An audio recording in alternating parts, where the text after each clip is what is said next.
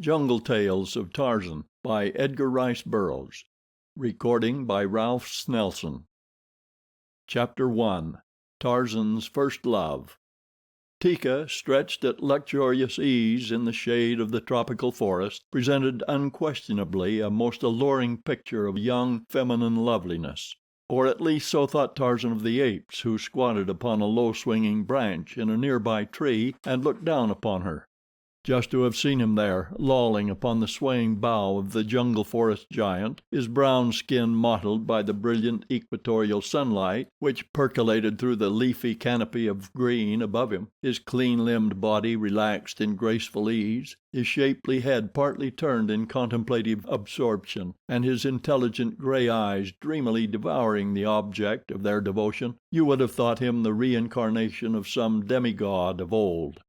You would not have guessed that in infancy he had suckled at the breast of a hideous, hairy she-ape, nor that in all his conscious past, since his parents had passed away in the little cabin by the landlocked harbor at the jungle's verge, he had known no other associates than the sullen bulls and the snarling cows of the tribe of Kerchak, the great ape. Nor could you have read the thoughts which passed through that active, healthy brain, the longings and desires and aspirations which the sight of Teeka inspired, would you have been any more inclined to give credence to the reality of the origin of the ape-man. For from his thoughts alone you could never have gleaned the truth that he had been born to a gentle English lady, or that his sire had been an English nobleman of time-honored lineage. Lost to Tarzan of the Apes was the truth of his origin. That he was John Clayton, Lord Greystoke, with a seat in the House of Lords, he did not know, nor knowing would have understood. Yes, Teeka was indeed beautiful. Of course Kala had been beautiful. One's mother is always that. But Teeka was beautiful in a way all her own, an indescribable sort of way which Tarzan was just beginning to sense in a rather vague and hazy manner. For years had Tarzan and Teeka been playfellows, and Teeka still continued to be playful while the young bulls of her own age were rapidly becoming surly and morose. Tarzan, if he gave the matter much thought at all, probably reasoned that his growing attachment for the young female could be easily accounted for by the fact that of the former playmates she and he alone retained any desire to frolic as of old. But today, as he sat gazing upon her, he found himself noting the beauties of Teeka's form and features, something he never had done before, since none of them had aught to do with Teeka's ability to race nimbly through the lower terraces of the forest in the primitive games of tag and hide-and-go-seek, which Tarzan's fertile brain evolved. Tarzan scratched his head, running his fingers deep into the shock of black hair which framed his shapely, boyish face. He scratched his head and sighed. Teeka's newfound beauty became as suddenly his despair. He envied her the handsome coat of hair which covered her body. His own smooth, brown hide he hated with a hatred born of disgust and contempt. Years back he had harbored a hope that some day he too would be clothed in hair, as were all his brothers and sisters, but of late he had been forced to abandon the delectable dream. Then there were Teeka's great teeth, not so large as the male's, of course, but still mighty handsome things by comparison with Tarzan's feeble white ones, and her beetling brows and broad, flat nose, and her mouth. Tarzan had often practiced making his mouth into a little round circle and then puffing out his cheeks while he winked his eyes rapidly, but he felt that he could never do it in the same cute and irresistible way in which Teeka did it. And as he watched her that afternoon and wondered, a young bull ape who had been lazily foraging for food beneath the damp, matted carpet of decaying vegetation at the roots of a nearby tree lumbered awkwardly in Teeka's direction. The other apes of the tribe of Kerchak moved listlessly about or lolled restfully in the midday heat of the equatorial jungle. From time to time one or another of them had passed close to Teeka, and Tarzan had been uninterested. Why was it then that his brows contracted and his muscles tensed as he saw Taug pause beside the young she and then squat down close to her? Tarzan always had liked Taug. Since childhood they had romped together. Side by side they had squatted near the water, their quick, strong fingers ready to leap forth and seize Pisa, the fish, should that wary denizen of the cool depths dart surfaceward to the lure of the insects Tarzan tossed upon the face of the pool. Together they had baited Tublat and teased Numa, the lion.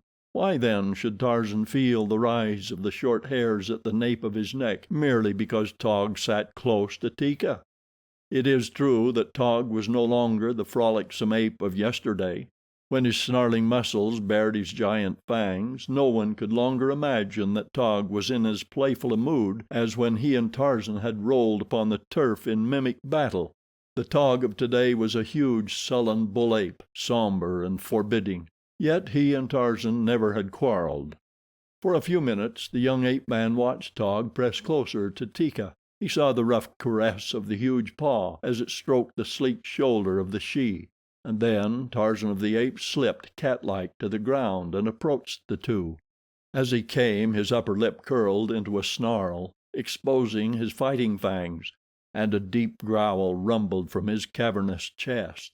Taug looked up, batting his bloodshot eyes. Teeka half raised herself and looked at Tarzan. Did she guess the cause of his perturbation? Who may say?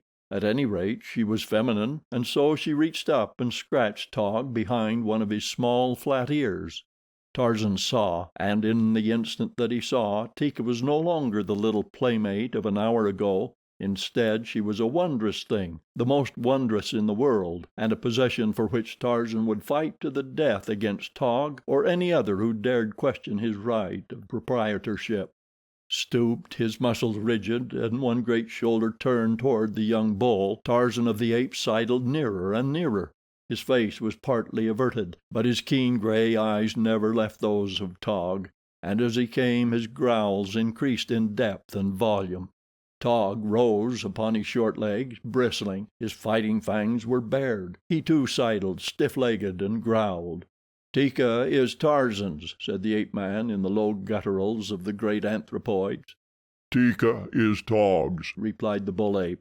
Thaka and Numgo and Gunto, disturbed by the growlings of the two young bulls, looked up half apathetic, half interested. They were sleepy, but they sensed a fight. It would break the monotony of the humdrum jungle life they led. Coiled about his shoulders was Tarzan's long grass rope. In his hand was the hunting knife of the long dead father he had never known. In Taug's little brain lay a great respect for the shiny bit of sharp metal which the ape boy knew so well how to use. With it had he slain Tublat, his fierce foster father, and Bolgani, the gorilla. Taug knew these things, and so he came warily, circling about Tarzan in search of an opening. The latter, made cautious because of his lesser bulk and the inferiority of his natural armament, followed similar tactics. For a time it seemed that the altercation would follow the way of the majority of such differences between members of the tribe, and that one of them would finally lose interest and wander off to prosecute some other line of endeavor. Such might have been the end of it, had the casus belli been other than it was. But Teeka was flattered at the attention that was being drawn to her, and by the fact that these two young bulls were contemplating battle on her account. Such a thing never before had occurred in Teeka's brief life. She had seen other bulls battling for other and older shes, and in the depth of her wild little heart she had longed for the day when the jungle grasses would be reddened with the blood of mortal combat for her fair sake. So now she squatted upon her haunches and insulted both her admirers impartially. She hurled taunts at them for their cowardice, and called them vile names such as Hista, the snake, and Dango, the hyena. She threatened to call Mumga to chastise them with a stick. Mumga, who was so old that she could no longer climb, and so toothless that she was forced to confine her diet almost exclusively to bananas and grubworms. The apes who were watching heard and laughed. Taug was infuriated. He made a sudden lunge for Tarzan, but the ape-boy leaped nimbly to one side, eluding him, and with the quickness of a cat wheeled and leaped back again to close quarters. His hunting knife was raised above his head as he came in, and he aimed a vicious blow at Taug's neck. The ape wheeled to dodge the weapon, so that the keen blade struck him but a glancing blow upon the shoulder. The spurt of red blood brought a shrill cry of delight from Teeka. Ah, but this was something worth while. She glanced about to see if others had witnessed this evidence of her popularity. Helen of Troy was never one whit more proud than was Teeka at that moment. If Teeka had not been so absorbed in her own vaingloriousness, she might have noticed the rustling of leaves in the tree above her, a rustling which was not caused by any movement of the wind, since there was no wind, and had she looked up she might have seen a sleek body crouching almost directly over her, and wicked yellow eyes glaring hungrily down upon her. But Teeka did not look up. With his wound, Taug had backed off, growling horribly. Tarzan had followed him, screaming insults at him and menacing him with his brandishing blade. Teeka moved from beneath the tree in an effort to keep close to the duelists. The branch above Teeka bent and swayed a trifle with the movement of the body of the watcher stretched along it. Taug had halted now and was preparing to make a new stand. His lips were flecked with foam, and saliva drooled from his jowls. He stood with head lowered and arms outstretched, preparing for a sudden charge to close quarters. Could he but lay his mighty hands upon that soft, brown skin, the battle would be his. Taug considered Tarzan's manner of fighting unfair. He would not close. Instead, he leaped nimbly just beyond the reach of Taug's muscular fingers. The ape boy had as yet never come to a real trial of strength with a bull ape other than in play, and so he was not at all sure that it would be safe to put his muscles to the test in a life and death struggle. Not that he was afraid, for Tarzan knew nothing of fear. The instinct of self-preservation gave him caution, that was all. He took risks only when it seemed necessary, and then he would hesitate at nothing. His own method of fighting seemed best fitted to his build and to his armament. His teeth, while strong and sharp, were, as weapons of offense, pitifully inadequate by comparison with the mighty fighting fangs of the anthropoids. By dancing about, just out of reach of an antagonist, Tarzan could do infinite injury with his long, sharp hunting knife, and at the same time escape many of the painful and dangerous wounds which would be sure to follow his falling into the clutches of a bull ape. And so Taug charged and bellowed like a bull, and Tarzan of the Apes danced lightly to this side and that, hurling jungle Billingsgate at his foe, the while he nicked him now and again with his knife. There were lulls in the fighting when the two would stand panting for breath, facing each other, mustering their wits and their forces for a new onslaught. It was during a pause such as this that Taug chanced to let his eyes rove beyond his foeman. Instantly the entire aspect of the ape altered. Rage left his countenance to be supplanted by an expression of fear. With a cry that every ape there recognized, Taug turned and fled. No need to question him. His warning proclaimed the near presence of their ancient enemy. Tarzan started to seek safety, as did the other members of the tribe, and as he did so he heard a panther's scream mingled with the frightened cry of a she-ape. Taug heard too, but he did not pause in his flight. With the boy ape, however, it was different. He looked back to see if any member of the tribe was close pressed by the beast of prey, and the sight that met his eyes filled them with an expression of horror.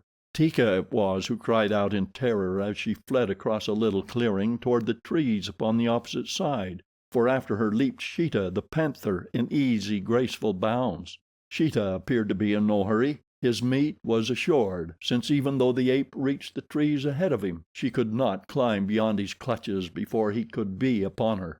Tarzan saw that Teeka must die. He cried to Taug and the other bulls to hasten to Teeka's assistance, and at the same time he ran toward the pursuing beast, taking down his rope as he came.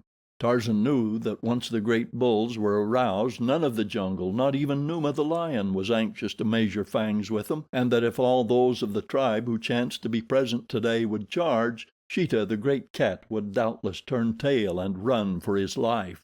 Taug heard, as did the others, but no one came to Tarzan's assistance or Teeka's rescue, and Sheeta was rapidly closing up the distance between himself and his prey. The ape boy, leaping after the panther, cried aloud to the beast in an effort to turn it from Teeka, or otherwise distract its attention until the she-ape could gain the safety of the higher branches where Sheeta dared not go. He called the panther every opprobrious name that fell to his tongue. He dared him to stop and do battle with him, but Sheeta only loped on after the luscious tidbit, now almost within his reach. Tarzan was not far behind, and he was gaining. but the distance was so short that he scarce hoped to overhaul the carnivore before it had felled Teeka. In his right hand the boy swung his grass rope above his head as he ran. He hated to chance a miss, for the distance was much greater than he ever had cast before except in practice. It was the full length of his grass rope which separated him from Sheeta, and yet there was no other thing to do. He could not reach the brute's side before it overhauled Teeka. He must chance a throw. And just as Teeka sprang for the lower limb of a great tree, and Sheeta rose behind her in a long, sinuous leap, the coils of the ape boy's grass rope shot swiftly through the air, straightening into a long, thin line as the open noose hovered for an instant above the savage head and the snarling jaws. Then it settled, clean and true about the tawny neck it settled, and Tarzan, with a quick twist of his rope hand, drew the noose taut, bracing himself for the shock when Sheeta should have taken up the slack. Just short of Teeka's glossy rump the cruel talons raked the air as the rope tightened and Sheeta was brought to a sudden stop, a stop that snapped the big beast over upon his back. Instantly Sheeta was up, with glaring eyes and lashing tail and gaping jaws, from which issued hideous cries of rage and disappointment. He saw the ape boy, the cause of his discomfiture, scarce 40 feet before him, and Sheeta charged. Teeka was safe now. Tarzan saw to that by a quick glance into the tree whose safety she had gained not an instant too soon, and Sheeta was charging. It was useless to risk his life in idle and unequal combat from which no good could come. But could he escape a battle with the enraged cat? And if he was forced to fight, what chance had he to survive? Tarzan was constrained to admit that his position was aught but a desirable one. The trees were too far to hope to reach in time to elude the cat. Tarzan could but stand facing that hideous charge. In his right hand he grasped his hunting knife, a puny, futile thing indeed by comparison with the great rows of mighty teeth which lined Sheeta's powerful jaws and the sharp talons encased within his padded paws. Yet the young Lord Greystoke faced it with the same courageous resignation with which some fearless ancestor went down to defeat and death on Senlac Hill by Hastings. From safety points in the trees the great apes watched, screaming hatred at Sheeta and advice at Tarzan, for the progenitors of man have naturally many human traits.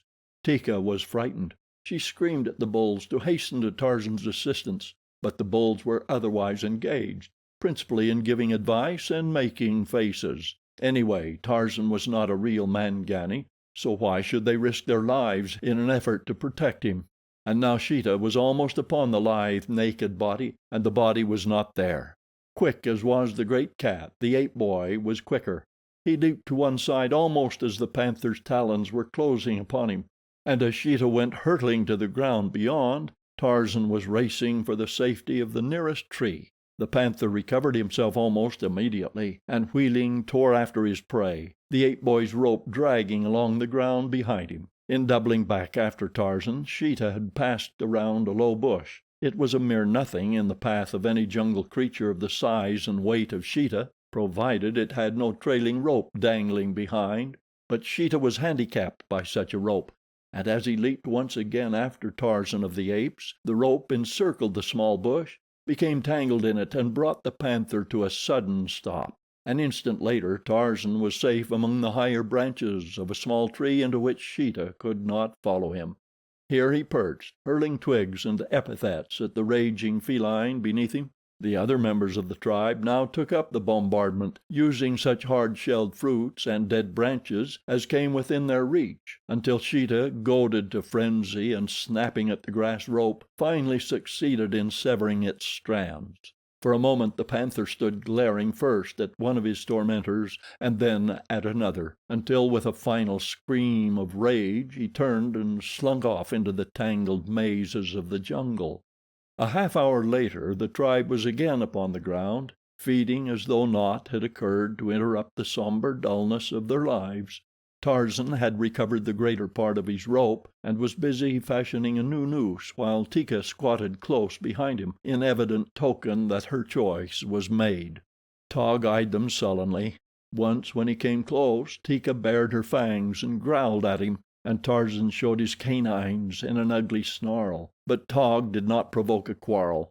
He seemed to accept, after the manner of his kind, the decision of the she as an indication that he had been vanquished in his battle for her favors. Later in the day, his rope repaired, Tarzan took to the trees in search of game.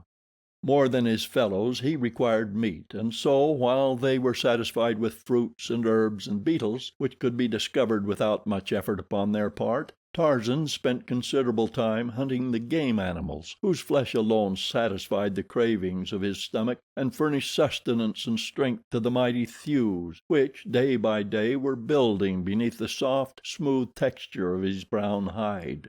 Taug saw him depart, and then, quite casually, the big beast hunted closer and closer to Teeka in his search for food. At last he was within a few feet of her, and when he shot a covert glance at her he saw that she was appraising him and that there was no evidence of anger upon her face. Taug expanded his great chest and rolled about on his short legs, making strange growlings in his throat. He raised his lips, baring his fangs. My, but what great, beautiful fangs he had! Teeka could not but notice them. She also let her eyes rest in admiration upon Taug's beetling brows and his short, powerful neck.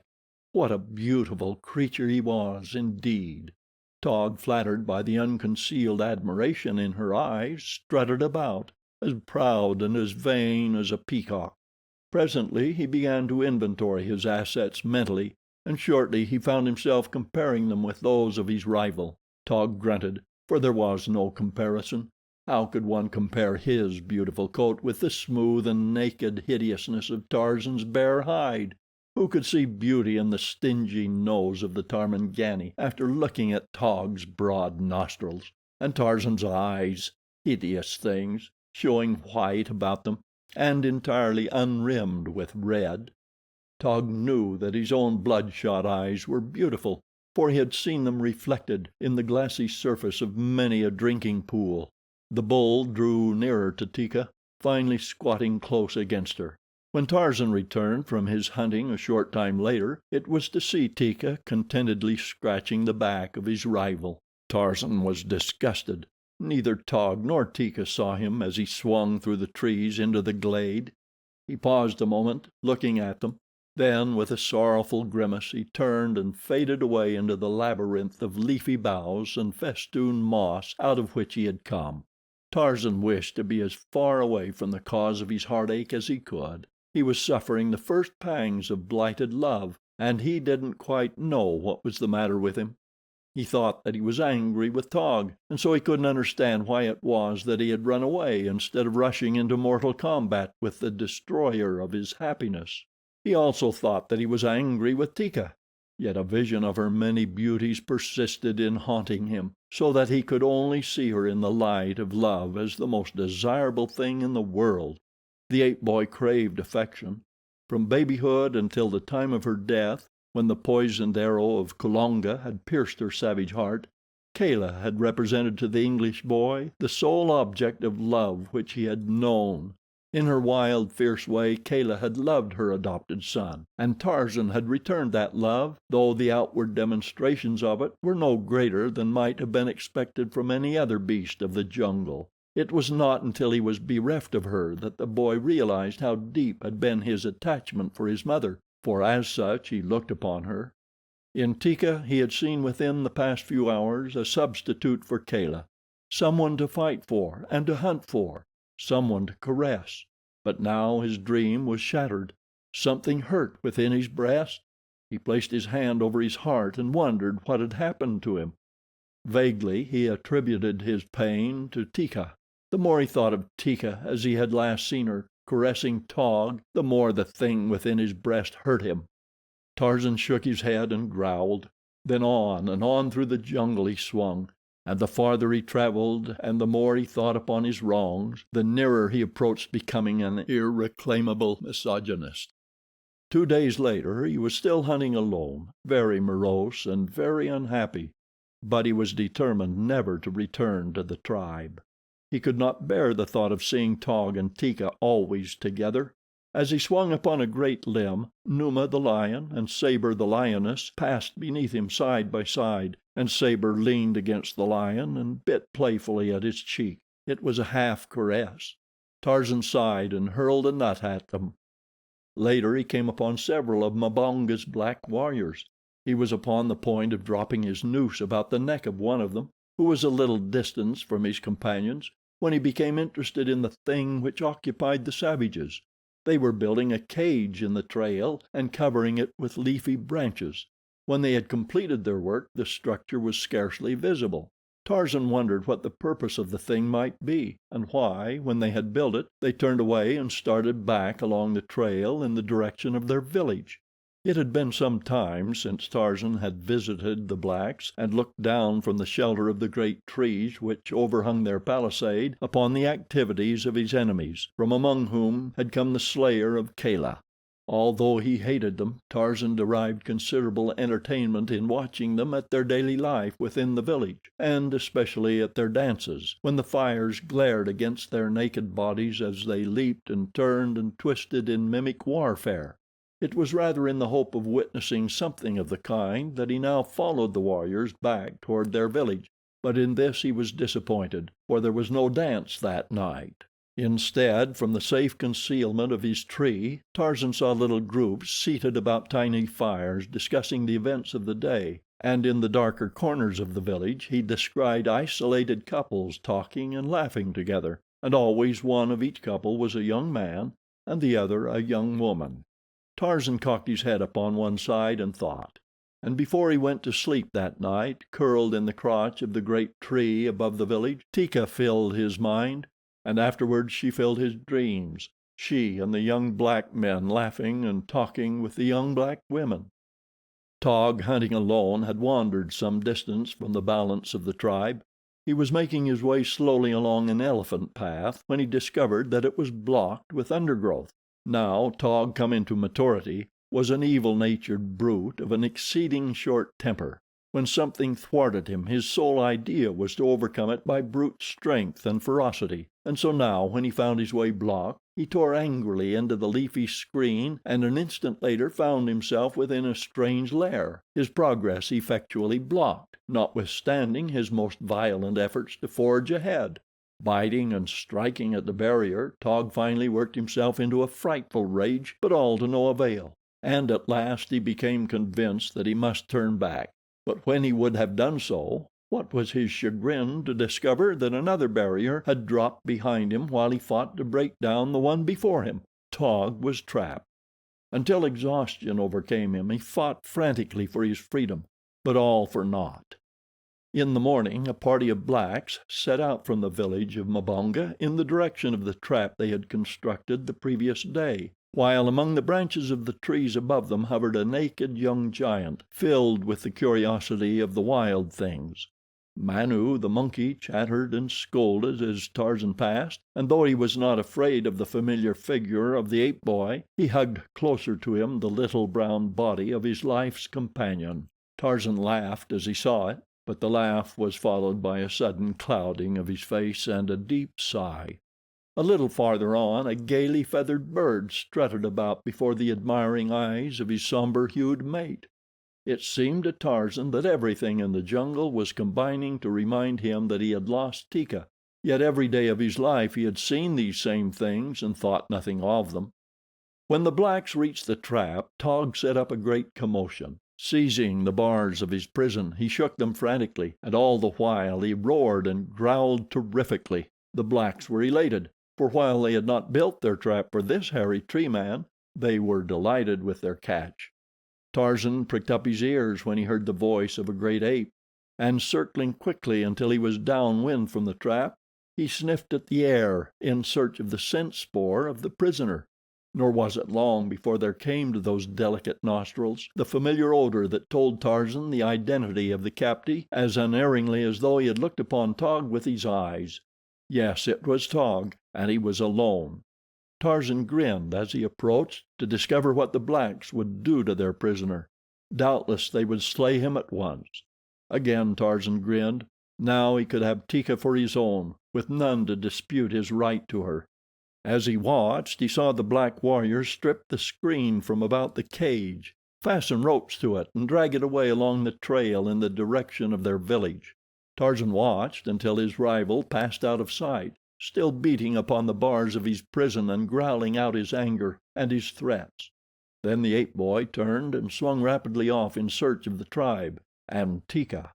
Once upon the journey he surprised Sheeta and his family in a little overgrown clearing. The great cat lay stretched upon the ground, while his mate, one paw across her lord's savage face, licked at the soft white fur at his throat. Tarzan increased his speed then until he fairly flew through the forest, nor was it long before he came upon the tribe.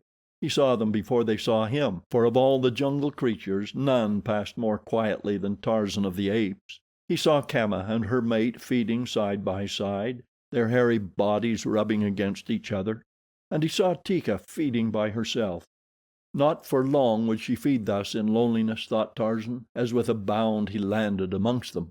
There was a startled rush and a chorus of angry and frightened snarls, for Tarzan had surprised them, but there was more, too, than mere nervous shock to account for the bristling neck hair which remained standing long after the apes had discovered the identity of the newcomer.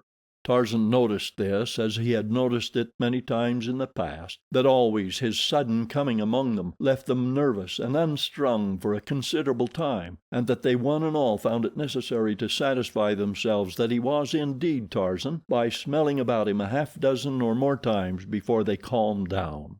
Pushing through them, he made his way toward Teeka, but as he approached her the ape drew away. "Teeka," he said, "it is Tarzan. You belong to Tarzan. I have come for you." The ape drew closer, looking him over carefully. Finally she sniffed at him as though to make assurance doubly sure. "Where is Taug?" she asked. "The Gomangani have him," replied Tarzan. "They will kill him." In the eyes of the she, Tarzan saw a wistful expression and a troubled look of sorrow as he told her of Taug's fate, but she came quite close and snuggled against him, and Tarzan, Lord Greystoke, put his arm about her. As he did so he noticed with a start the strange incongruity of that smooth, brown arm against the black and hairy coat of his lady love. He recalled the paw of Sheeta's mate across Sheeta's face. No incongruity there. He thought of little Manu hugging his she, and how the one seemed to belong to the other. Even the proud male bird with his gay plumage bore a close resemblance to his quieter spouse, while Numa, but for his shaggy mane, was almost a counterpart of Sabor, the lioness. The males and the females differed, it was true, but not with such differences as existed between Tarzan and Teeka. Tarzan was puzzled. There was something wrong. His arm dropped from the shoulder of Teeka. Very slowly he drew away from her. She looked at him with her head cocked upon one side. Tarzan rose to his full height and beat upon his breast with his fists. He raised his head toward the heavens and opened his mouth. From the depths of his lungs rose the fierce, weird challenge of the victorious bull ape. The tribe turned curiously to eye him.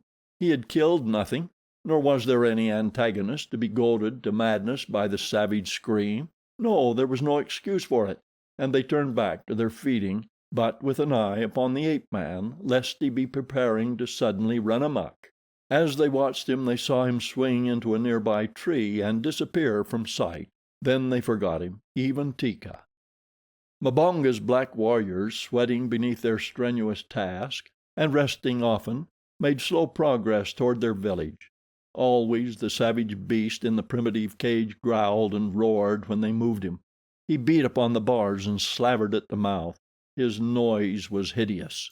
They had almost completed their journey and were making their final rest before foraging ahead to gain the clearing in which lay their village. A few more minutes would have taken them out of the forest, and then, doubtless, the thing would not have happened which did happen. A silent figure moved through the trees above them. Keen eyes inspected the cage and counted the number of warriors. An alert and daring brain figured upon the chances of success when a certain plan should be put to the test. Tarzan watched the blacks lolling in the shade. They were exhausted. Already several of them slept. He crept closer, pausing just above them. Not a leaf rustled before his stealthy advance. He waited in the infinite patience of the beast of prey. Presently but two of the warriors remained awake, and one of these was dozing. Tarzan of the Apes gathered himself, and as he did so the black who did not sleep arose and passed around to the rear of the cage. The ape-boy followed just above his head. Taug was eyeing the warrior and emitting low growls. Tarzan feared that the anthropoid would awaken the sleepers. In a whisper which was inaudible to the ears of the Negro, Tarzan whispered Taug's name, cautioning the ape to silence, and Taug's growling ceased. The black approached the rear of the cage and examined the fastenings of the door, and as he stood there the beast above him launched itself from the tree full upon his back. Steel fingers circled his throat, choking the cry which sprang to the lips of the terrified man. Strong teeth fastened themselves in his shoulder, and powerful legs wound themselves about his torso. The black, in a frenzy of terror, tried to dislodge the silent thing which clung to him. He threw himself to the ground and rolled about, but still those mighty fingers closed more and more tightly their deadly grip. The man's mouth gaped wide, his swollen tongue protruded, his eyes started from their sockets, but the relentless fingers only increased their pressure. Taug was a silent witness of the struggle. In his fierce little brain he doubtless wondered what purpose prompted Tarzan to attack the black. Taug had not forgotten his recent battle with the ape-boy, nor the cause of it. Now he saw the form of the Gomangani suddenly go limp. There was a convulsive shiver, and the man lay still. Tarzan sprang from his prey and ran to the door of the cage. With nimble fingers he worked rapidly at the thongs which held the door in place. Taug could only watch, he could not help. Presently Tarzan pushed the thing up a couple of feet, and Taug crawled out. The ape would have turned upon the sleeping blacks that he might wreak his pent vengeance, but Tarzan would not permit it. Instead, the ape-boy dragged the body of the black within the cage and propped it against the side bars. Then he lowered the door and made fast the thongs as they had been before. A happy smile lighted his features as he worked, for one of his principal diversions was the baiting of the blacks of Mbonga's village. He could imagine their terror when they awoke and found the dead body of their comrade fast in the cage where they had left the great ape safely secured but a few minutes before. Tarzan and Taug took to the trees together, the shaggy coat of the fierce ape brushing the sleek skin of the English lordling as they passed through the primeval jungle side by side. "Go back to Teeka," said Tarzan. "She is yours. Tarzan does not want her." Tarzan has found another she? asked Taug. The ape-boy shrugged. "For the Gomangani there is another Gomangani," he said. "For Numa, the lion, there is Sabor, the lioness. For Sheeta there is a she of his own kind. For Bara, the deer. For Manu, the monkey. For all the beasts and the birds of the jungle is there a mate. Only for Tarzan of the Apes is there none. Taug is an ape. Teeka is an ape. Go back to Teeka.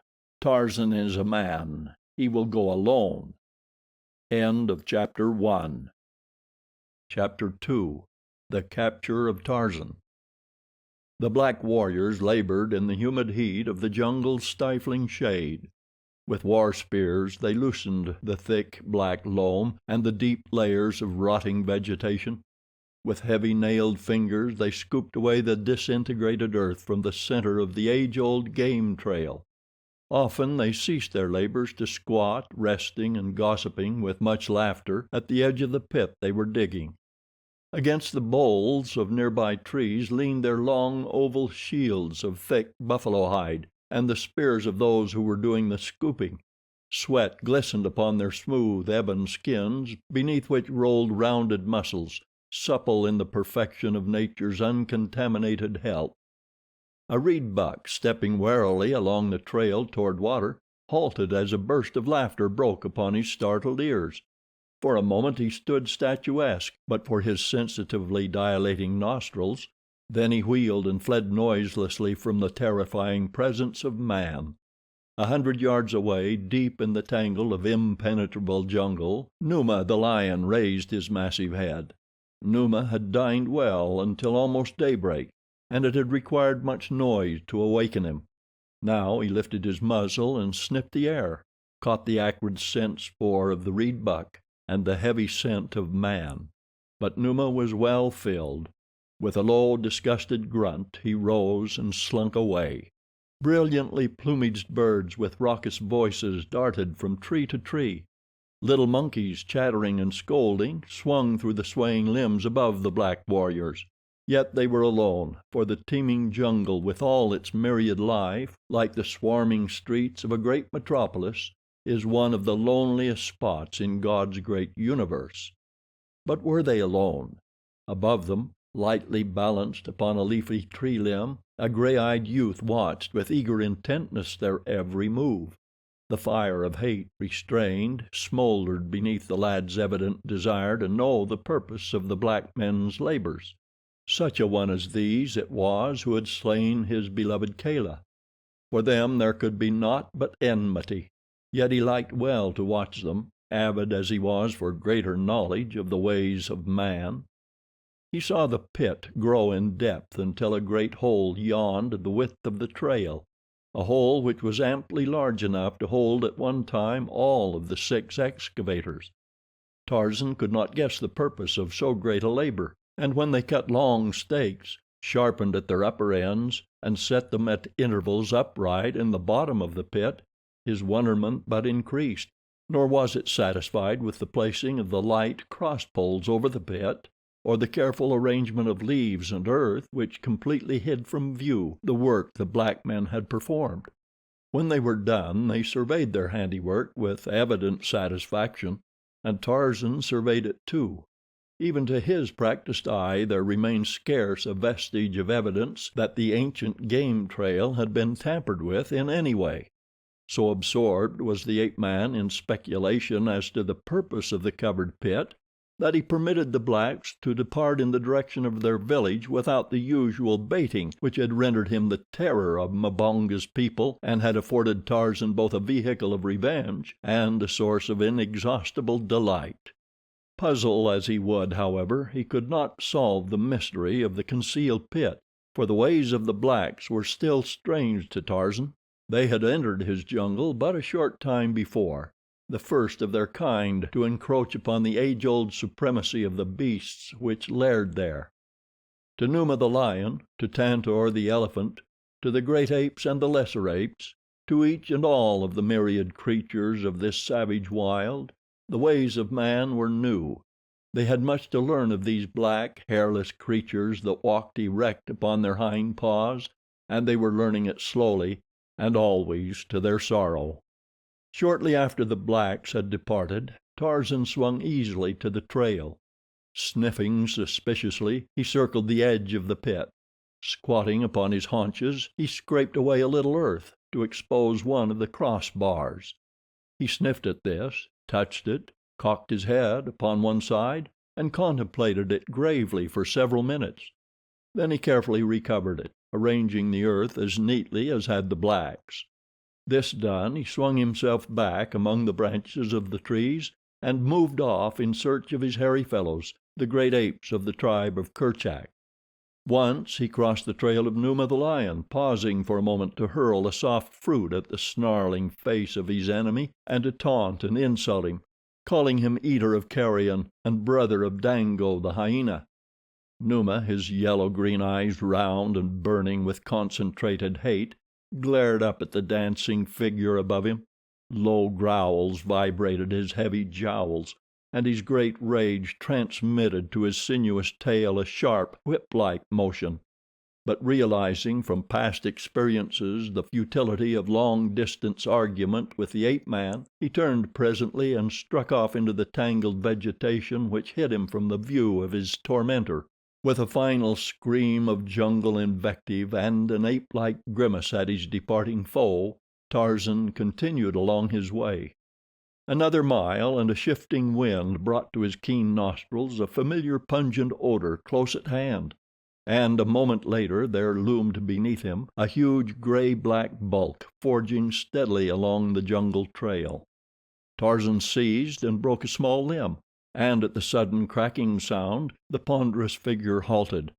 Great ears were thrown forward, and a long, supple trunk rose quickly to wave to and fro in search of the scent of an enemy, while 2 weak little eyes peered suspiciously and futilely about in quest of the author of the noise which had disturbed his peaceful way.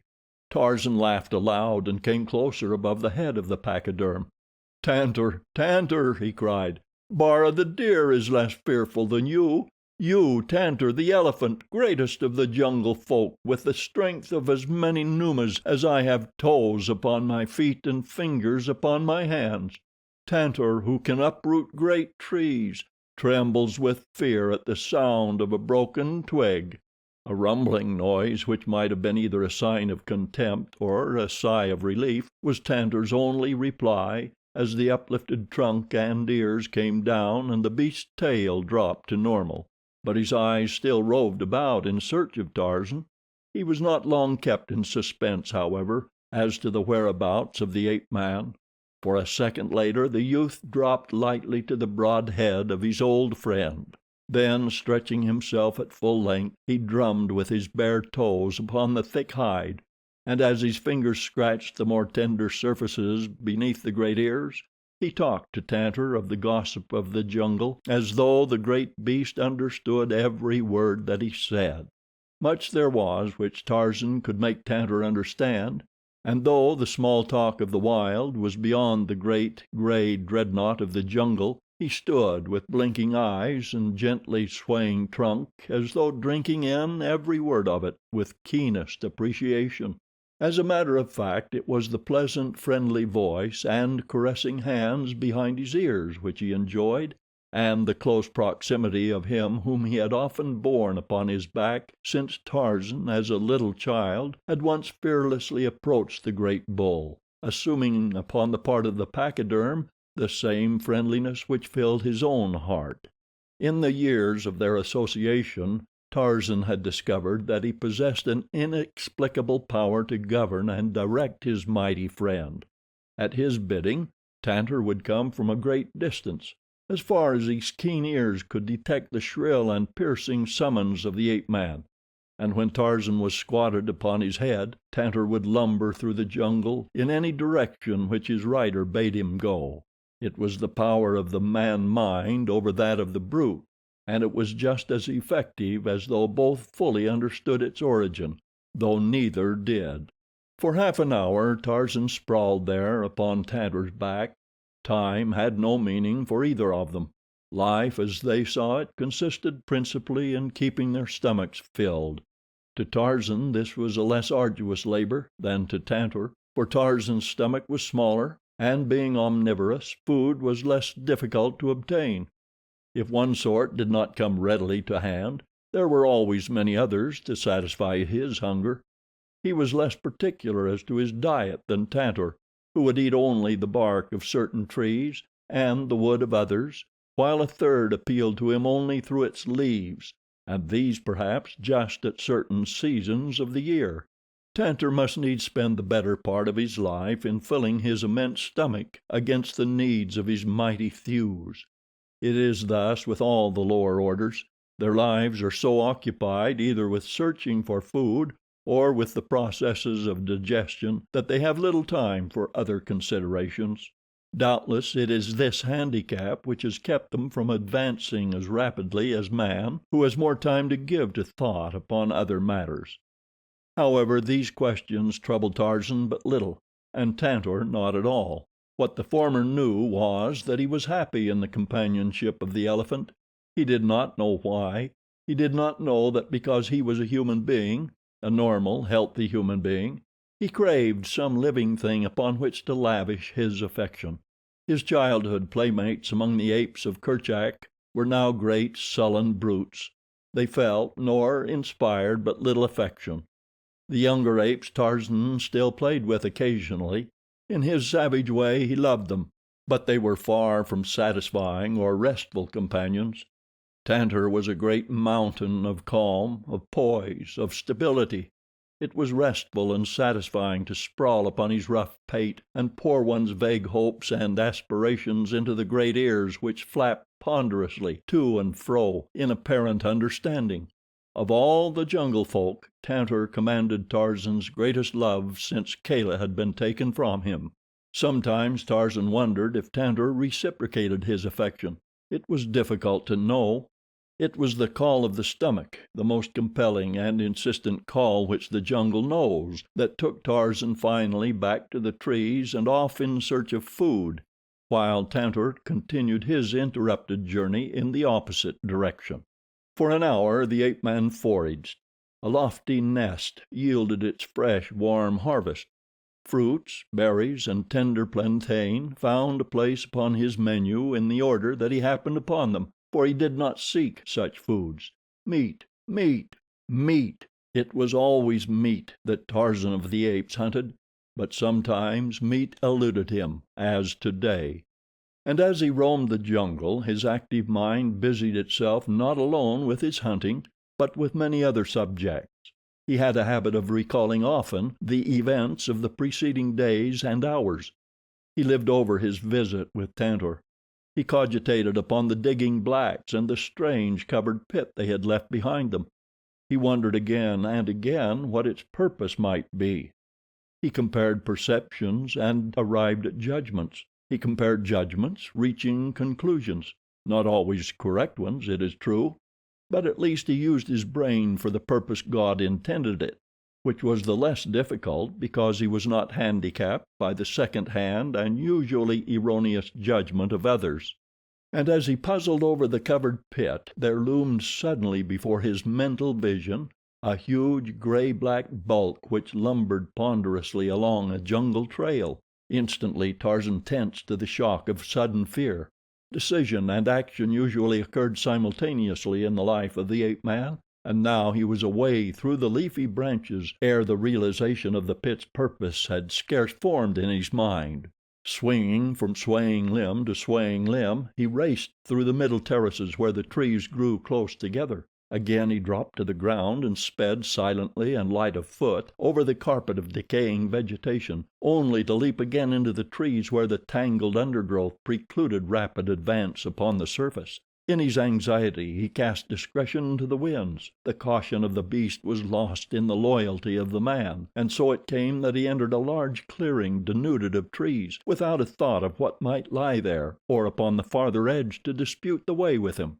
He was halfway across when directly in his path and but a few yards away there rose from a clump of tall grasses a half-dozen chattering birds. Instantly Tarzan turned aside, for he knew well enough what manner of creature the presence of these little sentinels proclaimed. Simultaneously Buto, the rhinoceros, scrambled to his short legs and charged furiously. Haphazard charges Buto, the rhinoceros. With his weak eyes he sees but poorly even at short distances, and whether his erratic rushes are due to the panic of fear as he attempts to escape, or to the irascible temper with which he is generally credited, it is difficult to determine. Nor is the matter of little moment to one whom Buto charges, for if he be caught and tossed, the chances are that naught will interest him thereafter.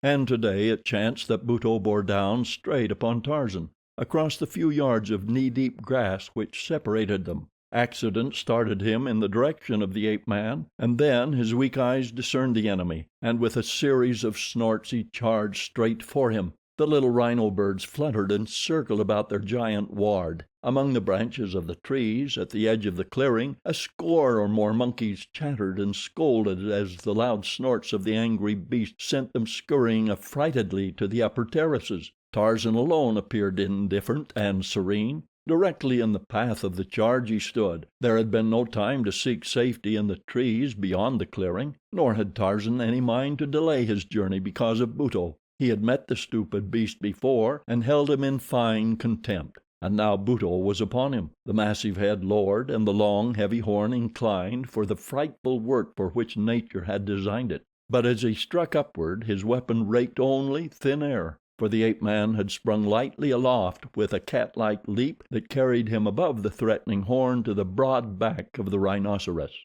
Another spring and he was on the ground behind the brute and racing like a deer for the trees. Buto, angered and mystified by the strange disappearance of his prey, wheeled and charged frantically in another direction, which chanced to be not the direction of Tarzan's flight. And so the ape-man came in safety to the trees and continued on his swift way through the forest. Some distance ahead of him Tantor moved steadily along the well-worn elephant trail, and ahead of Tantor a crouching black warrior listened intently in the middle of the path. Presently he heard the sound for which he had been hoping, the cracking, snapping sound which heralded the approach of an elephant. To his right and left in other parts of the jungle other warriors were watching. A low signal passed from one to another apprised the most distant that the quarry was afoot. Rapidly they converged toward the trail, taking positions in trees downwind from the point at which Tantor must pass them. Silently they waited, and presently they were rewarded by the sight of a mighty tusker carrying an amount of ivory in his long tusks that set their greedy hearts to palpitating. No sooner had he passed their positions than the warriors clambered from their perches. No longer were they silent, but instead clapped their hands and shouted as they reached the ground. For an instant Tantor the elephant paused with upraised trunk and tail, with great ears uppricked, and then he swung on along the trail at a rapid, shuffling pace, straight toward the covered pit with its sharpened stakes upstanding in the ground. Behind him came the yelling warriors, urging him on in the rapid flight which would not permit a careful examination of the ground before him. Tantor the elephant, who could have turned and scattered his adversaries with a single charge, fled like a frightened deer, fled toward a hideous, torturing death. And behind them all came Tarzan of the Apes, racing through the jungle forest with the speed and agility of a squirrel, for he had heard the shouts of the warriors and had interpreted them correctly. Once he uttered a piercing call that reverberated through the jungle, but Tantor, in the panic of terror, either failed to hear, or hearing dared not pause to heed. Now the giant pachyderm was but a few yards from the hidden death lurking in his path, and the blacks, certain of success, were screaming and dancing in his wake, waving their war spears and celebrating in advance the acquisition of the splendid ivory carried by their prey, and the surfeit of elephant meat which would be theirs this night. So intent were they upon their gratulations that they entirely failed to note the silent passage of the man beast above their heads, nor did Tantor either see or hear him, even though Tarzan called to him to stop. A few more steps would precipitate Tantor upon the sharpened stakes. Tarzan fairly flew through the trees until he had come abreast of the fleeing animal, and then had passed him. At the pit's verge the ape-man dropped to the ground in the center of the trail. Tantor was almost upon him before his weak eyes permitted him to recognize his old friend. "Stop!" cried Tarzan, and the great beast halted to the upraised hand. Tarzan turned and kicked aside some of the brush which hid the pit. Instantly Tantor saw and understood. "Fight!" growled Tarzan. "They are coming behind you." But Tantor the elephant is a huge bunch of nerves, and now he was half panic stricken by terror. Before him yawned the pit. How far he did not know, but to right and left lay the primeval jungle untouched by man. With a squeal the great beast turned suddenly at right angles and burst his noisy way through the solid wall of matted vegetation that would have stopped any but him. Tarzan, standing upon the edge of the pit, smiled as he watched Tantor's undignified flight. Soon the blacks would come. It was best that Tarzan of the Apes faded from the scene. He essayed a step from the pit's edge, and as he threw the weight of his body upon his left foot, the earth crumbled away. Tarzan made a single Herculean effort to throw himself forward, but it was too late. Backward and downward he went toward the sharpened stakes in the bottom of the pit. When a moment later the blacks came they saw even from a distance that Tantor had eluded them, for the size of the hole in the pit covering was too small to have accommodated the huge bulk of an elephant. At first they thought that their prey had put one great foot through the top and then, warned, drawn back. But when they had come to the pit's verge and peered over, their eyes went wide in astonishment, for quiet and still at the bottom lay the naked figure of a white giant. Some of them there had glimpsed this forest god before, and they drew back in terror, awed by the presence which they had for some time believed to possess the miraculous powers of a demon. But others there were who pushed forward, thinking only of the capture of an enemy, and these leaped into the pit and lifted Tarzan out. There was no scar upon his body. None of the sharpened stakes had pierced him. Only a swollen spot at the base of the brain indicated the nature of his injury. In the falling backward, his head had struck upon the side of one of the stakes, rendering him unconscious. The blacks were quick to discover this, and equally quick to bind their prisoner's arms and legs before he should regain consciousness, for they had learned to harbor a wholesome respect for this strange man beast that consorted with the hairy tree folk. They had carried him but a short distance toward their village when the ape-man's eyelids quivered and raised. He looked about him wonderingly for a moment, and then full consciousness returned, and he realized the seriousness of his predicament.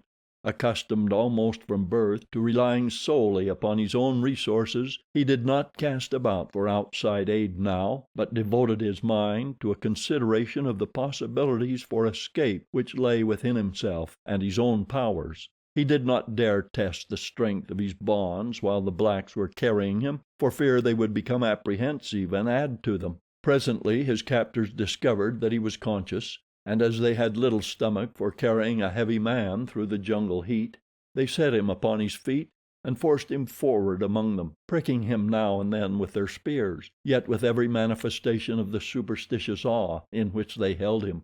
When they discovered that their prodding brought no outward evidence of suffering, their awe increased, so that they soon desisted, half believing that this strange white giant was a supernatural being and so was immune from pain.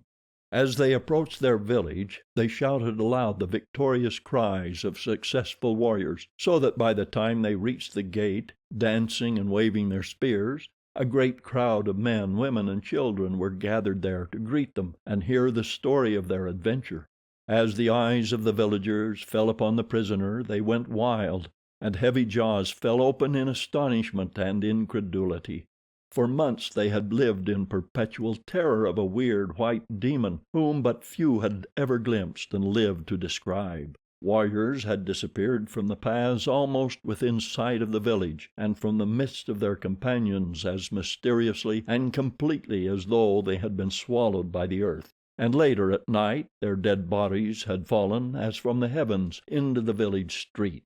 This fearsome creature had appeared by night in the huts of the village, killed, and disappeared, leaving behind him in the huts with his dead strange and terrifying evidences of an uncanny sense of humor. But now he was in their power. No longer could he terrorize them. Slowly the realization of this dawned upon them. A woman, screaming, ran forward and struck the ape-man across the face. Another and another followed her example until Tarzan of the Apes was surrounded by a fighting, clawing, yelling mob of natives. And then Mbonga the chief came, and laying his spear heavily across the shoulders of his people, drove them from their prey. "We will save him until night," he said. Far out in the jungle, Tantor, the elephant, his first panic of fear allayed, stood with up-pricked ears and undulating trunk. What was passing through the convolutions of his savage brain? Could he be searching for Tarzan? Could he recall and measure the service the ape-man had performed for him? Of that there can be no doubt. But did he feel gratitude? Would he have risked his own life to have saved Tarzan could he have known of the danger which confronted his friend? You will doubt it. Anyone at all familiar with elephants will doubt it. Englishmen who have hunted much with elephants in India will tell you that they never have heard of an instance in which one of these animals has gone to the aid of a man in danger, even though the man had often befriended it. And so it is to be doubted that Tantor would have attempted to overcome his instinctive fear of the black men in an effort to succor Tarzan. The screams of the infuriated villagers came faintly to his sensitive ears, and he wheeled, as though in terror, contemplating flight. But something stayed him, and again he turned about, raised his trunk, and gave a voice to a shrill cry. Then he stood listening. In the distant village where Mbonga had restored quiet and order, the voice of Tantor was scarcely audible to the blacks, but to the keen ears of Tarzan of the Apes it bore its message. His captors were leading him to a hut, where he might be confined and guarded against the coming of the nocturnal orgy that would mark his torture-laden death. He halted as he heard the notes of Tantor's call, and raising his head, gave vent to a terrifying scream, and sent cold chills through the superstitious blacks, and caused the warriors who guarded him to leap back even though their prisoner's arms were securely bound behind him. With raised spears they encircled him as for a moment longer he stood listening. Faintly from the distance came an answering cry, and Tarzan of the Apes, satisfied, turned and quietly pursued his way toward the hut where he was to be imprisoned. The afternoon wore on. From the surrounding village the ape-man heard the bustle of preparation for the feast. Through the doorway of the hut he saw the women laying the cooking fires and filling their earthen cauldrons with water; but above it all his ears were bent across the jungle in eager listening for the coming of Tantor. Even Tarzan but half believed that he would come. He knew Tantor even better than Tantor knew himself. He knew the timid heart which lay in the giant body. He knew the panic of terror which the scent of the Mangani inspired within that savage breast, and as night drew on hope died within his heart, and in the stoic calm of the wild beast which he was, he resigned himself to meet the fate which awaited him. All afternoon he had been working with the bonds that held his wrists. Very slowly they were giving. He might free his hands before they came to lead him out to be butchered, and if he did— Tarzan licked his lips in anticipation and smiled a cold, grim smile. He could imagine the feel of soft flesh beneath his fingers and the sinking of his white teeth into the throats of his foemen. He would let them taste his wrath before they overpowered him.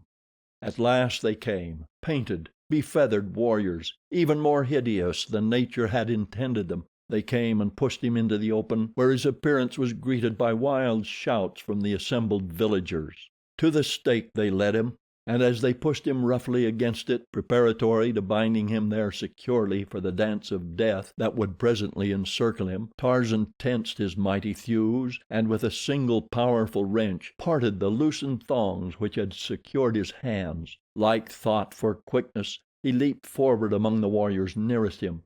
A blow sent one to earth, as growling and snarling the beast man leaped upon the breast of another. His fangs were buried instantly in the jugular of his adversary, and then half a hundred black men had leaped upon him and borne him to earth. Striking, clawing, and snapping, the ape-man fought as his foster people had taught him to fight, fought like a wild beast cornered.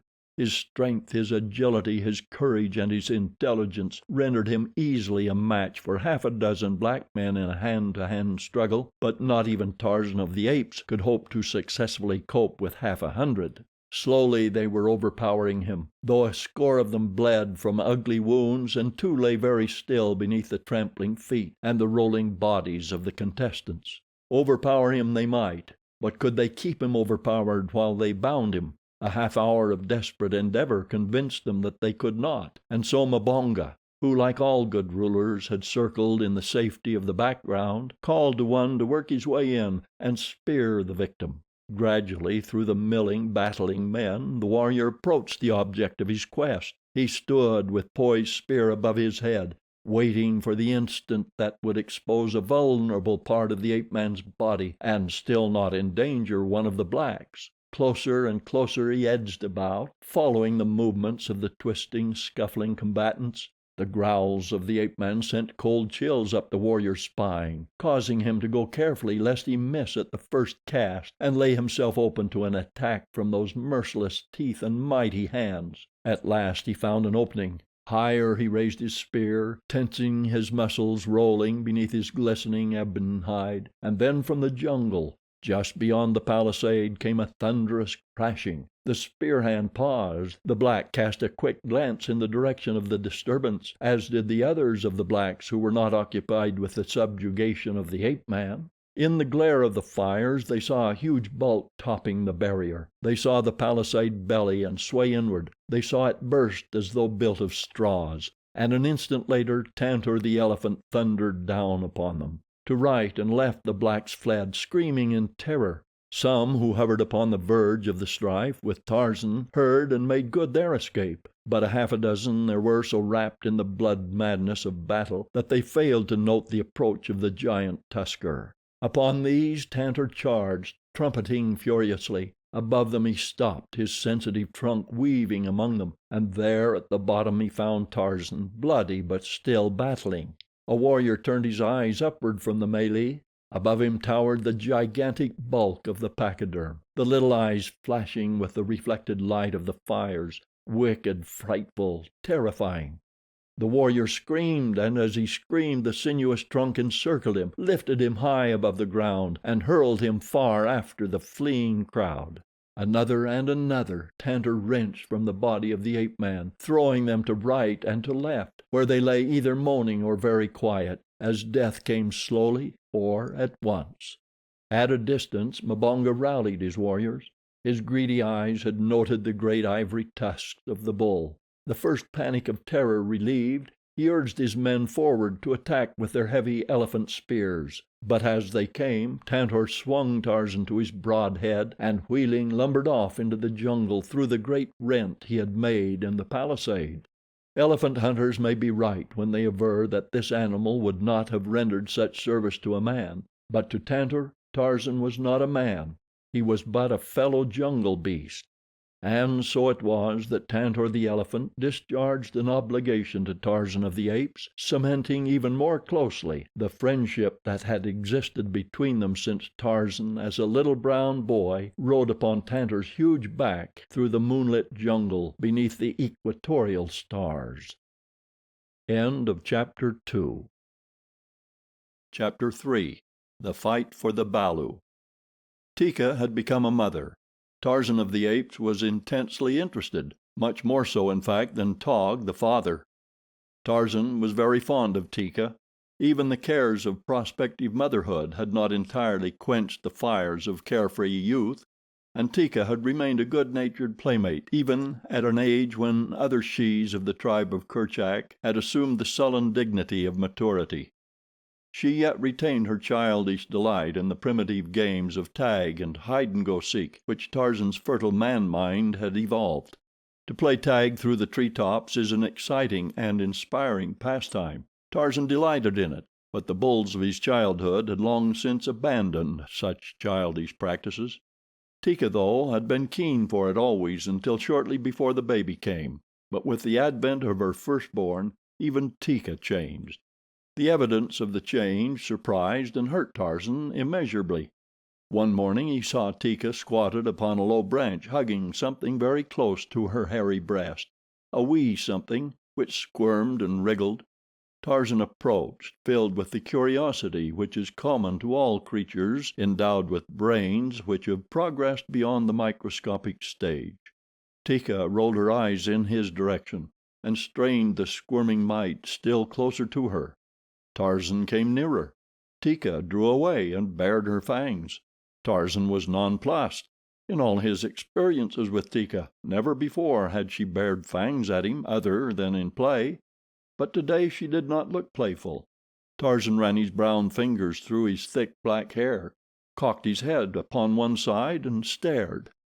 Then he edged a bit nearer, craning his neck to have a better look at the thing which Teeka cuddled. Again Teeka drew back, her upper lip in a warning snarl. Tarzan reached forth a hand, cautiously, to touch the thing which Teeka held, and Teeka, with a hideous growl, turned suddenly upon him. Her teeth sank into the flesh of his forearm before the ape-man could snatch it away, and she pursued him for a short distance as he retreated incontinently through the trees. But Teeka, carrying her baby, could not overtake him. At a safe distance Tarzan stopped and turned to regard his erstwhile playfellow in unconcealed astonishment. What had happened to so alter the gentle Teeka? She had so covered the thing in her arms that Tarzan had not yet been able to recognize it for what it was, but now, as she turned from the pursuit of him, he saw it. Through his pain and chagrin he smiled, for Tarzan had seen young ape mothers before. In a few days she would be less suspicious. Still Tarzan was hurt. It was not right that Teeka, of all others, should fear him. Why, not for the world would he harm her or her balu, which is the ape word for baby. And now, above the pain of his injured arm and the hurt to his pride, rose a still stronger desire to come close and inspect the newborn son of Taug. Possibly you will wonder that Tarzan of the Apes, mighty fighter that he was, should have fled before the irritable attack of a she, or that he should hesitate to return for the satisfaction of his curiosity, when with ease he might have vanquished the weakened mother of the newborn cub. But you need not wonder. Were you an ape, you would know that only a bull in the throes of madness will turn upon a female other than to gently chastise her, with the occasional exception of the individual whom we find exemplified among our own kind. and who delights in beating up his better half because she happens to be smaller and weaker than he. Tarzan again came toward the young mother, warily, with his line of retreat safely open. Again Teeka growled ferociously. Tarzan expostulated. "Tarzan of the Apes will not harm Teeka's balu," he said. "Let me see it." "Go away," commanded Teeka. "Go away, or I will kill you." "Let me see it," urged Tarzan. "Go away," reiterated the she ape. "Here comes Taug. He will make you go away. Taug will kill you. This is Taug's balu." A savage growl close behind him apprised Tarzan of the nearness of Taug, and the fact that the bull had heard the warnings and threats of his mate and was coming to her succor. Now Taug, as well as Teeka, had been Tarzan's playfellow while the bull was still young enough to wish to play. Once Tarzan had saved Taug's life. But the memory of an ape is not overlong, nor would gratitude rise above the parental instinct. Tarzan and Taug had once measured strength, and Tarzan had been victorious. That fact Taug could be depended upon still to remember. But even so, he might readily face another defeat for his firstborn, if he chanced to be in the proper mood. From his hideous growls, which now rose in strength and volume, he seemed to be in quite the mood. Now Tarzan felt no fear of Taug, nor did the unwritten law of the jungle demand that he should flee from battle with any male, unless he cared to from purely personal reasons. But Tarzan liked Taug. He had no grudge against him, and his man mind told him what the mind of an ape would never have deduced, that Taug's attitude in no sense indicated hatred. It was but the instinctive urge of the male to protect its offspring and its mate. Tarzan had no desire to battle with Taug, nor did the blood of his English ancestors relish the thought of flight. Yet when the bull charged, Tarzan leaped nimbly to one side, and thus encouraged, Taug wheeled and rushed again madly to the attack. Perhaps the memory of a past defeat at Tarzan's hands goaded him. Perhaps the fact that Teeka sat there watching him aroused a desire to vanquish the ape-man before her eyes. For in the breast of every jungle male lurks a vast egotism which finds expression in the performance of deeds of derring do before an audience of the opposite sex. At the ape-man's side swung his long grass rope, the plaything of yesterday, the weapon of today. And as Taug charged the second time, Tarzan slipped the coils over his head and deftly shook out the sliding noose as he again nimbly eluded the ungainly beast. Before the ape could turn again, Tarzan had fled far aloft among the branches of the upper terrace. Taug, now wrought to a frenzy of real rage, followed him. Teeka peered upward at them. It was difficult to say whether she was interested. Taug could not climb as rapidly as Tarzan, so the latter reached the high levels to which the heavy ape dared not follow before the former overtook him. There he halted and looked down upon his pursuer, making faces at him and calling him such choice names as occurred to the fertile man brain. Then, when he had worked Taug to such a pitch of foaming rage that the great bull fairly danced upon the bending limb beneath him, Tarzan's hand shot suddenly outward. A widening noose dropped swiftly through the air. There was a quick jerk as it settled about Taug, falling to his knees, a jerk that tightened it securely about the hairy legs of the anthropoid. Taug, slow of wit, realized too late the intention of his tormentor. He scrambled to escape, but the ape-man gave the rope a tremendous jerk that pulled Taug from his perch, and a moment later, growling hideously, the ape hung head downward 30 feet above the ground. Tarzan secured the rope to a stout limb and descended to a point close to Taug. "Taug," he said, "you are as stupid as Buto, the rhinoceros. Now you may hang here until you get a little sense in your thick head. You may hang here and watch while I go and talk with Teeka."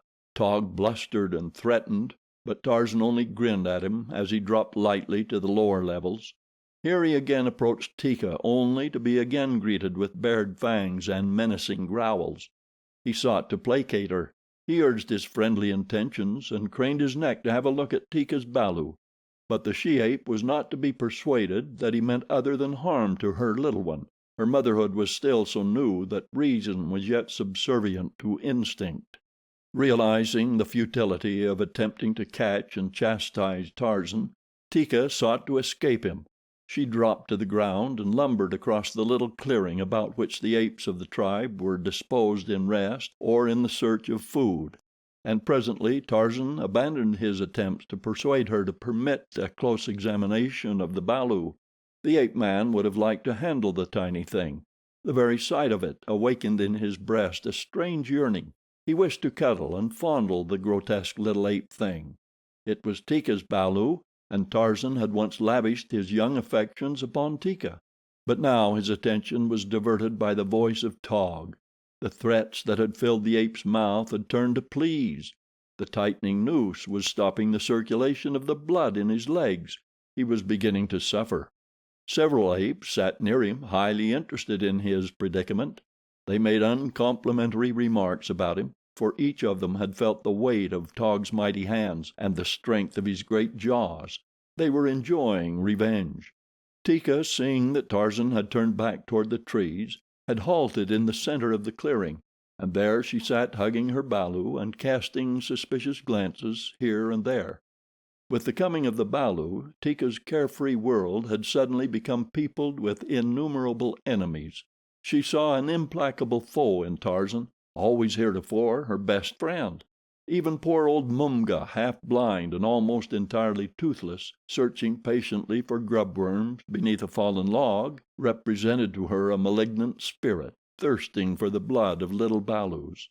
And while Teeka guarded suspiciously against harm where there was no harm, she failed to note two baleful, yellow-green eyes staring fixedly at her from behind a clump of bushes at the opposite side of the clearing. Hollow from hunger, Sheeta, the panther, glared greedily at the tempting meat so close at hand, but the sight of the great bulls beyond gave him pause. Ah, if the she-ape with her balu would but come just a trifle nearer! A quick spring and he would be upon them, and away again with his meat before the bulls could prevent. The tip of his tawny tail moved in spasmodic little jerks. His lower jaw hung low, exposing a red tongue and yellow fangs. But all this Teeka did not see, nor did any other of the apes who were feeding or resting about her, nor did Tarzan or the apes in the trees. Hearing the abuse which the bulls were pouring upon the helpless Taug, Tarzan clambered quickly among them. One was edging closer and leaning far out in an effort to reach the dangling ape. He had worked himself into quite a fury through recollection of the last occasion upon which Taug had mauled him, and now he was bent upon revenge. Once he had grasped the swinging ape, he would quickly have drawn him within reach of his jaws. Tarzan saw and was wroth. He loved a fair fight, but the thing which this ape contemplated revolted him. Already a hairy hand had clutched the helpless Taug, when, with an angry growl of protest, Tarzan leaped to the branch at the attacking ape's side, and with a single mighty cuff swept him from his perch. Surprised and enraged, the bull clutched madly for support as he toppled sidewise, and then with an agile movement succeeded in projecting himself toward another limb a few feet below. Here he found a handhold, quickly righted himself, and as quickly clambered upward to be revenged upon Tarzan. But the ape-man was otherwise engaged and did not wish to be interrupted. He was explaining again to Taug the depths of the latter's abysmal ignorance, and pointing out how much greater and mightier was Tarzan of the Apes than Taug or any other ape. In the end he would release Taug, but not until Taug was fully acquainted with his own inferiority. And then the maddened bull came from beneath, and instantly Tarzan was transformed from a good-natured, teasing youth into a snarling, savage beast. Along his scalp the hair bristled. His upper lip drew back that his fighting fangs might be uncovered and ready. He did not wait for the bull to reach him, for something in the appearance or the voice of the attacker aroused within the ape-man a feeling of belligerent antagonism that would not be denied. With a scream that carried no human note, Tarzan leaped straight at the throat of the attacker. The impetuosity of this act and the weight and momentum of his body carried the bull backward, clutching and clawing for support, down through the leafy branches of the tree. For 15 feet the two fell, Tarzan's teeth buried in the jugular of his opponent, when a stout branch stopped their descent. The bull struck full upon the small of his back across the limb, hung there for a moment with the ape-man still upon his breast, and then toppled over toward the ground.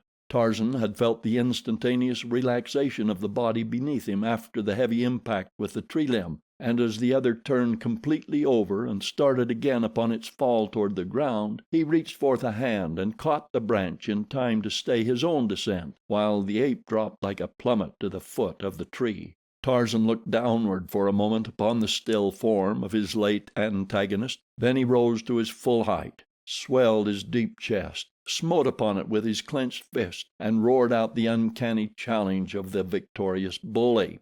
Even Sheeta, the panther, crouched for a spring at the edge of the little clearing, moved uneasily as the mighty voice sent its weird cry reverberating through the jungle. To right and left nervously glanced Sheeta, as though assuring himself that the way of escape lay ready at hand.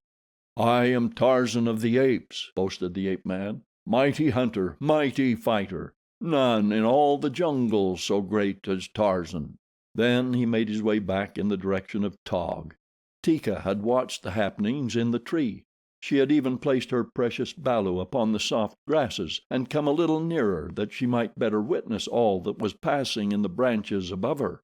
In her heart of hearts, did she still esteem the smooth-skinned Tarzan? Did her savage breast swell with pride as she witnessed his victory over the ape? You will have to ask Teeka. And Sheeta, the panther, saw that the she-ape had left her cub alone among the grasses. He moved his tail again, as though this closest approximation of lashing in which he dared indulge might stimulate his momentarily waned courage. The cry of the victorious ape-man still held his nerves beneath its spell. It would be several minutes before he again could bring himself to the point of charging into view of the giant anthropoids. And as he regathered his forces, Tarzan reached Taug's side, and then, clambering higher up to the point where the end of the grass rope was made fast, he unloosed it and lowered the ape slowly downward, swinging him in until the clutching hands fastened upon a limb. Quickly Taug drew himself to a position of safety and shook off the noose.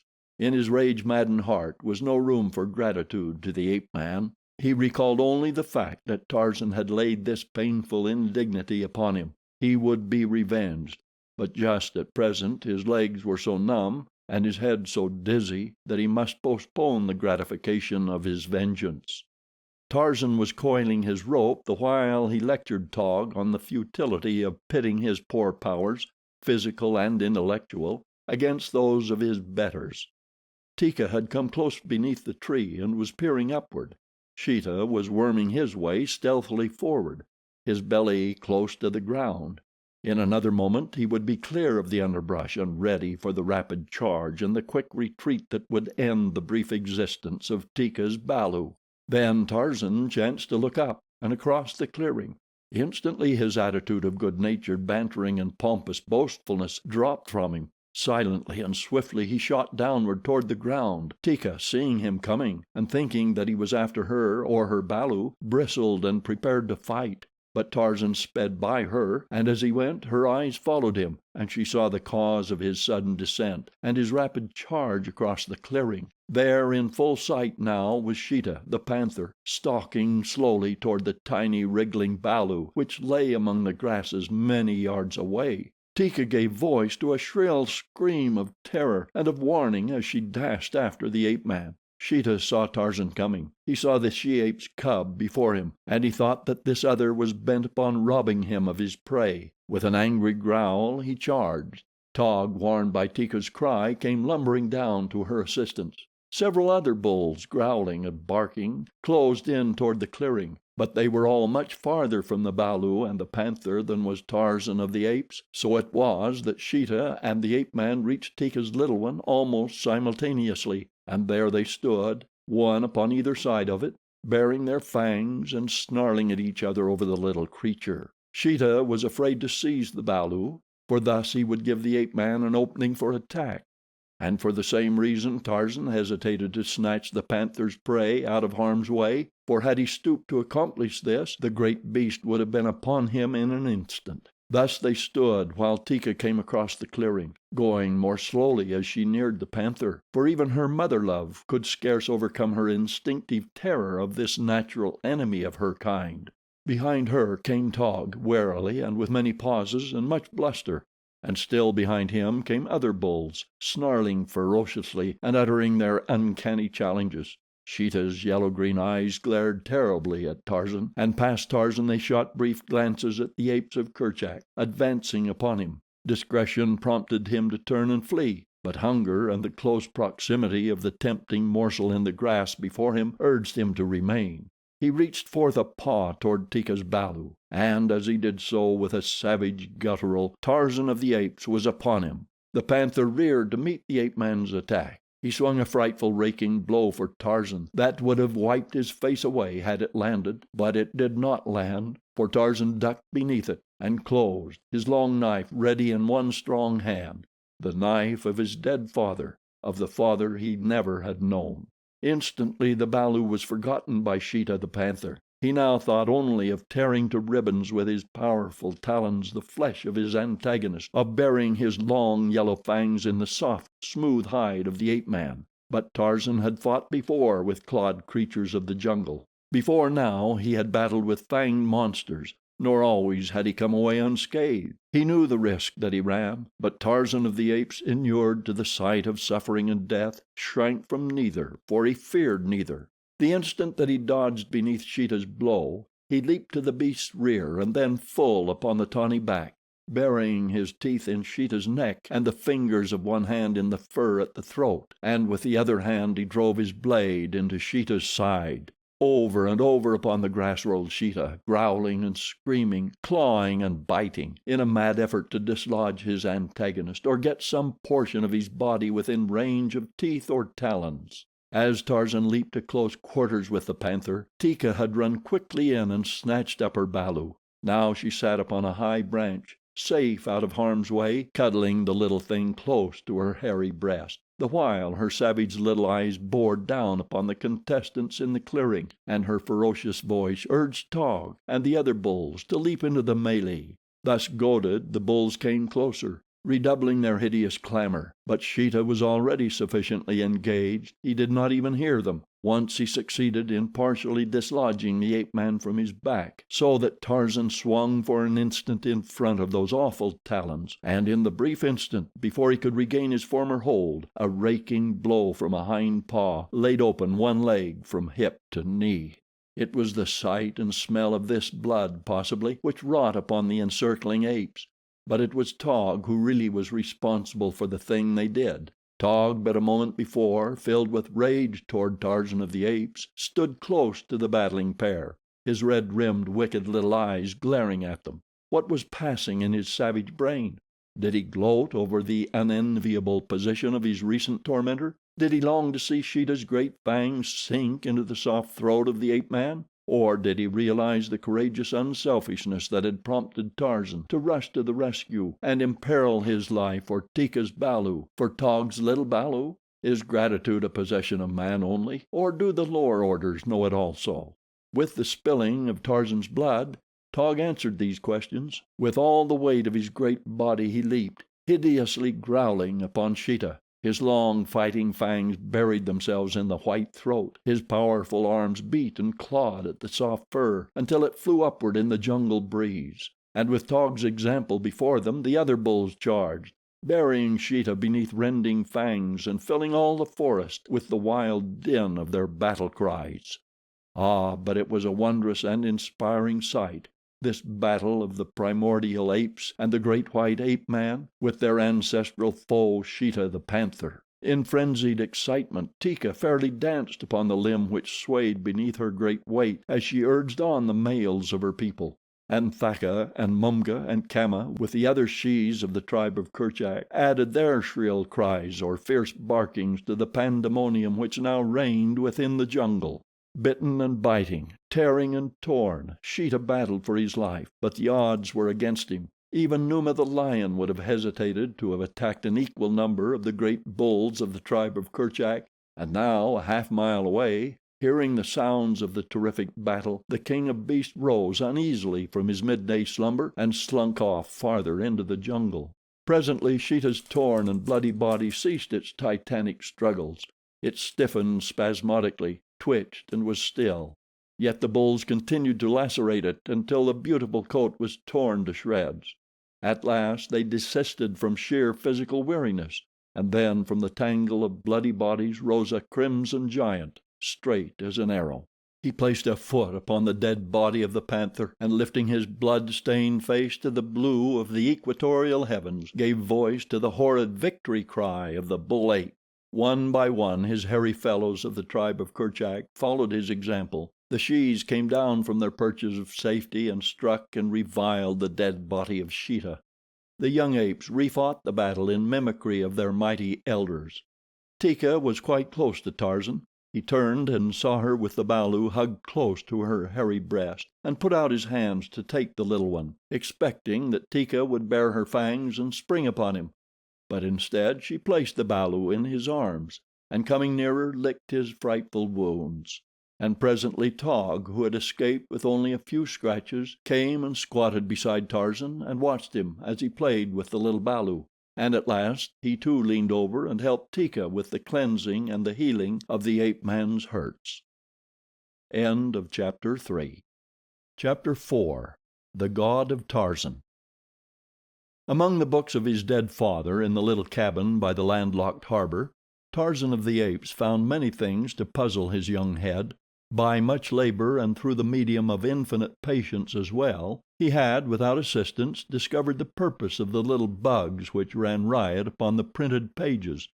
He had learned that in the many combinations in which he found them, they spoke in a silent language, spoke in a strange tongue, spoke of wonderful things which a little ape boy could not by any chance fully understand. Arousing his curiosity, stimulating his imagination, and filling his soul with a mighty longing for further knowledge. A dictionary had proven itself a wonderful storehouse of information, when after several years of tireless endeavor, he had solved the mystery of its purpose and the manner of its use. He had learned to make a species of game out of it, following up the spoor of a new thought through the mazes of the many definitions which each new word required him to consult. It was like following a quarry through the jungle. It was hunting, and Tarzan of the Apes was an indefatigable huntsman. There were, of course, certain words which aroused his curiosity to a greater extent than others, words which, for one reason or another, excited his imagination. There was one, for example, the meaning of which was rather difficult to grasp. It was the word God. Tarzan first had been attracted to it by the fact that it was very short, and that it commenced with a larger G bug than those about it. A male G bug it was to Tarzan, the lowercase letters being females. Another fact which attracted him to this word was the number of he bugs which figured in its definition: supreme deity, creator, or upholder of the universe. This must be a very important word indeed. He would have to look into it, and he did, though it still baffled him after many months of thought and study. However, Tarzan counted no time wasted which he devoted to these strange hunting expeditions into the game preserves of knowledge, for each word and each definition led on and on into strange places, into new worlds where, with increasing frequency, he met old familiar faces, and always he added to his store of knowledge. But of the meaning of God he was yet in doubt. Once he thought he had grasped it, that God was a mighty chieftain, king of all the Mangani.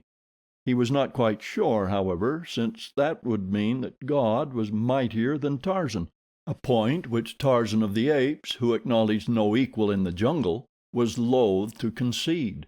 But in all the books he had there was no picture of God, though he found much to confirm his belief that God was a great and all-powerful individual. He saw pictures of places where God was worshipped, but never any sign of God. Finally he began to wonder if God were not of a different form than he, and at last he determined to set out in search of him.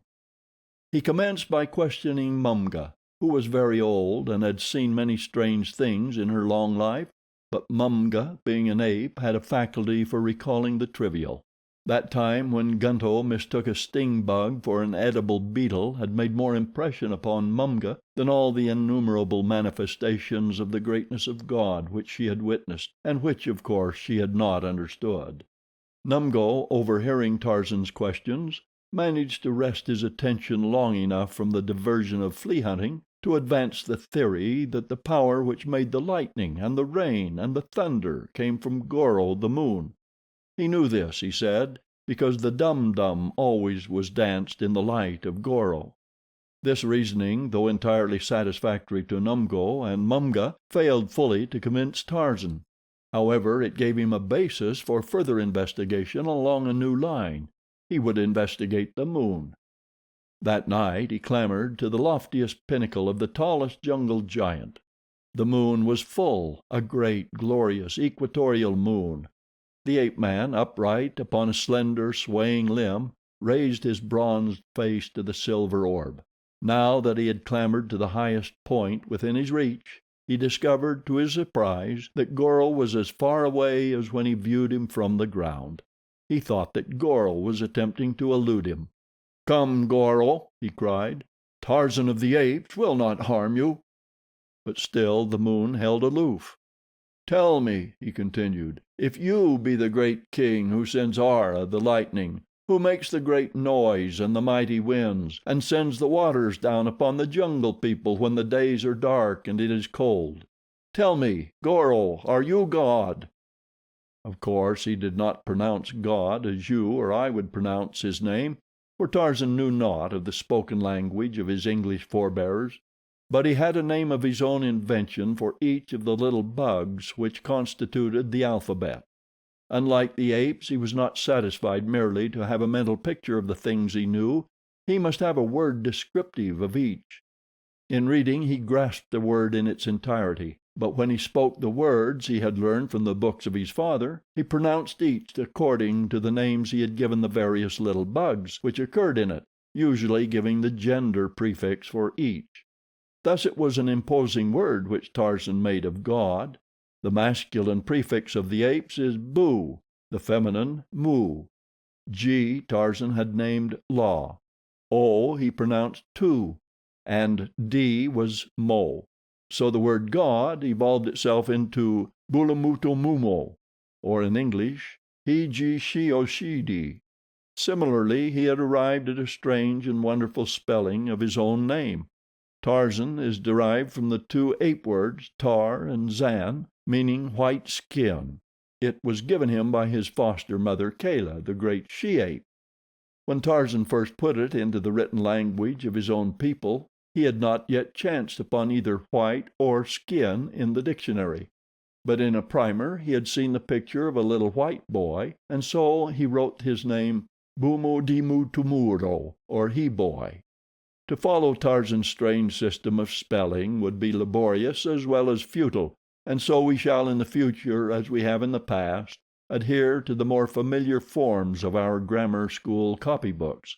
It would tire you to remember that do meant b, tu o, and ro y, and that to say he-boy you must prefix the ape masculine gender sound bu before the entire word, and the feminine gender sound mu before each of the lower case letters which go to make up boy.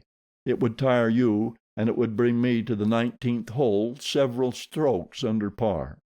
And so Tarzan harangued the moon, and when Goro did not reply, Tarzan of the Apes waxed wroth. He swelled his giant chest and bared his fighting fangs and hurled into the teeth of the dead satellite the challenge of the bull ape. "You are not Bulamutu-Mumo," he cried. "You are not king of the jungle folk. You are not so great as Tarzan, mighty fighter, mighty hunter. None there is so great as Tarzan. If there be a Bulamatu-Mumo, Tarzan can kill him. Come down, Goro, great coward, and fight with Tarzan. Tarzan will kill you. I am Tarzan, the killer." But the moon made no answer to the boasting of the ape-man, and when a cloud came and obscured her face, Tarzan thought that Goro was indeed afraid and was hiding from him. So he came down out of the trees and awoke Numgo and told him how great was Tarzan, how he had frightened Goro out of the sky and made him tremble. Tarzan spoke of the moon as he, for all things large or awe-inspiring are male to the ape folk. Numgo was not much impressed, but he was very sleepy, so he told Tarzan to go away and leave his betters alone. "But where shall I find God?" insisted Tarzan. "You are very old. If there is a God, you must have seen him. What does he look like? Where does he live?" "I am God," replied Numgo. "Now sleep and disturb me no more." Tarzan looked at Numgo steadily for several minutes. His shapely head sank just a trifle between his great shoulders, his square chin shot forward, and his short upper lip drew back, exposing his white teeth. Then, with a low growl, he leaped upon the ape and buried his fangs in the other's hairy shoulder, clutching the great neck in his mighty fingers. Twice he shook the old ape, then he released his tooth hold. "Are you God?" he demanded. "No," wailed Numgo. "I am only a poor old ape. Leave me alone. Go ask the Gomangani where God is. They are hairless like yourself and very wise, too. They should know." Tarzan released Numgo and turned away. The suggestion that he consult the blacks appealed to him, and though his relations with the people of Mbonga, the chief, were the antithesis of friendly, he could at least spy upon his hated enemies and discover if they had dealings or communications with God. So it was that Tarzan set forth through the trees toward the village of the blacks, all excitement at the prospect of discovering the Supreme Being, the creator of all things. As he traveled, he reviewed mentally his armament, the condition of his hunting knife, the number of his arrows, the newness of the gut which strung his bow. He hefted the war spear which had once been the pride of some black warrior of Mbonga's tribe. If he met God, Tarzan would be prepared. One could never tell whether a grass rope, a war spear, or a poisoned arrow would be most efficacious against an unfamiliar foe. Tarzan of the Apes was quite content. If God wished to fight, the ape-man had no doubt as to the outcome of the struggle. There were many questions Tarzan wished to put to the creator of the universe, and so he hoped that God would not prove a belligerent God. But his experience of life and the ways of living things had taught him that any creature with the means for offense and defense was quite likely to provoke attack if in the proper mood. It was dark when Tarzan came to the village of Mbonga. As silently as the silent shadows of the night, he sought his accustomed place among the branches of the great tree which overhung the palisade. Below him, in the village street, he saw men and women. The men were hideously painted, more hideously than usual. Among them moved a weird and grotesque figure, a tall figure that went upon the 2 legs of a man and yet had the head of a buffalo. A tail dangled to his ankles behind him, and in one hand he carried a zebra's tail while the other clutched a bunch of small arrows. Tarzan was electrified. Could it be that chance had given him, thus early, an opportunity to look upon God? Surely this thing was neither man nor beast, so what could it be then other than the creator of the universe? The ape-man watched the every move of the strange creature. He saw the black men and women fall back at its approach as though they stood in terror of its mysterious powers. Presently he discovered that the deity was speaking, and that all listened in silence to his words. Tarzan was sure that none other than God could inspire such awe in the hearts of the Gomangani, or stop their mouths so effectually without recourse to arrows or spears. Tarzan had come to look with contempt upon the blacks, principally because of their garrulity. The small apes talked a great deal and ran away from an enemy. The big old bulls of Kerchak talked but little and fought upon the slightest provocation. Numa the lion was not given to loquacity, yet of all the jungle folk there were few who fought more often than he. Tarzan witnessed strange things that night, none of which he understood, and perhaps because they were strange he thought that they must have to do with the God he could not understand. He saw 3 youths receive their first war spears in a weird ceremony which the grotesque witch doctor strove successfully to render uncanny and awesome. Hugely interested, he watched the slashing of the 3 brown arms and the exchange of blood with Mbonga the chief in the rites of the ceremony of blood brotherhood. He saw the zebra's tail dipped into a cauldron of water above which the witch doctor had made magical passes the while he danced and leaped about it, and he saw the breasts and foreheads of each of the 3 novitiates sprinkled with the charmed liquid. Could the ape-man have known the purpose of this act, that it was intended to render the recipient invulnerable to the attacks of his enemies and fearless in the face of any danger, he would doubtless have leaped into the village street and appropriated the zebra's tail and a portion of the contents of the cauldron.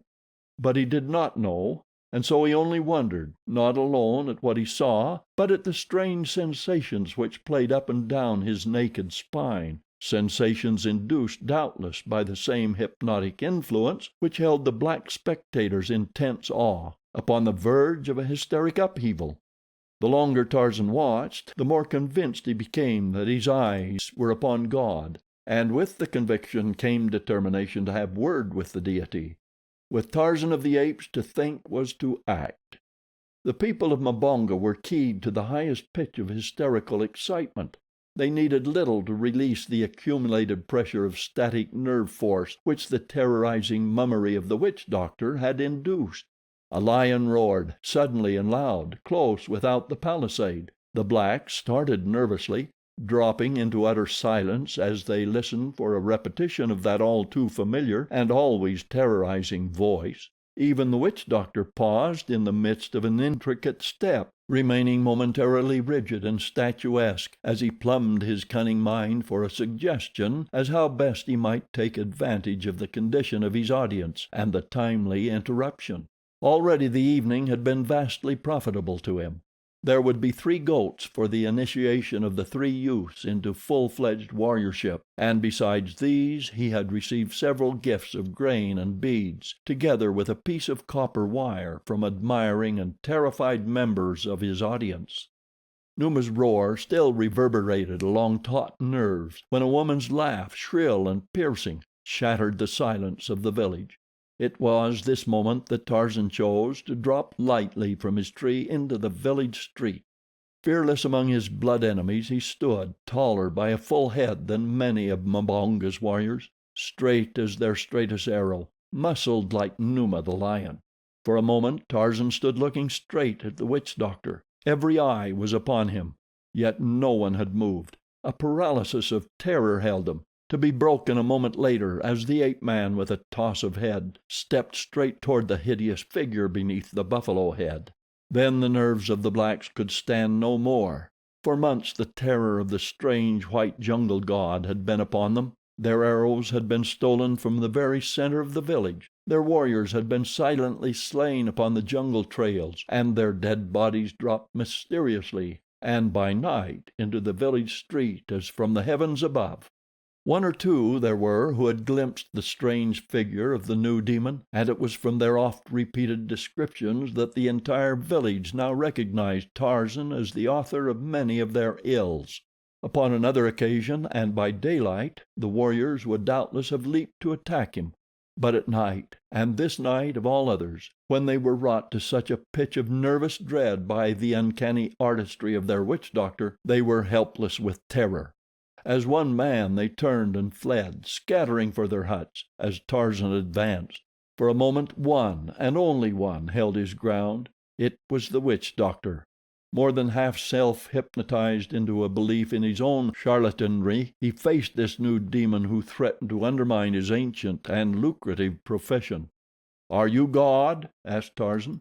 The witch doctor, having no idea of the meaning of the other's words, danced a few strange steps, leaped high in the air, turning completely around, and alighting in a stooping posture with feet far outspread and head thrust out toward the ape-man. Thus he remained for an instant before he uttered a loud "Boo!" which was evidently intended to frighten Tarzan away, but in reality had no such effect. Tarzan did not pause. He had set out to approach and examine God, and nothing upon earth might now stay his feet. Seeing that his antics had no potency with the visitor, the witch doctor tried some new medicine. Spitting upon the zebra's tail, which he still clutched in one hand, he made circles above it with the arrows in the other hand, meanwhile backing cautiously away from Tarzan and speaking confidentially to the bushy end of the tail. This medicine must be short medicine, however, for the creature, god or demon, was steadily closing up the distance which had separated them. The circles therefore were few and rapid, and when they were completed the witch doctor struck an attitude which was intended to be awe-inspiring, and waving the zebra's tail before him drew an imaginary line between himself and Tarzan. "Beyond this line you cannot pass, for my medicine is strong medicine," he cried. "Stop, or you will fall dead as your foot touches this spot." My mother was a voodoo, my father was a snake. I live upon lions' hearts and the entrails of the panther. I eat young babies for breakfast, and the demons of the jungle are my slaves. I am the most powerful witch doctor in the world. I fear nothing, for I cannot die. But he got no further. Instead, he turned and fled as Tarzan of the Apes crossed the magical dead line and still lived. As the witch doctor ran, Tarzan almost lost his temper. This was no way for God to act, at least not in accordance with the conception Tarzan had come to have of God. "Come back," he cried. "Come back, God. I will not harm you." But the witch doctor was in full retreat by this time, stepping high as he leaped over cooking pots and the smoldering embers of small fires that had burned before the huts of villagers. Straight for his own hut ran the witch doctor, terror spurred to unwonted speed, but futile was his effort. The ape-man bore down upon him with the speed of Bara, the deer. Just at the entrance to his hut the witch doctor was overhauled. A heavy hand fell upon his shoulder to drag him back. It seized upon a portion of the buffalo hide, dragging the disguise from him. It was a naked black man that Tarzan saw dodge into the darkness of the hut's interior. So this was what he had thought was God.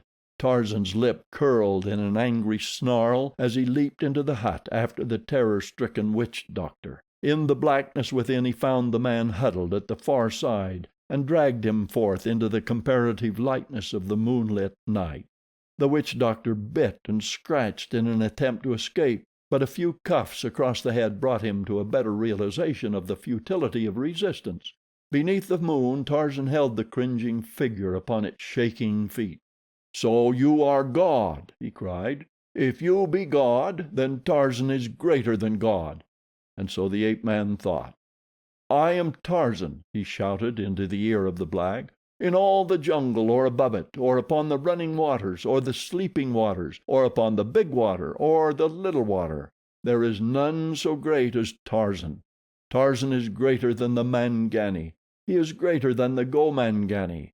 With his own hands he has slain Numa the lion and Sheeta the panther. There is none so great as Tarzan. Tarzan is greater than God. See!" And with a sudden wrench he twisted the black's neck until the fellow shrieked in pain and then slumped to the earth in a swoon. Placing his foot upon the neck of the fallen witch doctor, the ape-man raised his face to the moon and uttered the long, shrill scream of the victorious bull ape. Then he stooped and snatched the zebra's tail from the nerveless fingers of the unconscious man, and without a backward glance retraced his footsteps across the village.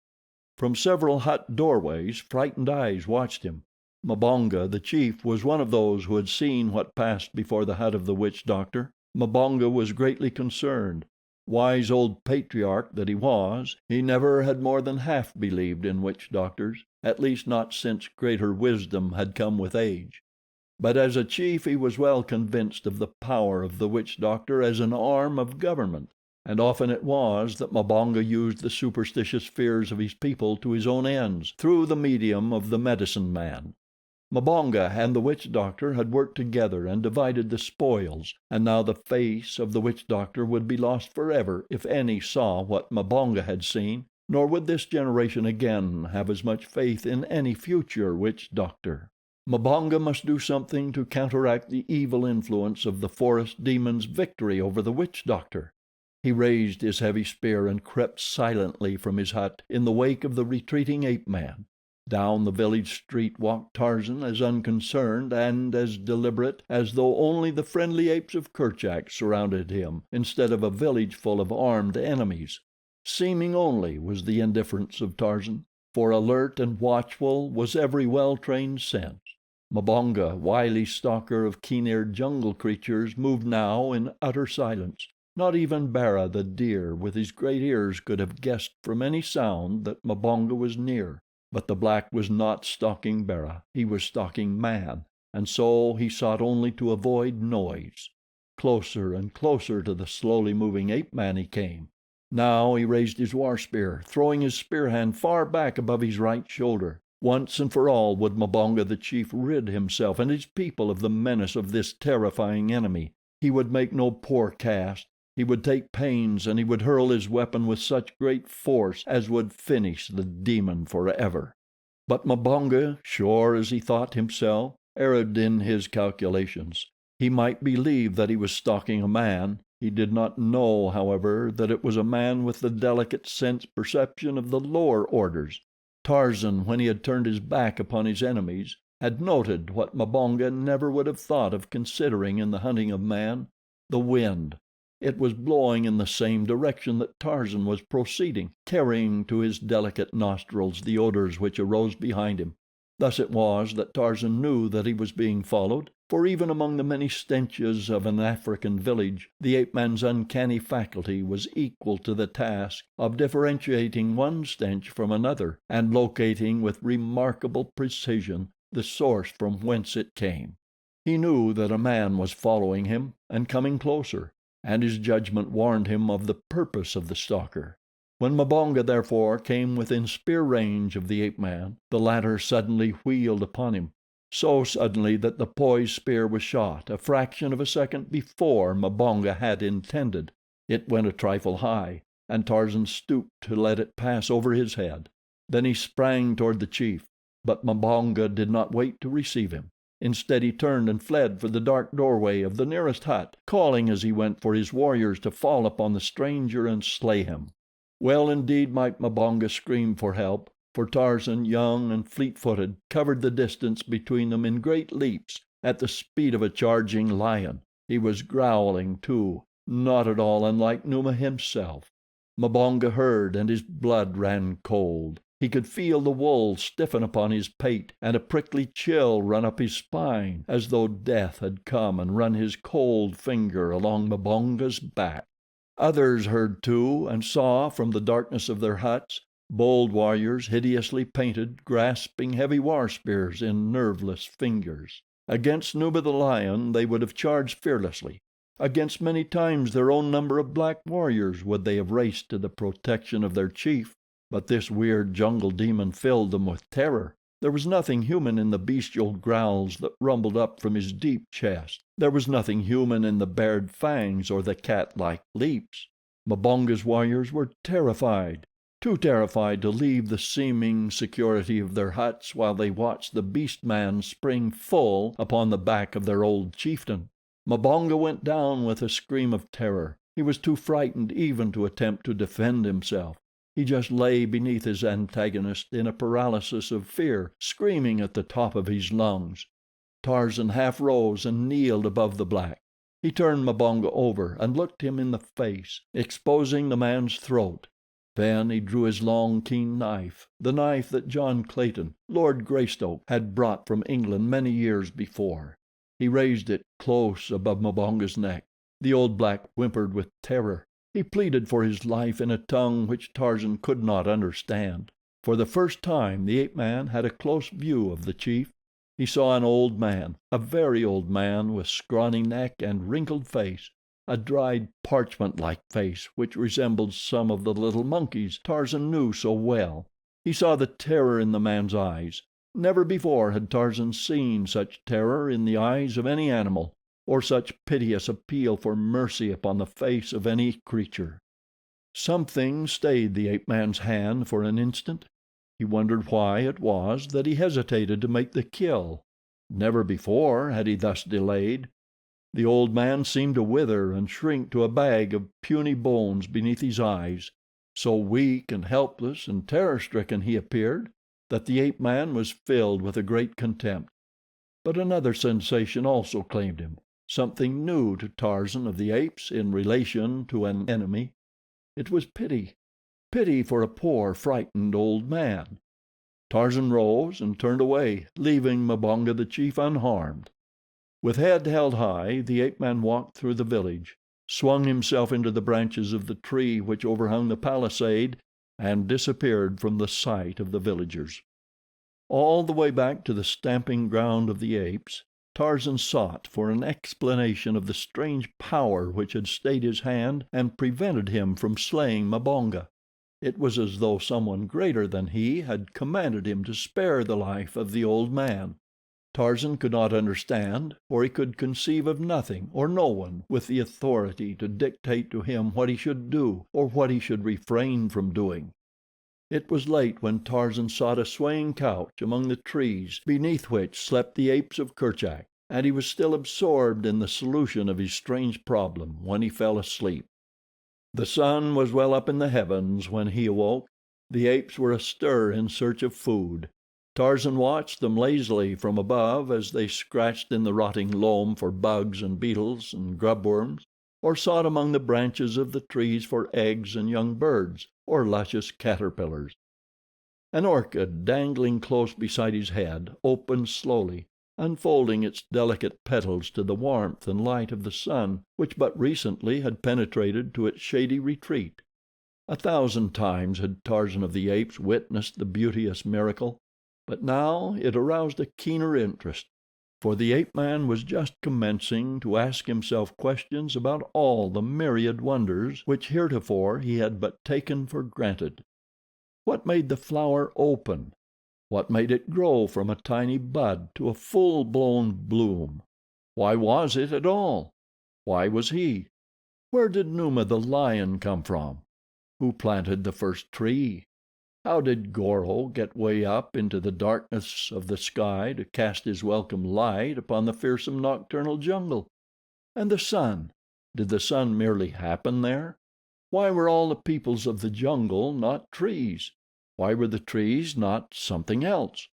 Why was Tarzan different from Taug, and Taug different from Bara, the deer, and Bara different from Sheeta, the panther? And why was not Sheeta like Buto, the rhinoceros? Where and how, anyway, did they all come from? The trees, the flowers, the insects, the countless creatures of the jungle. Quite unexpectedly an idea popped into Tarzan's head. In following out the many ramifications of the dictionary definition of God, he had come upon the word create, to cause to come into existence, to form out of nothing. Tarzan almost had arrived at something tangible when a distant wail startled him from his preoccupation into sensibility of the present and the real. The wail came from the jungle at some little distance from Tarzan's swaying couch. It was the wail of a tiny balu. Tarzan recognized it at once as the voice of Gazan, Teeka's baby. They had called it Gazan because its soft baby hair had been unusually red, and Gazan in the language of the great apes means red skin. The wail was immediately followed by a real scream of terror from the small lungs. Tarzan was electrified into instant action. Like an arrow from a bow he shot through the trees in the direction of the sound. Ahead of him he heard the savage snarling of an adult she-ape. It was Teeka to the rescue. The danger must be very real. Tarzan could tell that by the note of rage mingled with fear in the voice of the she.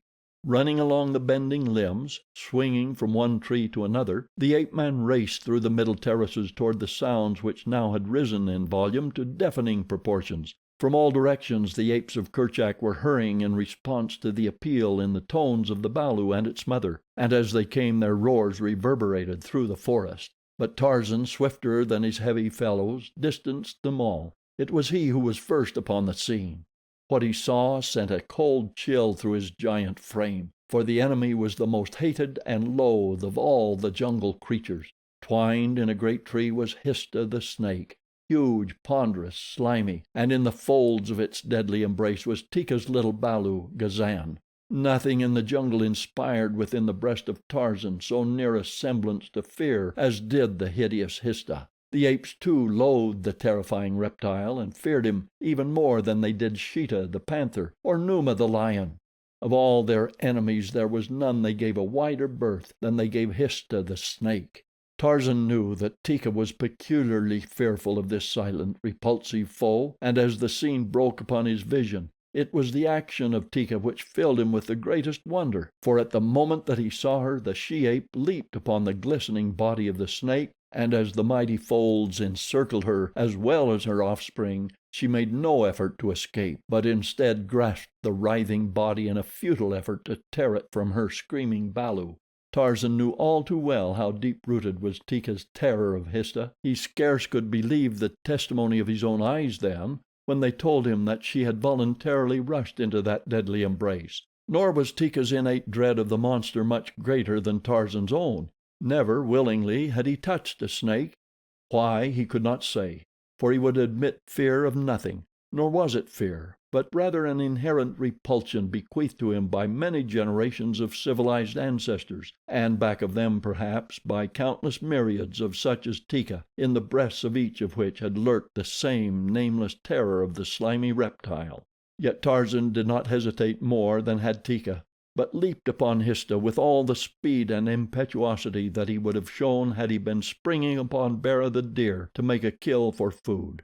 Thus beset, the snake writhed and twisted horribly, but not for an instant did it loose its hold upon any of its intended victims, for it had included the ape-man in its cold embrace the minute that he had fallen upon it. Still clinging to the tree, the mighty reptile held the three as though they had been without weight, the while it sought to crush the life from them. Tarzan had drawn his knife, and this he now plunged rapidly into the body of the enemy, but the encircling folds promised to sap his life before he had inflicted a death wound upon the snake. Yet on he fought, nor once did he seek to escape the horrid death that confronted him.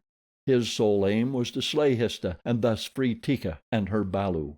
The great, wide, gaping jaws of the snake turned and hovered above him, the elastic maw, which could accommodate a rabbit or a horned buck with equal facility, yawned for him. But Histah, in turning his attention upon the ape-man, brought his head within reach of Tarzan's blade. Instantly a brown hand leaped forth and seized the mottled neck, and another drove the heavy hunting knife to the hilt into the little brain. Convulsively Histah shuddered and relaxed, tensed and relaxed again, whipping and striking with his great body. But no longer sentient or sensible, Histah was dead.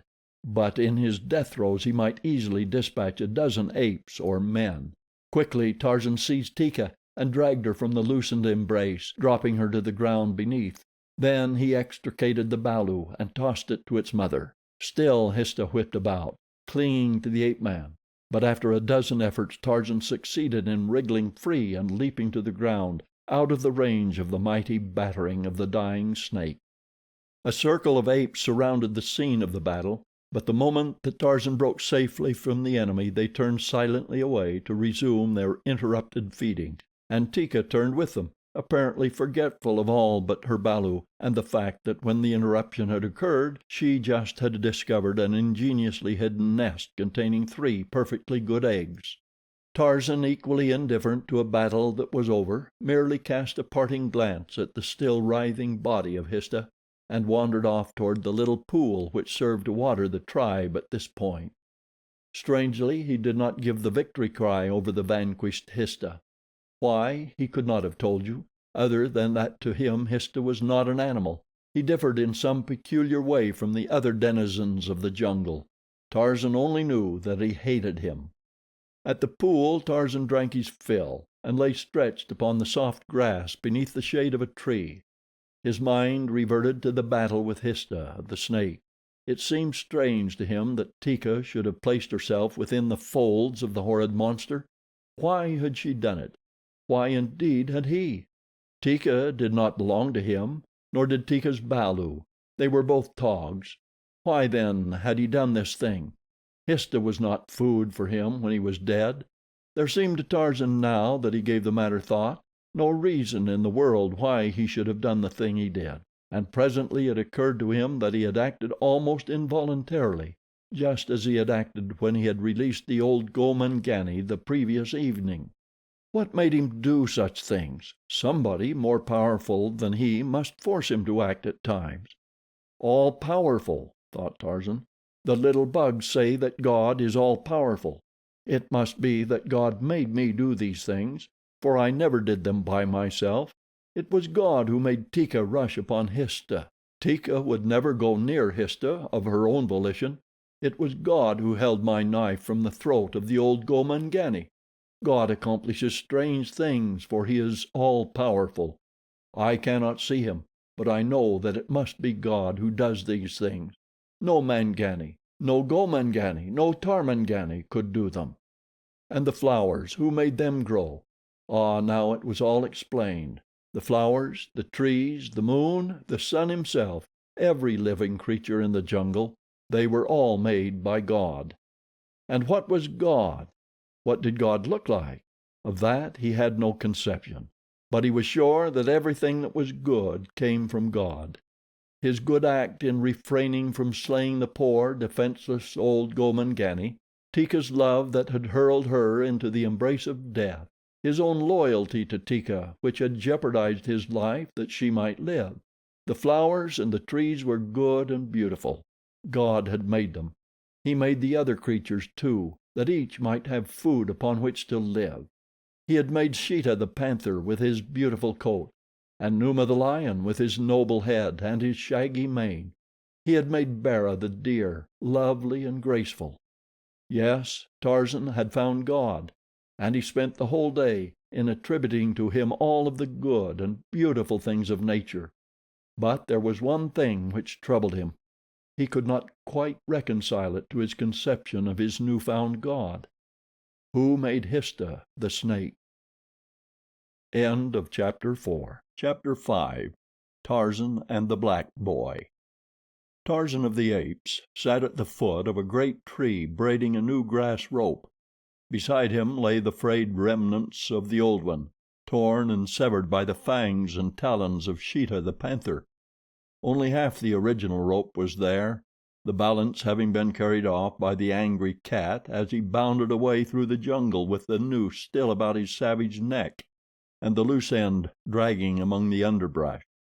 Tarzan smiled as he recalled Sheeta's great rage, his frantic efforts to free himself from the entangling strands, his uncanny screams that were part hate, part anger, part terror. He smiled in retrospection at the discomfiture of his enemy, and in anticipation of another day as he added an extra strand to his new rope. This would be the strongest, the heaviest rope that Tarzan of the Apes ever had fashioned. Visions of Numa the lion straining futilely in its embrace thrilled the ape-man. He was quite content, for his hands and his brain were busy. Content, too, were his fellows of the tribe of Kerchak, searching for food in the clearing and the surrounding trees about him. No perplexing thoughts of the future burdened their minds, and only occasionally dimly arose recollections of the near past. They were stimulated to a species of brutal content by the delectable business of filling their bellies. Afterward they would sleep. It was their life, and they enjoyed it as we enjoy ours, you and I, as Tarzan enjoyed his.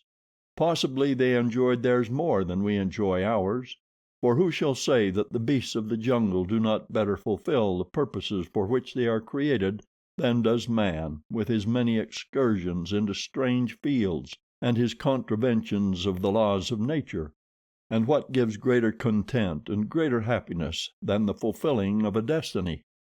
As Tarzan worked, Gazan, Teeka's little balu, played about him while Teeka sought food upon the opposite side of the clearing. No more did Teeka the mother, or Taug the sullen sire, harbor suspicions of Tarzan's intentions toward their firstborn. Had he not courted death to save their Gazan from the fangs and talons of Sheeta? Did he not fondle and cuddle the little one with even as great a show of affection as Teeka herself displayed? Their fears were allayed, and Tarzan now found himself often in the role of nursemaid to a tiny anthropoid, an avocation which he found by no means irksome, since Gazan was a never-failing fount of surprises and entertainment.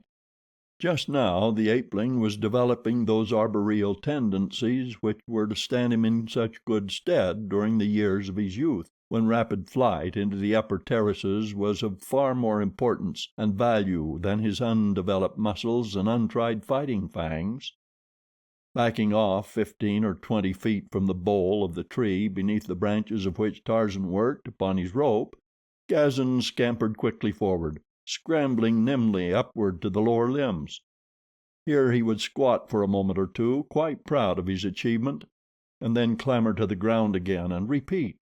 Sometimes, quite often in fact, for he was an ape, his attention was distracted by other things, a beetle, a caterpillar, a tiny field mouse, and off he would go in pursuit. The caterpillars he always caught, and sometimes the beetles. but the field mice never. Now he discovered the tail of the rope upon which Tarzan was working. Grasping it in one small hand, he bounced away, for all the world like an animated rubber ball, snatching it from the ape man's hand and running off across the clearing. Tarzan leaped to his feet and was in pursuit in an instant, no trace of anger on his face or in his voice as he called to the roguish little balu to drop his rope. Straight toward his mother raced Gazan, and after him came Tarzan. Teeka looked up from her feeding, and in the first instant that she realized that Gazan was fleeing and that another was in pursuit, she bared her fangs and bristled. But when she saw that the pursuer was Tarzan, she turned back to the business that had been occupying her attention. At her very feet the ape man overhauled the balu, and though the youngster squealed and fought when Tarzan seized him, Teeka only glanced casually in their direction. No longer did she fear harm to her firstborn at the hands of the ape man. Had he not saved Gazan on 2 occasions? Rescuing his rope, Tarzan returned to his tree and resumed his labor. But thereafter it was necessary to watch carefully the playful balu, who was now possessed to steal it whenever he thought his great, smooth-skinned cousin was momentarily off his guard. But even under this handicap Tarzan finally completed the rope, a long, pliant weapon, stronger than any he had ever made before.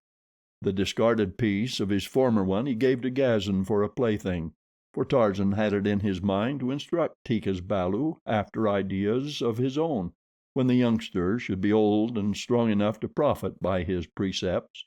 At present the little ape's innate aptitude for mimicry would be sufficient to familiarize him with Tarzan's ways and weapons, and so the ape man swung off into the jungle, his new rope coiled over one shoulder, while little Gazan hopped about the clearing, dragging the old one after him in childish glee.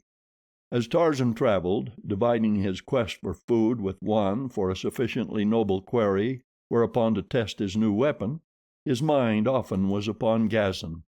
The ape man had realized a deep affection for Teeka's balu almost from the first, partly because the child belonged to Teeka, his first love, and partly for the little ape's own sake. And Tarzan's human longing for some sentient creature upon which to expend those natural affections of the soul which are inherent to all normal members of the genus Homo. Tarzan envied Teeka. It was true that Gazan evidenced a considerable reciprocation of Tarzan's fondness for him, even preferring him to his own surly sire.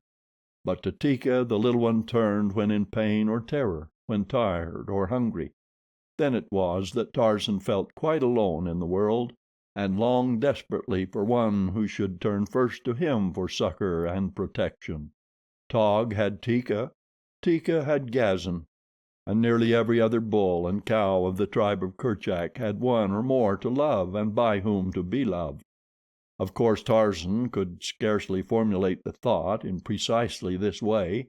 He only knew that he craved something which was denied him, something which seemed to be represented by those relations which existed between Teeka and her balu, and so he envied Teeka and longed for a balu of his own.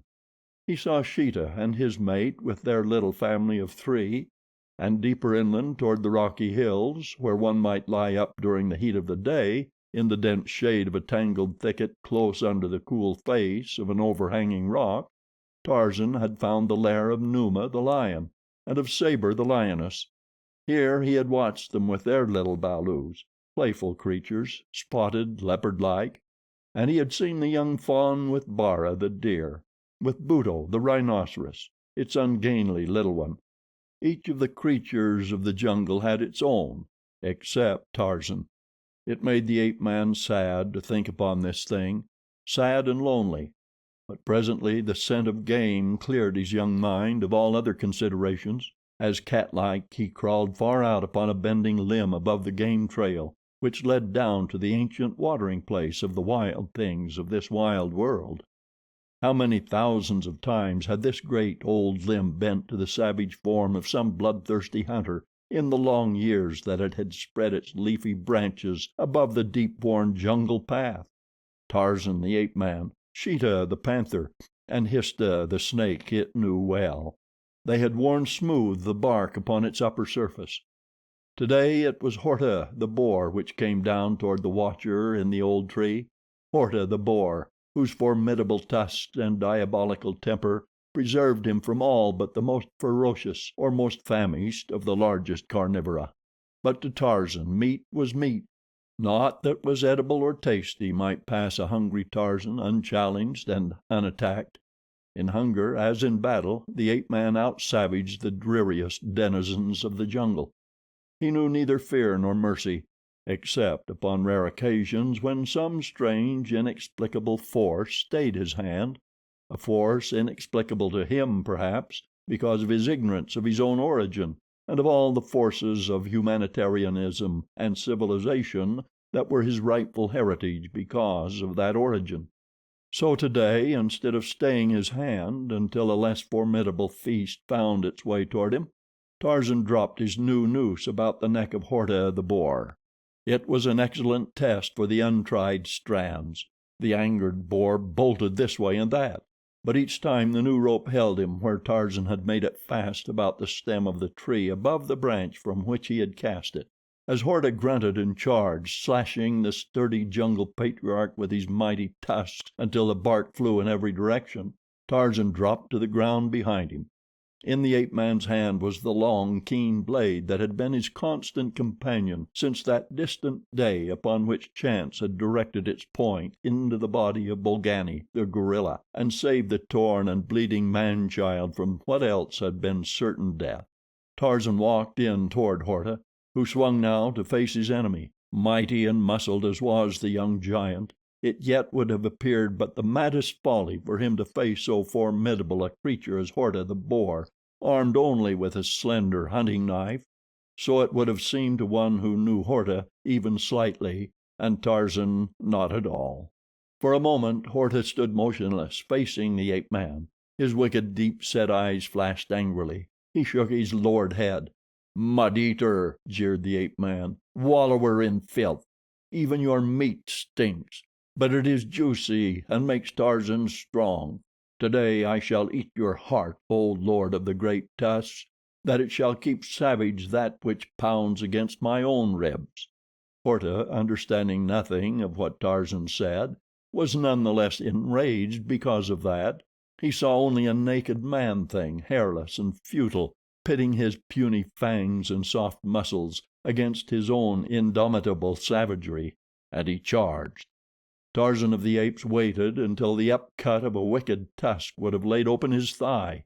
Then he moved, just the least bit to one side, but so quickly that lightning was a sluggard by comparison, and as he moved he stooped low and with all the great power of his right arm drove the long blade of his father's hunting knife straight into the heart of Horta, the boar. A quick leap carried him from the zone of the creature's death throes, and a moment later the hot and dripping heart of Horta was in his grasp. His hunger satisfied, Tarzan did not seek a lying up place for sleep, as was sometimes his way, but continued on through the jungle, more in search of adventure than of food, for today he was restless. And so it came that he turned his footsteps toward the village of Mbonga, the black chief, whose people Tarzan had baited remorselessly since that day upon which Kulonga, the chief's son, had slain Kala. A river winds close beside the village of the black men. Tarzan reached its side a little below the clearing where squat the thatched huts of the Negroes. The river life was ever fascinating to the ape man. He found pleasure in watching the ungainly antics of Duro, the hippopotamus, and keen sport in tormenting the sluggish crocodile Gimla as he basked in the sun. Then, too, there were the shes and the balus of the black men of the Mangani to frighten as they squatted by the river, the shes with their meager washing, the balus with their primitive toys. This day he came upon a woman and her child farther downstream than usual. The former was searching for a species of shellfish which was to be found in the mud close to the river bank. She was a young black woman of about 30. Her teeth were filed to sharp points, for her people ate the flesh of man.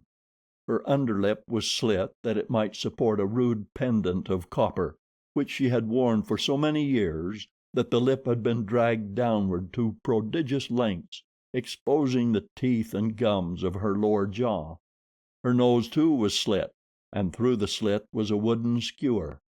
Metal ornaments dangled from her ears and upon her forehead and cheeks. Upon her chin and the bridge of her nose were tattooings in colors that were mellowed now by age. She was naked except for a girdle of grasses about her waist.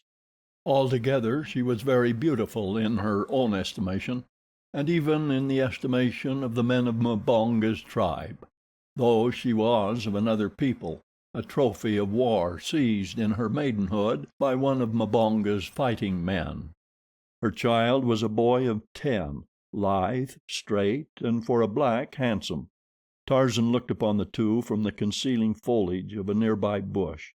He was about to leap forth before them with a terrifying scream, that he might enjoy the spectacle of their terror and their incontinent flight. But of a sudden a new whim seized him. Here was a balu fashioned as he himself was fashioned. Of course this one's skin was black, but what of it? Tarzan had never seen a white man. In so far as he knew, he was the sole representative of that strange form of life upon the earth. The black boy should make an excellent balu for Tarzan, since he had none of his own. He would tend him carefully, feed him well, protect him as only Tarzan of the Apes could protect his own, and teach him out of his half-human, half-bestial lore the secrets of the jungle from its rotting surface vegetation to the high-tossed pinnacles of the forest's upper terraces. Tarzan uncoiled his rope and shook out the noose. The two before him, all ignorant of the near presence of that terrifying form, continued preoccupied in the search for shellfish, poking about in the mud with short sticks. Tarzan stepped from the jungle behind them.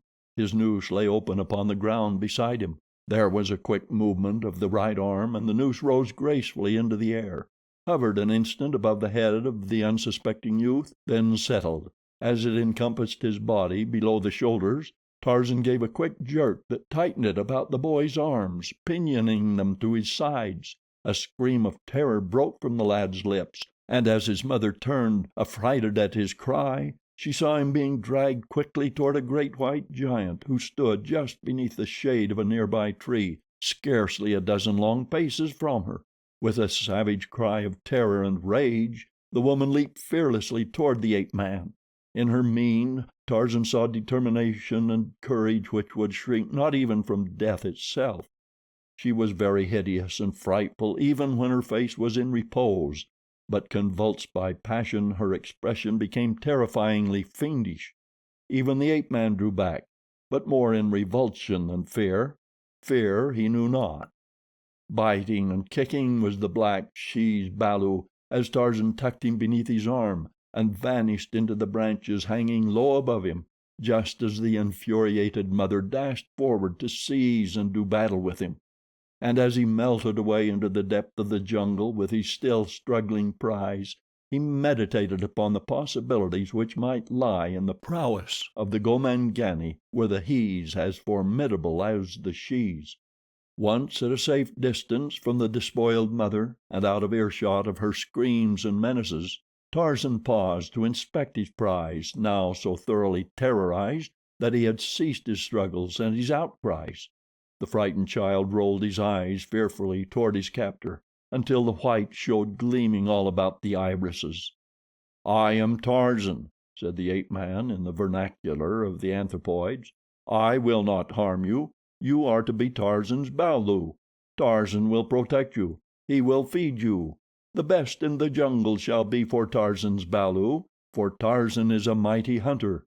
None need you fear, not even Numa the lion, for Tarzan is a mighty fighter. None so great as Tarzan, son of Kala. Do not fear." But the child only whimpered and trembled, for he did not understand the tongue of the great apes, and the voice of Tarzan sounded to him like the barking and growling of a beast. Then, too, he had heard stories of this bad, white forest god. It was he who had slain Kulonga and others of the warriors of Mbonga, the chief. It was he who entered the village stealthily, by magic in the darkness of the night, to steal arrows and poison and frighten the women and the children, and even the great warriors. Doubtless this wicked god fed upon little boys. Had his mother not said as much when he was naughty and she threatened to give him to the white god of the jungle if he were not good? Little black Tibo shook as with ague. "Are you cold, Go bu balu?" asked Tarzan, using the simian equivalent of black he baby in lieu of a better name. "The sun is hot. Why do you shiver?" Tibo could not understand, but he cried for his mamma and begged the great white god to let him go, promising always to be a good boy thereafter if his plea were granted. Tarzan shook his head. Not a word could he understand. This would never do. He must teach Go bu balu a language which sounded like talk. It was quite certain to Tarzan that Go bu balu's speech was not talk at all. It sounded quite as senseless as the chattering of the silly birds. It would be best, thought the ape man, quickly to get him among the tribe of Kerchak, where he would hear the Mangani talking among themselves. Thus he would soon learn an intelligible form of speech. Tarzan rose to his feet upon the swaying branch where he had halted far above the ground and motioned to the child to follow him, but Tibo only clung tightly to the bole of the tree and wept. Being a boy and a native African, he had of course climbed into trees many times before this, but the idea of racing off through the forest, leaping from one branch to another, as his captor, to his horror, had done when he had carried Tibo away from his mother, filled his childish heart with terror. Tarzan sighed. His newly acquired balu had much indeed to learn. It was pitiful that a balu of his size and strength should be so backward. He tried to coax Tibo to follow him, but the child dared not, so Tarzan picked him up and carried him upon his back. Tibo no longer scratched or bit. Escape seemed impossible. Even now, were he set upon the ground, the chance was remote, he knew, that he could find his way back to the village of Mbonga, the chief. Even if he could, there were the lions and the leopards and the hyenas, any one of which, as Tibo was well aware, was particularly fond of the meat of little black boys. So far, the terrible white god of the jungle had offered him no harm. He could not expect even this much consideration from the frightful, green-eyed man-eaters. It would be the lesser of two evils, then, to let the white god carry him away without scratching and biting, as he had done at first. As Tarzan swung rapidly through the trees, little Tibo closed his eyes in terror rather than look longer down into the frightful abysses beneath. Never before in all his life had Tibo been so frightened. Yet, as the white giant sped on with him through the forest, there stole over the child an inexplicable sensation of security as he saw how true were the leaps of the ape man, how unerring his grasp upon the swaying limbs which gave him handhold. And then, too, there was safety in the middle terraces of the forest, far above the reach of the dreaded lions. And so Tarzan came to the clearing where the tribe fed, dropping among them with his new balu clinging tightly to his shoulders. He was fairly in the midst of them before Tibo spied a single one of the great hairy forms, or before the apes realized that Tarzan was not alone. When they saw the little Gomangani perched upon his back, some of them came forward in curiosity, with upcurled lips and snarling mien. An hour before, little Tibo would have said that he knew the uttermost depths of fear. But now, as he saw these fearsome beasts surrounding him, he realized that all that had gone before was as nothing by comparison. Why did the great white giant stand there so unconcernedly? Why did he not flee before these horrid hairy tree men fell upon them both and tore them to pieces? And then there came to Tibo a numbing recollection. It was none other than the story he had heard passed from mouth to mouth fearfully by the people of Mbonga, the chief, that this great white demon of the jungle was naught other than a hairless ape, for had not he been seen in company with these? Tibo could only stare in wide-eyed horror at the approaching apes. He saw their beetling brows, their great fangs, their wicked eyes. He noted their mighty muscles rolling beneath their shaggy hides. Their every attitude and expression was a menace. Tarzan saw this too. He drew Tibo around in front of him. "This is Tarzan's Go bu balu," he said. "Do not harm him, or Tarzan will kill you," and he bared his own fangs in the teeth of the nearest ape. "It is a Gomangani," replied the ape. "Let me kill it. It is a Gomangani. The Gomangani are our enemies. Let me kill it." "Go away," snarled Tarzan. "I tell you, Gunto, it is Tarzan's balu. Go away, or Tarzan will kill you," and the ape man took a step toward the advancing ape. The latter sidled off, quite stiff and haughty, after the manner of a dog which meets another, and is too proud to fight and too fearful to turn his back and run. Next came Teeka, prompted by curiosity. At her side skipped little Gazan. They were filled with wonder like the others, but Teeka did not bare her fangs. Tarzan saw this and motioned that she approach. "Tarzan has a balu now," he said. "He and Teeka's balu can play together." "It is a Gomangani," replied Teeka. "It will kill my balu. Take it away, Tarzan." Tarzan laughed. "It could not harm Pamba, the rat," he said. "It is but a little balu, and very frightened. Let Gazan play with it." Teeka still was fearful, for with all their mighty ferocity the great anthropoids are timid; but at last, assured by her great confidence in Tarzan, she pushed Gazan forward toward the little black boy. The small ape, guided by instinct, drew back toward its mother, baring its small fangs and screaming in mingled fear and rage. Tibo, too, showed no signs of desiring a closer acquaintance with Gazan, so Tarzan gave up his efforts for the time. During the week which followed, Tarzan found his time much occupied. His balu was a greater responsibility than he had counted upon. Not for a moment did he dare leave it, since of all the tribe Teeka alone could have been depended upon to refrain from slaying the hapless black, had it not been for Tarzan's constant watchfulness. When the ape man hunted, he must carry Go bu balu about with him. It was irksome, and then the little black seemed so stupid and fearful to Tarzan. It was quite helpless against even the lesser of the jungle creatures. Tarzan wondered how it had survived at all. He tried to teach it, and found a ray of hope in the fact that Go bu balu had mastered a few words of the language of the anthropoids, and that he could now cling to a high tossed branch without screaming in fear. But there was something about the child which worried Tarzan. He often had watched the blacks within their village. He had seen the children playing, and always there had been much laughter, but little Go bu balu never laughed. It was true that Tarzan himself never laughed. Upon occasion he smiled, grimly, but to laughter he was a stranger. The black, however, should have laughed, reasoned the ape man. It was the way of the Gomangani. Also he saw that the little fellow often refused food and was growing thinner day by day. At times he surprised the boy sobbing softly to himself. Tarzan tried to comfort him, even as fierce Kala had comforted Tarzan when the ape man was a balu, but all to no avail. Go bu balu merely no longer feared Tarzan, that was all. He feared every other living thing within the jungle. He feared the jungle days with their long excursions through the dizzy tree tops.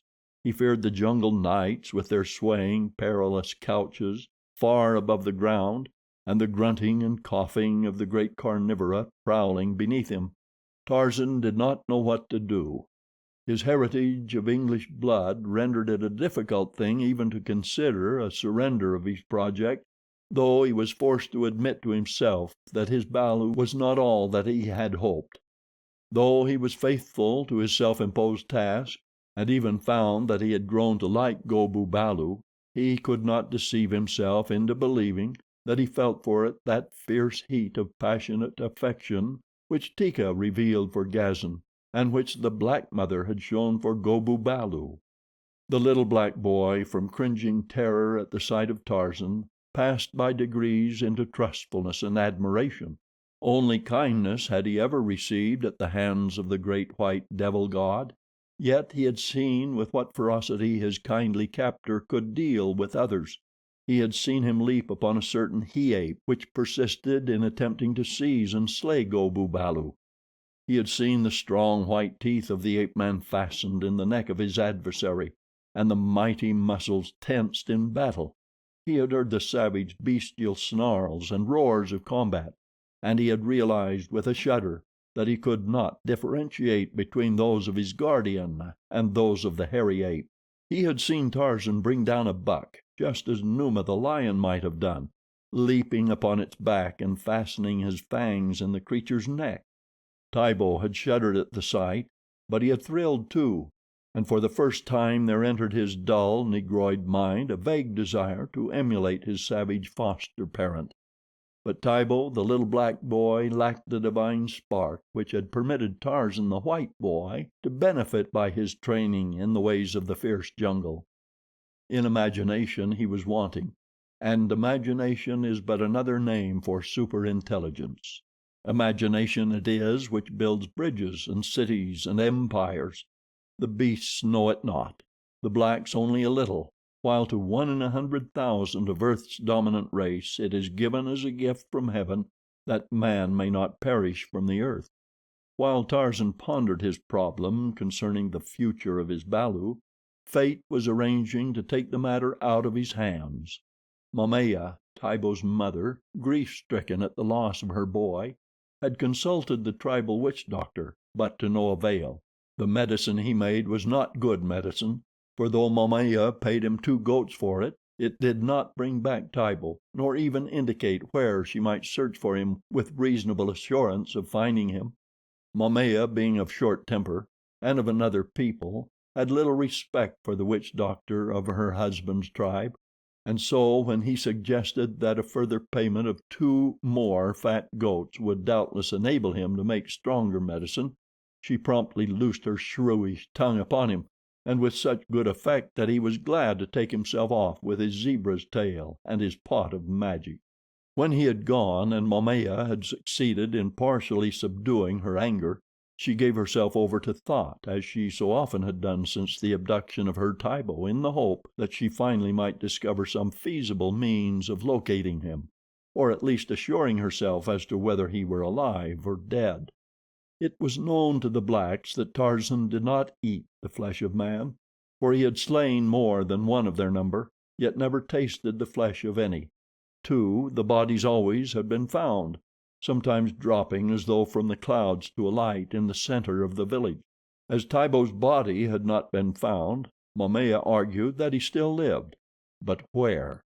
Then it was that there came to her mind a recollection of Bukawai, the unclean, who dwelt in a cave in the hillside to the north, and who, it was well known, entertained devils in his evil lair.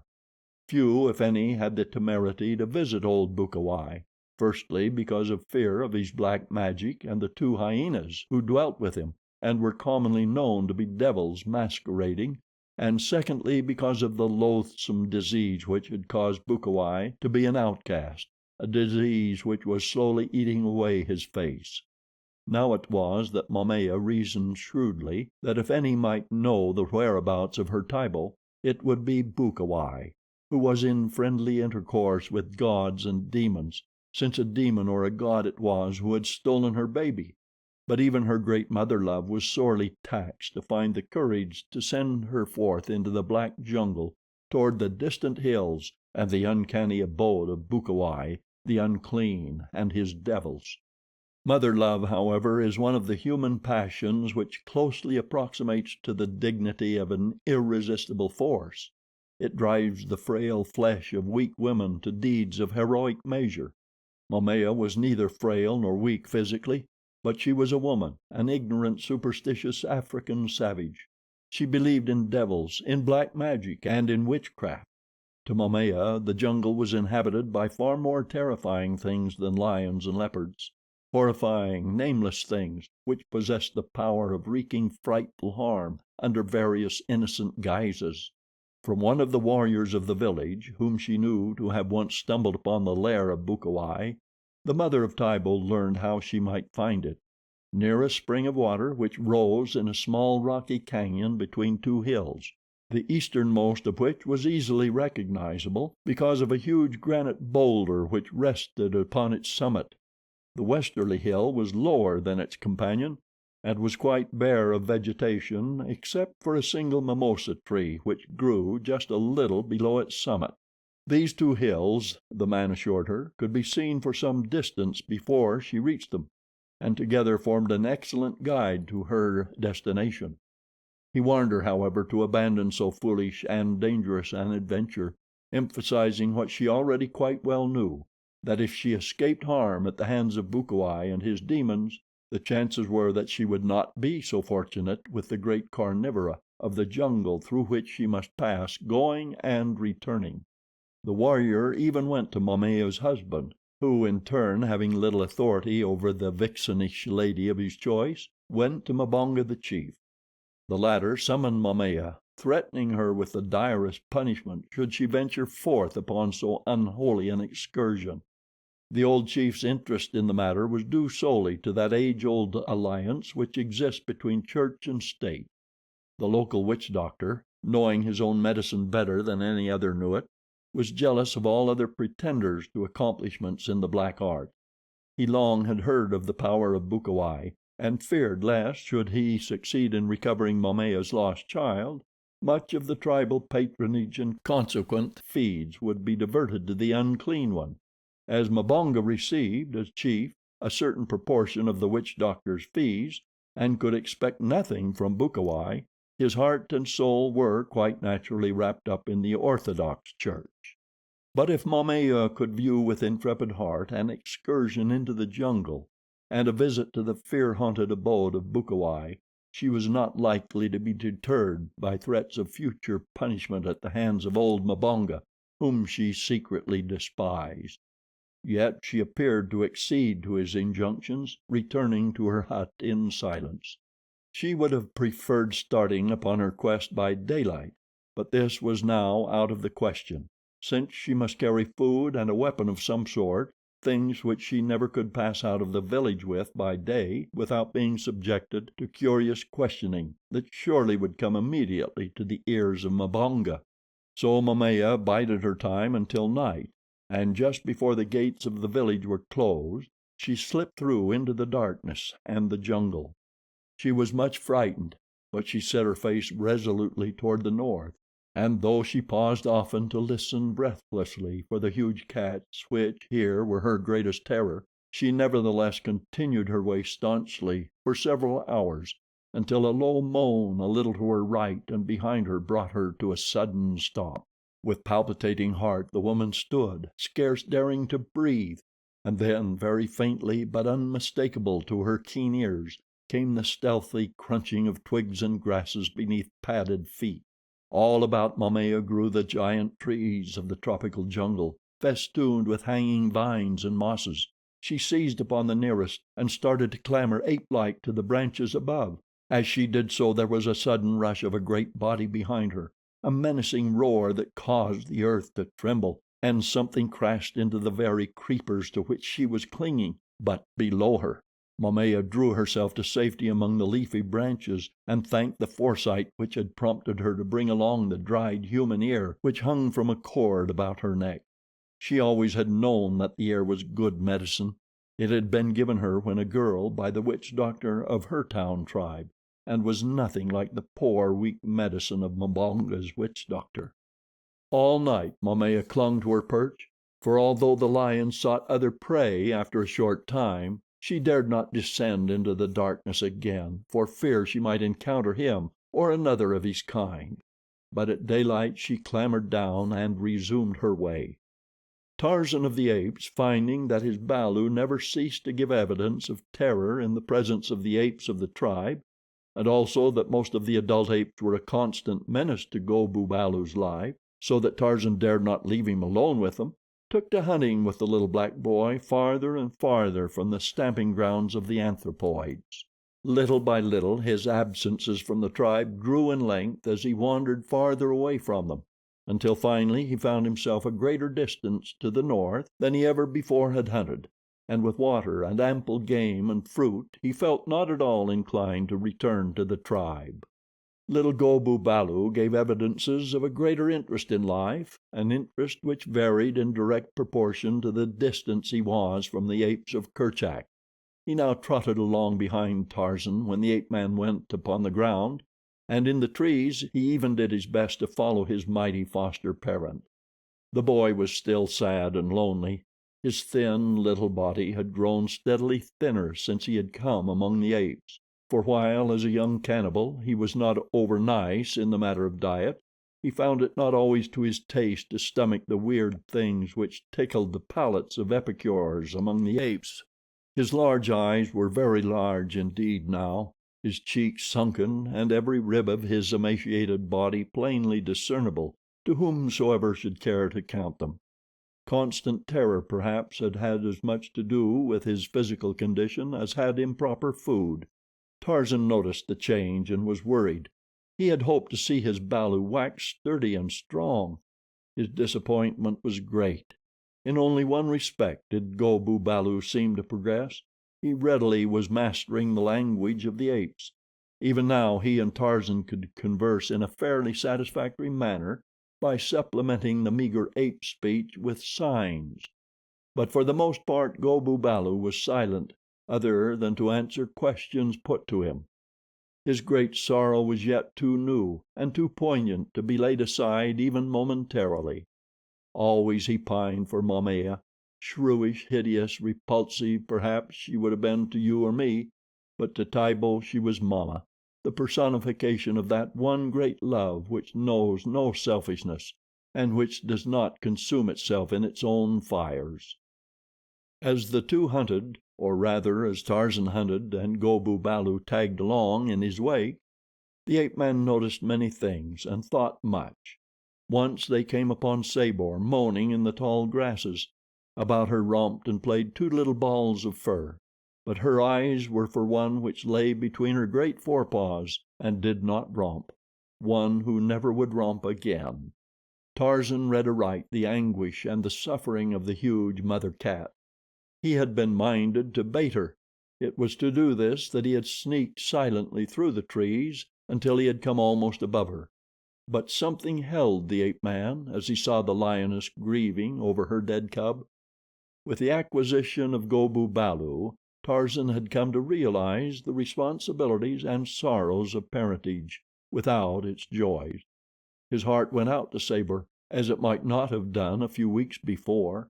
As he watched her, there rose quite unbidden before him a vision of Momaya, the skewer through the septum of her nose, her pendulous underlip sagging beneath the weight which dragged it down. Tarzan saw not her unloveliness. He saw only the same anguish that was Sabor's, and he winced. That strange functioning of the mind which sometimes is called association of ideas snapped Teeka and Gazan before the ape man's mental vision. What if one should come and take Gazan from Teeka? Tarzan uttered a low and ominous growl as though Gazan were his own. Go Bu Balu glanced here and there apprehensively, thinking that Tarzan had espied an enemy. Sabor sprang suddenly to her feet, her yellow-green eyes blazing, her tail lashing, as she cocked her ears and raising her muzzle sniffed the air for possible danger. The two little cubs which had been playing scampered quickly to her, and standing beneath her peered out from between her forelegs, their big ears upstanding, their little heads cocked first upon one side and then upon the other. With a shake of his black shock, Tarzan turned away and resumed his hunting in another direction. But all day there rose one after another above the threshold of his objective mind memory portraits of Sabor, of Momaya, and of Teeka, a lioness, a cannibal, and a she-ape. Yet to the ape man they were identical through motherhood. It was noon of the third day when Momaya came within sight of the cave of Bukawai, the unclean. The old witch doctor had rigged a framework of interlaced boughs to close the mouth of the cave from predatory beasts. This was now set to one side, and the black cavern beyond yawned mysterious and repellent. Momaya shivered as from a cold wind of the rainy season. No sign of life appeared about the cave. Yet Momaya experienced that uncanny sensation as of unseen eyes regarding her malevolently. Again she shuddered. She tried to force her unwilling feet onward toward the cave, when from its depths issued an uncanny sound that was neither brute nor human, a weird sound that was akin to mirthless laughter. With a stifled scream, Momaya turned and fled into the jungle. For 100 yards she ran before she could control her terror, and then she paused, listening. Was all her labor, were all the terrors and dangers through which she had passed, to go for naught? She tried to steel herself to return to the cave, but again fright overcame her. Saddened, disheartened, she turned slowly upon the back trail toward the village of Mbonga. Her young shoulders now were drooped like those of an old woman who bears a great burden of many years with their accumulated pains and sorrows, and she walked with tired feet and a halting step. The spring of youth was gone from Momaya. For another 100 yards she dragged her weary way, her brain half paralyzed from dumb terror and suffering, and then there came to her the memory of a little babe that suckled at her breast, and of a slim boy who romped, laughing, about her, and they were both Tibo, her Tibo. Her shoulders straightened, she shook her savage head, and she turned about and walked boldly back to the mouth of the cave of Bukawai the unclean, of Bukawai the witch doctor. Again from the interior of the cave came the hideous laughter that was not laughter. This time Momaya recognized it for what it was, the strange cry of a hyena. No more did she shudder, but she held her spear ready and called aloud to Bukawai to come out. Instead of Bukawai came the repulsive head of a hyena. Momaya poked at it with her spear, and the ugly, sullen brute drew back with an angry growl. Again Momaya called Bukawai by name, and this time there came an answer in mumbling tones that were scarce more human than those of the beast. "Who comes to Bukawai?" queried the voice. "It is Momaya," replied the woman. "Momaya from the village of Mbonga, the chief." "What do you want?" "I want good medicine, better medicine than Mbonga's witch doctor can make," replied Momaya. "The great white jungle god has stolen my Tibo, and I want medicine to bring him back, or to find where he is hidden, that I may go and get him." "Who is Tibo?" asked Bukawai. Momaya told him.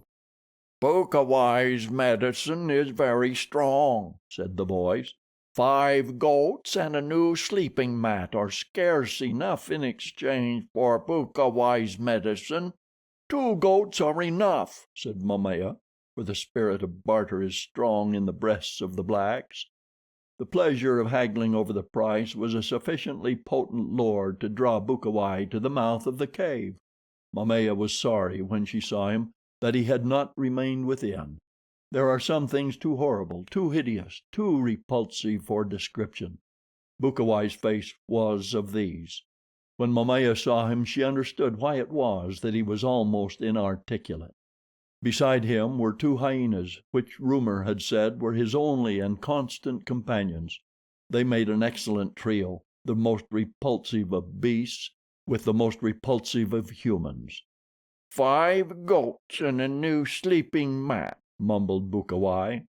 "2 fat goats and a sleeping mat." Momaya raised her bid, but Bukawai was obdurate. He stuck for the 5 goats and the sleeping mat for a matter of half an hour, while the hyenas sniffed and growled and laughed hideously.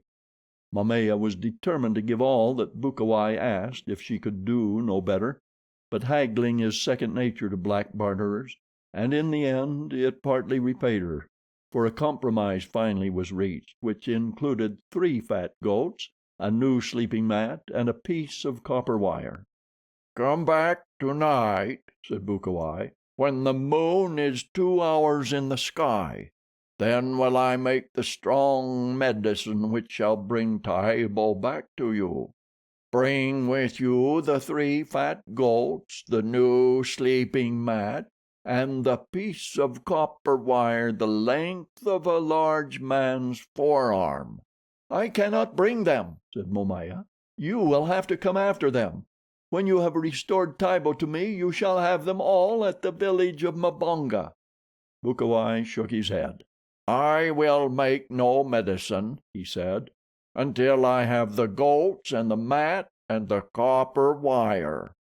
Momaya pleaded and threatened, but all to no avail. Finally she turned away and started off through the jungle toward the village of Mbonga. How she could get 3 goats and a sleeping mat out of the village and through the jungle to the cave of Bukawai she did not know, but that she would do it somehow she was quite positive. She would do it or die. Tibo must be restored to her. Tarzan, coming lazily through the jungle with little Go bu balu, caught the scent of Bara, the deer. Tarzan hungered for the flesh of Bara. Naught tickled his palate so greatly, but to stalk Bara with Go bu balu at his heels was out of the question. So he hid the child in the crotch of a tree where the thick foliage screened him from view, and set off swiftly and silently upon the spoor of Bara. Tibo, alone, was more terrified than Tibo even among the apes. Real and apparent dangers are less disconcerting than those which we imagine, and only the gods of his people knew how much Tibo imagined. He had been but a short time in his hiding place when he heard something approaching through the jungle. He crouched closer to the limb upon which he lay and prayed that Tarzan would return quickly. His wide eyes searched the jungle in the direction of the moving creature. What if it was a leopard that had caught his scent? It would be upon him in a minute. Hot tears flowed from the large eyes of little Tibo. The curtain of jungle foliage rustled close at hand. The thing was but a few paces from his tree. His eyes fairly popped from his black face as he watched for the appearance of the dread creature which presently would thrust a snarling countenance from between the vines and creepers. And then the curtain parted and a woman stepped into full view. With a gasping cry, Tibo tumbled from his perch and raced toward her. Momaya suddenly started back and raised her spear. But a second later she cast it aside and caught the thin body in her strong arms.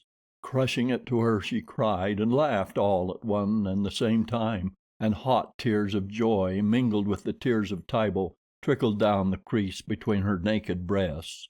Disturbed by the noise so close at hand, there arose from his sleep in a nearby thicket Numa, the lion. He looked through the tangled underbrush and saw the black woman and her young. He licked his chops and measured the distance between them and himself. A short charge and a long leap would carry him upon them. He flicked the end of his tail and sighed. A vagrant breeze, swirling suddenly in the wrong direction, carried the scent of Tarzan to the sensitive nostrils of Bara, the deer. There was a startled tensing of muscles and cocking of ears, a sudden dash, and Tarzan's meat was gone. The ape-man angrily shook his head and turned back toward the spot where he had left Go bu balu. He came softly, as was his way. Before he reached the spot he heard strange sounds, the sound of a woman laughing and of a woman weeping, and the two, which seemed to come from one throat, were mingled with the convulsive sobbing of a child. Tarzan hastened, and when Tarzan hastened only the birds and the wind went faster. And as Tarzan approached the sounds he heard another, a deep sigh. Momaya did not hear it, nor did Tibo, but the ears of Tarzan were as the ears of Bara, the deer. He heard the sigh and he knew, so he unloosed the heavy spear which dangled at his back. Even as he sped through the branches of the trees, with the same ease that you or I might take out a pocket handkerchief as we strolled nonchalantly down a lazy country lane, Tarzan of the Apes took the spear from its thong that it might be ready against any emergency. Numa, the lion, did not rush madly to attack. He reasoned again, and reason told him that already the prey was his, so he pushed his great bulk through the foliage and stood eyeing his meat with baleful, glaring eyes. Momaya saw him and shrieked, drawing Tibo closer to her breast. To have found her child and to lose him all in a moment. She raised her spear, throwing her hand far back of her shoulder. Numa roared and stepped slowly forward. Momaya cast her weapon. It grazed the tawny shoulder, inflicting a flesh wound which aroused all the terrific bestiality of the carnivore, and the lion charged. Momaya tried to close her eyes but could not. She saw the flashing swiftness of the huge oncoming death, and then she saw something else. She saw a mighty, naked white man drop as from the heavens into the path of the charging lion. She saw the muscles of a great arm flash in the light of the equatorial sun as it filtered, dappling, through the foliage above. She saw a heavy hunting spear hurtle through the air to meet the lion in mid-leap. Numa brought up upon his haunches, roaring terribly, and striking at the spear which protruded from his breast. His great blows bent and twisted the weapon. Tarzan, crouching and with hunting knife in hand, circled warily about the frenzied cat. Momaya, wide-eyed, stood rooted to the spot, watching, fascinated. In sudden fury Numa hurled himself toward the ape-man, but the wiry creature eluded the blundering charge, sidestepping quickly, only to rush in upon his foe. Twice the hunting blade flashed in the air. Twice it fell upon the back of Numa, already weakening from the spear point so near his heart. The second stroke of the blade pierced far into the beast's spine, and with a last convulsive sweep of his forepaws, in a vain attempt to reach his tormentor, Numa sprawled upon the ground, paralyzed and dying. Bukawai, fearful lest he should lose any recompense, followed Momaya with the intention of persuading her to part with her ornaments of copper and iron against her return with the price of the medicine, to pay, as it were, for an option on his services, as one pays a retaining fee to an attorney, for, like an attorney, Bukawai knew the value of his medicine, and that it was well to collect as much as possible in advance. The witch doctor came upon the scene as Tarzan leaped to meet the lion's charge. He saw it all and marveled, guessing immediately that this must be the strange white demon concerning whom he had heard vague rumors before Momaya came to him. Momaya, now that the lion was past harming her or hers, gazed with new terror upon Tarzan. It was he who had stolen her Tibo. Doubtless he would attempt to steal him again. Momaya hugged the boy close to her. She was determined to die this time rather than suffer Tibo to be taken from her again. Tarzan eyed them in silence. The sight of the boy clinging, sobbing to his mother aroused within his savage breast a melancholy loneliness. There was none thus to cling to Tarzan, who yearned so for the love of someone, of something.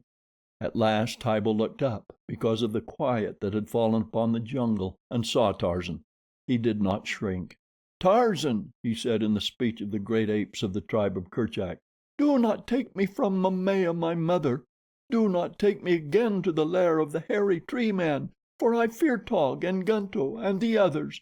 Let me stay with Momaya. O Tarzan, god of the jungle, let me stay with Momaya, my mother, and to the end of our days we will bless you and put food before the gates of the village of Mbonga, that you may never hunger."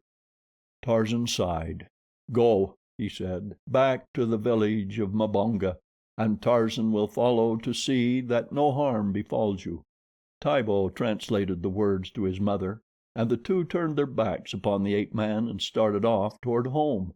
In the heart of Momaya was a great fear and a great exultation, for never before had she walked with God, and never had she been so happy. She strained little Tibo to her, stroking his thin cheek. Tarzan saw and sighed again. "For Teeka there is Teeka's balu," he soliloquized. "For Sabor there are balus, and for the she Gomangani, and for Bara, and for Manu, and even for Pamba the rat. But for Tarzan there can be none, neither a she nor a balu. Tarzan of the Apes is a man, and it must be that man walks alone." Bukawai saw them go, and he mumbled through his rotting face, swearing a great oath that he would yet have the 3 fat goats, the new sleeping mat, and the bit of copper wire. Chapter 6. The Witch Doctor Seeks Vengeance. Lord Greystoke was hunting, or, to be more accurate, he was shooting pheasants at Camston Heading. Lord Greystoke was immaculately and appropriately garbed. To the minutest detail he was vogue. To be sure, he was among the forward guns, not being considered a sporting shot, but what he lacked in skill he more than made up in appearance. At the end of the day he would, doubtless, have many birds to his credit, since he had 2 guns and a smart loader. Many more birds than he could eat in a year, even had he been hungry, which he was not, having but just arisen from the breakfast table. The beaters, there were 23 of them, in white smocks, had but just driven the birds into a patch of gorse, and were now circling to the opposite side, that they might drive down toward the guns. Lord Greystoke was quite as excited as he ever permitted himself to become. There was an exhilaration in the sport that would not be denied. He felt his blood tingling through his veins as the beaters approached closer and closer to the birds. In a vague and stupid sort of way Lord Greystoke felt, as he always felt upon such occasions, that he was experiencing a sensation somewhat akin to a reversion to a prehistoric type, that the blood of an ancient forebear was coursing hot through him, a hairy, half-naked forebear who had lived by the hunt. And far away in a matted equatorial jungle another Lord Greystoke, the real Lord Greystoke, hunted. By the standards which he knew, he too was vogue, utterly vogue, as was the primal ancestor before the first eviction. The day being sultry, the leopard skin had been left behind. The real Lord Greystoke had not 2 guns, to be sure, nor even 1. Neither did he have a smart loader. But he possessed something infinitely more efficacious than guns or loaders, or even 23 beaters in white smocks. He possessed an appetite, an uncanny woodcraft, and muscles that were as steel springs. Later that day in England a Lord Greystoke ate bountifully of things he had not killed, and he drank other things which were uncorked, to the accompaniment of much noise. He patted his lips with snowy linen to remove the faint traces of his repast, quite ignorant of the fact that he was an impostor, and that the rightful owner of his noble title was even then finishing his own dinner in far-off Africa. He was not using snowy linen, though. Instead, he drew the back of a brown forearm and hand across his mouth, and wiped his bloody fingers upon his thighs. Then he moved slowly through the jungle to the drinking place, where upon all fours he drank, as drank his fellows, the other beasts of the jungle. As he quenched his thirst, another denizen of the gloomy forest approached the stream along the path behind him. It was Numa the lion, tawny of body and black of mane, scowling and sinister, rumbling out low, coughing roars. Tarzan of the Apes heard him long before he came within sight, but the ape-man went on with his drinking until he had had his fill. Then he arose slowly, with the easy grace of a creature of the wilds, and all the quiet dignity that was his birthright. Numa halted as he saw the man standing at the very spot where the king would drink. His jaws were parted, and his cruel eyes gleamed. He growled and advanced slowly. The man growled too, backing slowly to one side, and watching not the lion's face but its tail. Should that commence to move from side to side in quick, nervous jerks, it would be well to be upon the alert, and should it rise suddenly erect, straight and stiff, then one might prepare to fight or flee. But it did neither, so Tarzan merely backed away, and the lion came down and drank scarce 50 feet from where the man stood. Tomorrow they might be at one another's throats, but today there existed one of those strange and inexplicable truces which so often are seen among the savage ones of the jungle. Before Numa had finished drinking, Tarzan had returned into the forest and was swinging away in the direction of the village of Mbonga, the black chief. It had been at least a moon since the ape-man had called upon the Gomangani. Not since he had restored little Tibo to his grief-stricken mother had the whim seized him to do so. The incident of the adopted balu was a closed one to Tarzan. He had sought to find something upon which to lavish such an affection as Teeka lavished upon her balu, but a short experience of the little black boy had made it quite plain to the ape-man that no such sentiment could exist between them. The fact that he had for a time treated the little black as he might have treated a real balu of his own had in no way altered the vengeful sentiments with which he considered the murderers of Kala. The Gomangani were his deadly enemies, nor could they ever be aught else. Today he looked forward to some slight relief from the monotony of his existence in such excitement as he might derive from baiting the blacks. It was not yet dark when he reached the village and took his place in the great tree overhanging the palisade. From beneath came a great wailing out of the depths of a nearby hut. The noise fell disagreeably upon Tarzan's ears. It jarred and grated. He did not like it, so he decided to go away for a while in the hopes that it might cease. But though he was gone for a couple of hours, the wailing still continued when he returned. With the intention of putting a violent termination to the annoying sound, Tarzan slipped silently from the tree into the shadows beneath. Creeping stealthily and keeping well in the cover of other huts, he approached that from which rose the sounds of lamentation. A fire burned brightly before the doorway, as it did before other doorways in the village. A few females squatted about, occasionally adding their own mournful howlings to those of the master artist within.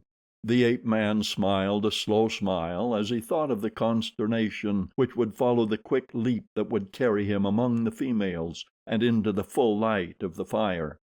Then he would dart into the hut during the excitement, throttle the chief screamer, and be gone into the jungle before the blacks could gather their scattered nerves for an assault.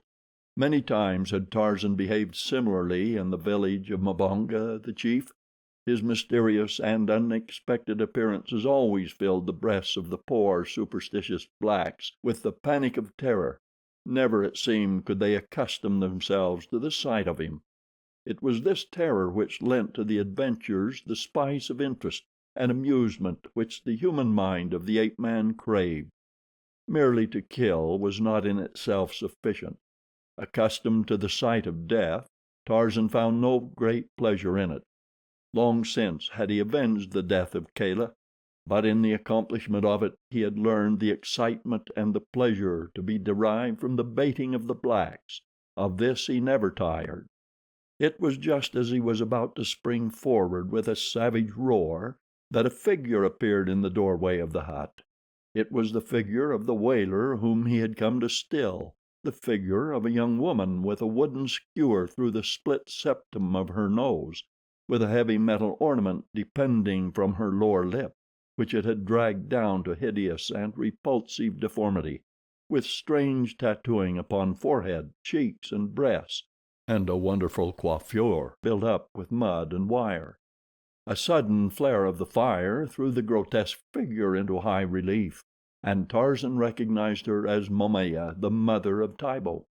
The fire also threw out a fitful flame which carried to the shadows where Tarzan lurked, picking out his light brown body from the surrounding darkness. Momaya saw him and knew him. With a cry she leaped forward, and Tarzan came to meet her.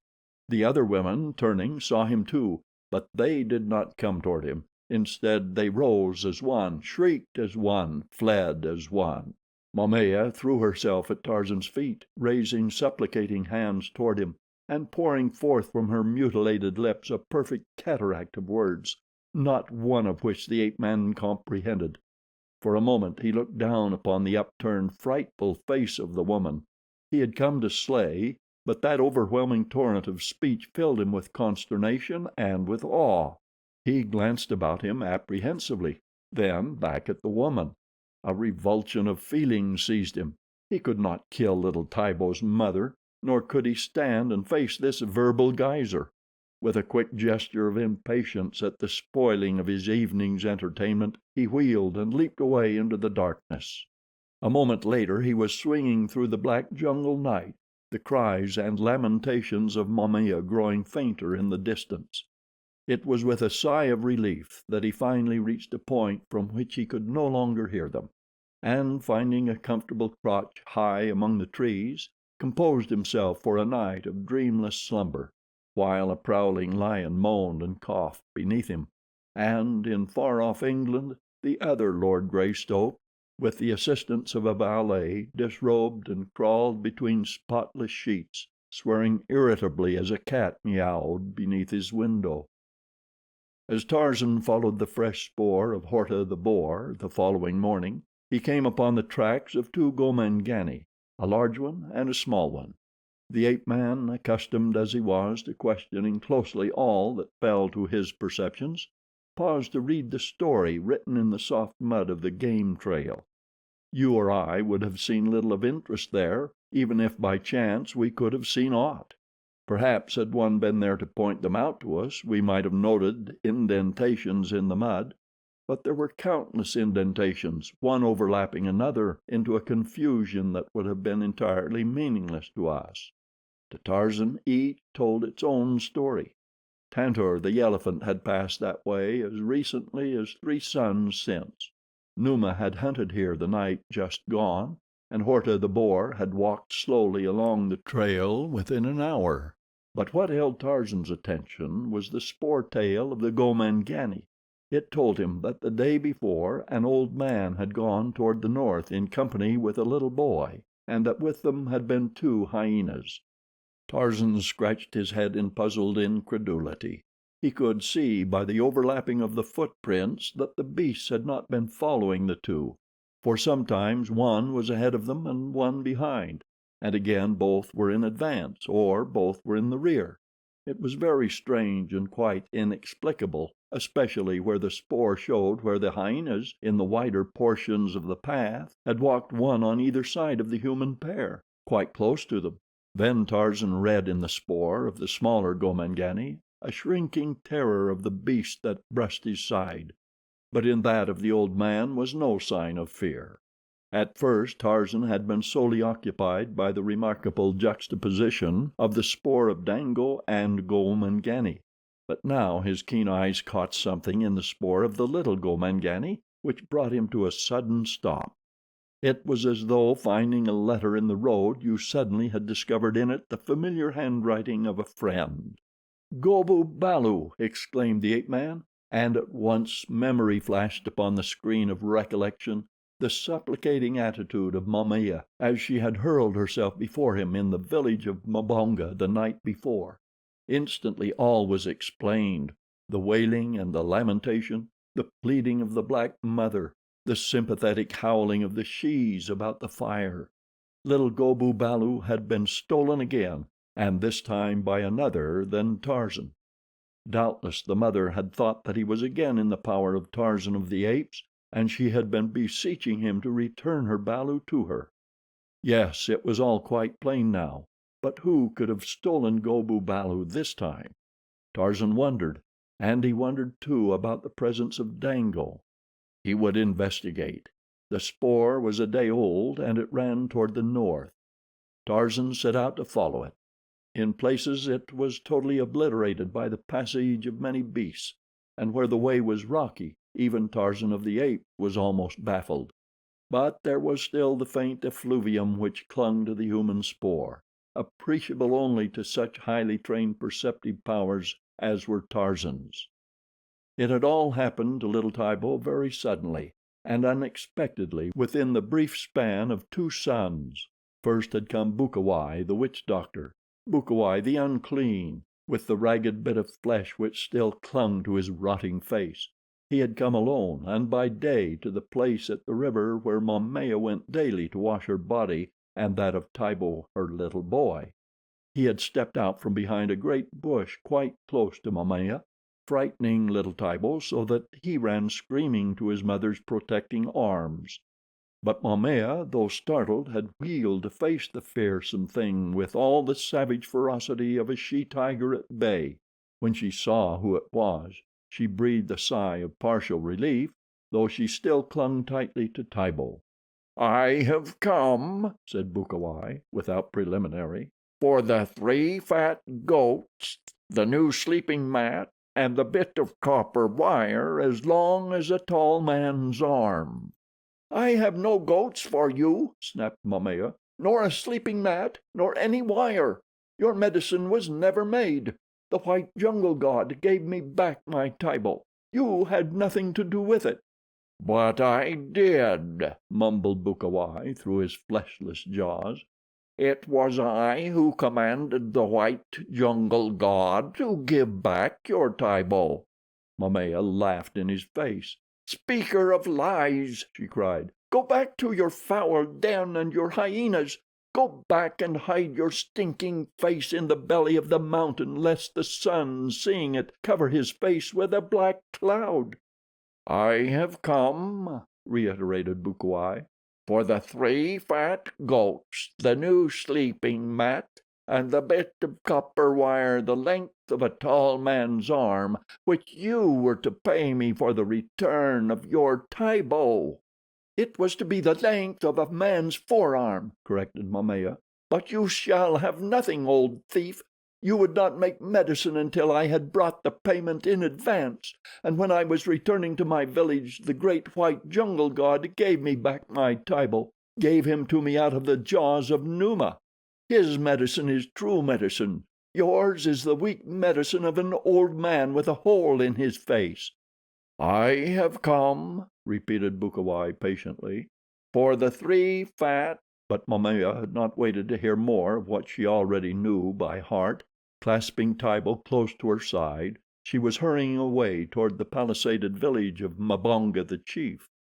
And the next day, when Momaya was working in the plantain field with others of the women of the tribe, and little Tibo had been playing at the edge of the jungle, casting a small spear in anticipation of the distant day when he should be a full-fledged warrior, Bukawai had come again. Tibo had seen a squirrel scampering up the bole of a great tree. His childish mind had transformed it into the menacing figure of a hostile warrior. Little Tibo had raised his tiny spear, his heart filled with the savage bloodlust of his race, as he pictured the night's orgy when he should dance about the corpse of his human kill as the women of his tribe prepared the meat for the feast to follow. But when he cast the spear he missed both squirrel and tree, losing his missile far among the tangled undergrowth of the jungle. However, it could be but a few steps within the forbidden labyrinth. The women were all about in the field. There were warriors on guard within easy hail, and so little Tibo boldly ventured into the dark place. Just behind the screen of creepers and matted foliage lurked 3 horrid figures. An old man, black as the pit, with a face half eaten away by leprosy, his sharp filed teeth, the teeth of a cannibal, showing yellow and repulsive through the great gaping hole where his mouth and nose had been. And beside him, equally hideous, stood 2 powerful hyenas, carrion eaters consorting with carrion. Tibo did not see them until, head down, he had forced his way through the thickly growing vines in search of his little spear, and then it was too late. As he looked up into the face of Bukawai, the old witch doctor seized him, muffling his screams with a palm across his mouth. Tibo struggled futilely. A moment later he was being hustled away through the dark and terrible jungle, the frightful old man still muffling his screams, and the 2 hideous hyenas pacing now on either side, now before, now behind, always prowling, always growling, snapping, snarling, or worst of all, laughing hideously. To little Tibo, who within his brief existence had passed through such experiences as are given to few to pass through in a lifetime, the northward journey was a nightmare of terror. He thought now of the time that he had been with the great white jungle god, and he prayed with all his little soul that he might be back again with the white-skinned giant who consorted with the hairy tree men. Terror-stricken he had been then, but his surroundings had been nothing by comparison with those which he now endured. The old man seldom addressed Tibo, though he kept up an almost continuous mumbling throughout the long day. Tibo caught repeated references to fat goats, sleeping mats, and pieces of copper wire. 10 fat goats, 10 fat goats, the old Negro would croon over and over again. By this, little Tibo guessed that the price of his ransom had risen. 10 fat goats! Where would his mother get 10 fat goats, or thin ones either, for that matter, to buy back just a poor little boy? Mbonga would never let her have them, and Tibo knew that his father never had owned more than 3 goats at the same time in all his life. 10 fat goats! Tibo sniffled. The putrid old man would kill him and eat him, for the goats would never be forthcoming. Bukawai would throw his bones to the hyenas. The little black boy shuddered and became so weak that he almost fell in his tracks. Bukawai cuffed him on an ear and jerked him along. After what seemed an eternity to Tibo, they arrived at the mouth of a cave between two rocky hills. The opening was low and narrow. A few saplings bound together with strips of rawhide closed it against stray beasts. Bukawai removed the primitive door and pushed Tibo within. The hyenas, snarling, rushed past him and were lost to view in the blackness of the interior. Bukawai replaced the saplings and, seizing Tibo roughly by the arm, dragged him along a narrow, rocky passage. The floor was comparatively smooth, for the dirt which lay thick upon it had been trodden and tramped by many feet until few inequalities remained. The passage was tortuous, and as it was very dark and the walls rough and rocky, Tibo was scratched and bruised from the many bumps he received. Bukawai walked as rapidly through the winding gallery as one would traverse a familiar lane by daylight. He knew every twist and turn as a mother knows the face of her child, and he seemed to be in a hurry. He jerked poor little Tibo possibly a trifle more ruthlessly than necessary, even at the pace Bukawai set. But the old witch doctor, an outcast from the society of man, diseased, shunned, hated, feared, was far from possessing an angelic temper. Nature had given him few of the kindlier characteristics of man, and these few fate had eradicated entirely. Shrewd, cunning, cruel, vindictive was Bukawai the witch doctor. Frightful tales were whispered of the cruel tortures he inflicted upon his victims. Children were frightened into obedience by the threat of his name. Often had Tibo been thus frightened, and now he was reaping a grisly harvest of terror from the seeds his mother had innocently sown. The darkness, the presence of the dreaded witch doctor, the pain of the contusions, with a haunting premonition of the future, and the fear of the hyenas, combined to almost paralyze the child. He stumbled and reeled until Bukawai was dragging rather than leading him. Presently Tibo saw a faint lightness ahead of them, and a moment later they emerged into a roughly circular chamber to which a little daylight filtered through a rift in the rocky ceiling. The hyenas were there ahead of them, waiting. As Bukawai entered with Tibo, the beasts slunk toward them, baring yellow fangs. They were hungry. Toward Tibo they came, and one snapped at his naked legs. Bukawai seized a stick from the floor of the chamber and struck a vicious blow at the beast, at the same time mumbling forth a volley of execrations. The hyena dodged and ran to the side of the chamber, where he stood growling. Bukawai took a step toward the creature, which bristled with rage at his approach. Fear and hatred shot from its evil eyes, but fortunately for Bukawai, fear predominated. Seeing that he was unnoticed, the second beast made a short, quick rush for Tibo. The child screamed and darted after the witch doctor, who now turned his attention to the second hyena. This one he reached with his heavy stick, striking it repeatedly and driving it to the wall. There the two carrion eaters commenced to circle the chamber, while the human carrion, their master, now in a perfect frenzy of demoniacal rage, ran to and fro in an attempt to intercept them, striking out with his cudgel and lashing them with his tongue, calling down upon them the curses of whatever gods and demons he could summon to memory, and describing in lurid figures the ignominy of their ancestors.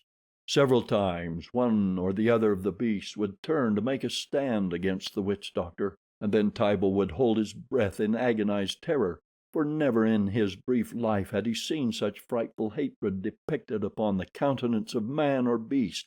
But always fear overcame the rage of the savage creatures, so that they resumed their flight, snarling and bare-fanged, just at the moment that Tibo was certain they would spring at Bukawai's throat. At last the witch doctor tired of the futile chase. With a snarl quite as bestial as those of the beast, he turned toward Tibo. "I go to collect the 10 fat goats, the new sleeping mat, and the 2 pieces of copper wire that your mother will pay for the medicine I shall make to bring you back to her," he said. "You will stay here. There," and he pointed toward the passage which they had followed to the chamber. I will leave the hyenas. If you try to escape, they will eat you." He cast aside the stick and called to the beasts. They came, snarling and slinking, their tails between their legs. Bukawai led them to the passage and drove them into it. Then he dragged a rude lattice into place before the opening after he himself had left the chamber.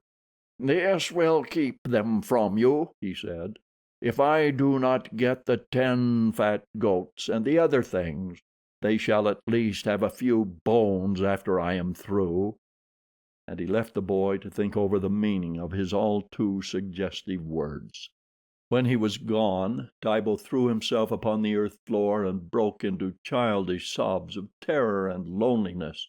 He knew that his mother had no 10 fat goats to give, and that when Bukawai returned, little Tibo would be killed and eaten. How long he lay there he did not know, but presently he was aroused by the growling of the hyenas. They had returned through the passage and were glaring at him from beyond the lattice. He could see their yellow eyes blazing through the darkness. They reared up and clawed at the barrier. Tibo shivered and withdrew to the opposite side of the chamber. He saw the lattice sag and sway to the attacks of the beasts. Momentarily he expected that it would fall inward, letting the creatures upon him. Wearily the horror-ridden hours dragged their slow way. Night came, and for a time Tibo slept, but it seemed that the hungry beasts never slept. Always they stood just beyond the lattice, growling their hideous growls or laughing their hideous laughs. Through the narrow rift in the rocky roof above him, Tibo could see a few stars, and once the moon crossed. At last daylight came again. Tibo was very hungry and thirsty, for he had not eaten since the morning before, and only once upon the long march had he been permitted to drink. But even hunger and thirst were almost forgotten in the terror of his position. It was after daylight that the child discovered a second opening in the walls of the subterranean chamber, almost opposite that at which the hyenas still stood glaring hungrily at him. It was only a narrow slit in the rocky wall. It might lead in but a few feet, or it might lead to freedom. Tibo approached it and looked within. He could see nothing. He extended his arm into the blackness, but he dared not venture farther. Bukawai never would have left open a way of escape, Tibo reasoned, so this passage must lead either nowhere or to some still more hideous danger. To the boy's fear of the actual dangers which menaced him, Bukawai and the 2 hyenas, his superstition added countless others quite too horrible even to name. For in the lives of the blacks, through the shadows of the jungle day and the black horrors of the jungle night, flit strange, fantastic shapes, peopling the already hideously peopled forests with menacing figures, as though the lion and the leopard, the snake and the hyena, and the countless poisonous insects were not quite sufficient to strike terror to the hearts of the poor, simple creatures whose lot is cast in earth's most fearsome spot. And so it was that little Tibo cringed not only from real menaces, but from imaginary ones.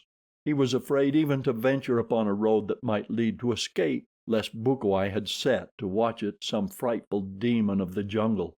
But the real menaces suddenly drove the imaginary ones from the boy's mind, for with the coming of daylight, the half-famished hyenas renewed their efforts to break down the frail barrier which kept them from their prey. Rearing upon their hind feet, they clawed and struck at the lattice. With wide eyes, Tibo saw it sag and rock. Not for long, he knew, could it withstand the assaults of these 2 powerful and determined brutes. Already one corner had been forced past the rocky protuberance of the entranceway which had held it in place. A shaggy arm protruded into the chamber. Tibo trembled as with ague, for he knew that the end was near. Backing against the farther wall, he stood flattened out as far from the beasts as he could get. He saw the lattice give still more. He saw a savage, snarling head forced past it, and grinning jaws snapping and gaping toward him. In another instant the pitiful fabric would fall inward, and the 2 would be upon him, rending his flesh from his bones, gnawing the bones themselves, fighting for possession of his entrails. Bukawai came upon Momaya outside the palisade of Mbonga the chief. At sight of him the woman drew back in revulsion. Then she flew at him, tooth and nail, but Bukawai, threatening her with a spear, held her at a safe distance. "Where is my baby?" she cried. "Where is my little Tibo?" Bukawai opened his eyes in well-simulated amazement. "Your baby?" he exclaimed. "What should I know of him, other than that I rescued him from the white god of the jungle, and have not yet received my pay? I come for the goats and the sleeping mat and the piece of copper wire the length of a tall man's arm, from the shoulder to the tips of his fingers."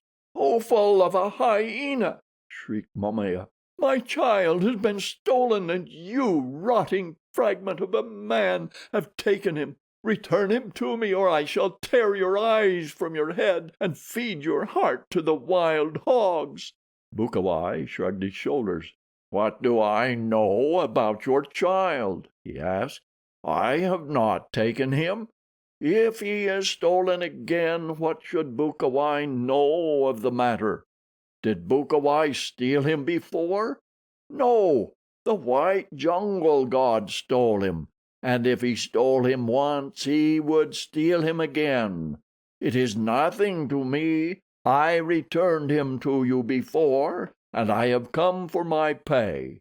If he is gone and you would have him returned, Bukawai will return him for 10 fat goats, a new sleeping mat, and 2 pieces of copper wire the length of a tall man's arm from the shoulder to the tips of his fingers. And Bukawai will say nothing more about the goats and the sleeping mat and the copper wire which you were to pay for the first medicine." "10 fat goats!" screamed Momaya. "I could not pay you 10 fat goats in as many years. 10 fat goats indeed!" "10 fat goats," repeated Bukawai.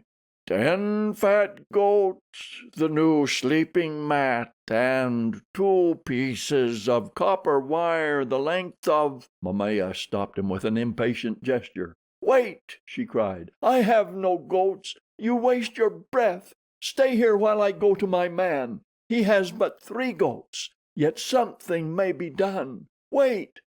Bukawai sat down beneath a tree. He felt quite content, for he knew that he should have either payment or revenge. He did not fear harm at the hands of these people of another tribe, although he well knew that they must fear and hate him.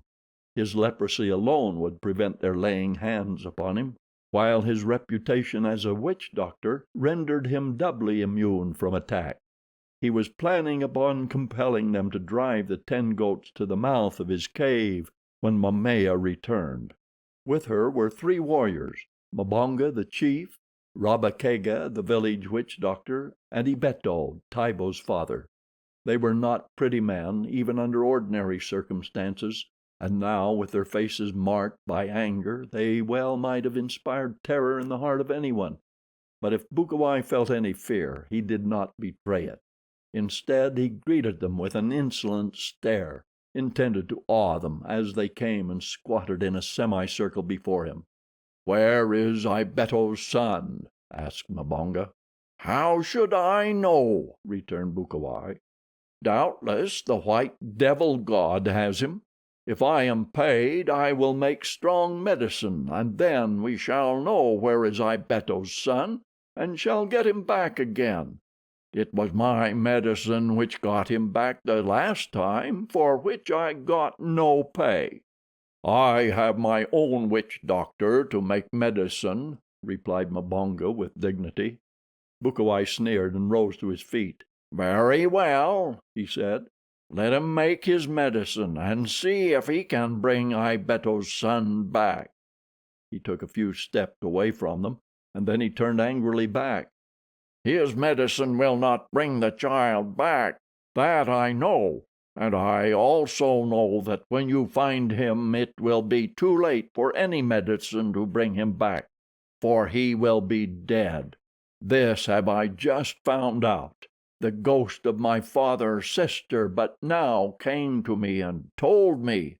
Now Mbonga and Rabba Kega might not take much stock in their own magic, and they might even be skeptical as to the magic of another, but there was always a chance of something being in it, especially if it were not their own. Was it not well known that old Bukawai had speech with the demons themselves, and that two even lived with him in the forms of hyenas? Still, they must not exceed too hastily. There was the price to be considered, and Mbonga had no intention of parting lightly with 10 goats to obtain the return of a single little boy who might die of smallpox long before he reached a warrior's estate. "Wait," said Mbonga. "Let us see some of your magic, that we may know if it be good magic. Then we can talk about payment. Rabba Kega will make some magic too. We will see who makes the best magic. Sit down, Bukawai." "The payment will be 10 goats, fat goats, a new sleeping mat, and 2 pieces of copper wire the length of a tall man's arm from the shoulder to the ends of his fingers, and it will be made in advance, the goats being driven to my cave. Then will I make the medicine, and on the 2nd day the boy will be returned to his mother. It cannot be done more quickly than that, because it takes time to make such strong medicine." "Make us some medicine now," said Mbonga. "Let us see what sort of medicine you make." "Bring me fire," replied Bukawai, "and I will make you a little magic." Momaya was dispatched for the fire, and while she was away Mbonga dickered with Bukawai about the price. 10 goats, he said, was a high price for an able-bodied warrior. He also called Bukawai's attention to the fact that he, Mbonga, was very poor, that his people were very poor, and that 10 goats were at least 8 too many, to say nothing of a new sleeping mat and the copper wire. But Bukawai was adamant. His medicine was very expensive, and he would have to give at least 5 goats to the gods who helped him make it. They were still arguing when Momaya returned with the fire. Bukawai placed a little on the ground before him, took a pinch of powder from a pouch at his side, and sprinkled it on the embers. A cloud of smoke rose with a puff. Bukawai closed his eyes and rocked back and forth. Then he made a few passes in the air and pretended to swoon. Mbonga and the others were much impressed. Rabba Kega grew nervous. He saw his reputation waning. There was some fire left in the vessel which Momaya had brought. He seized the vessel, dropped a handful of dry leaves into it while no one was watching, and then uttered a frightful scream which drew the attention of Bukawai's audience to him. It also brought Bukawai quite miraculously out of his swoon, but when the old witch doctor saw the reason for the disturbance, he quickly relapsed into unconsciousness before anyone discovered his faux pas. Rabba Kega, seeing that he had the attention of Mbonga, Ibeto, and Momaya, blew suddenly into the vessel, with the result that the leaves commenced to smolder, and smoke issued from the mouth of the receptacle. Rabba Kega was careful to hold it so that none might see the dry leaves. Their eyes opened wide at this remarkable demonstration of the village witch doctor's powers. The latter, greatly elated, let himself out. He shouted, jumped up and down, and made frightful grimaces. Then he put his face close over the mouth of the vessel and appeared to be communing with the spirits within. It was while he was thus engaged that Bukawai came out of his trance, his curiosity finally having gotten the better of him. No one was paying him the slightest attention. He blinked his one eye angrily. Then he, too, let out a loud roar, and when he was sure that Mbonga had turned toward him, he stiffened rigidly and made spasmodic movements with his arms and legs. "I see him!" he cried. "He is far away. The white devil god did not get him. He is alone and in great danger. But," he added, "if the 10 fat goats and the other things are paid to me quickly, there is yet time to save him." Rabba Kega had paused to listen. Mbonga looked toward him. The chief was in a quandary. He did not know which medicine was the better. "What does your magic tell you?" he asked of Rabba Kega. "I too see him," screamed Rabakega. "But he is not where Bukawai says he is. He is dead at the bottom of the river."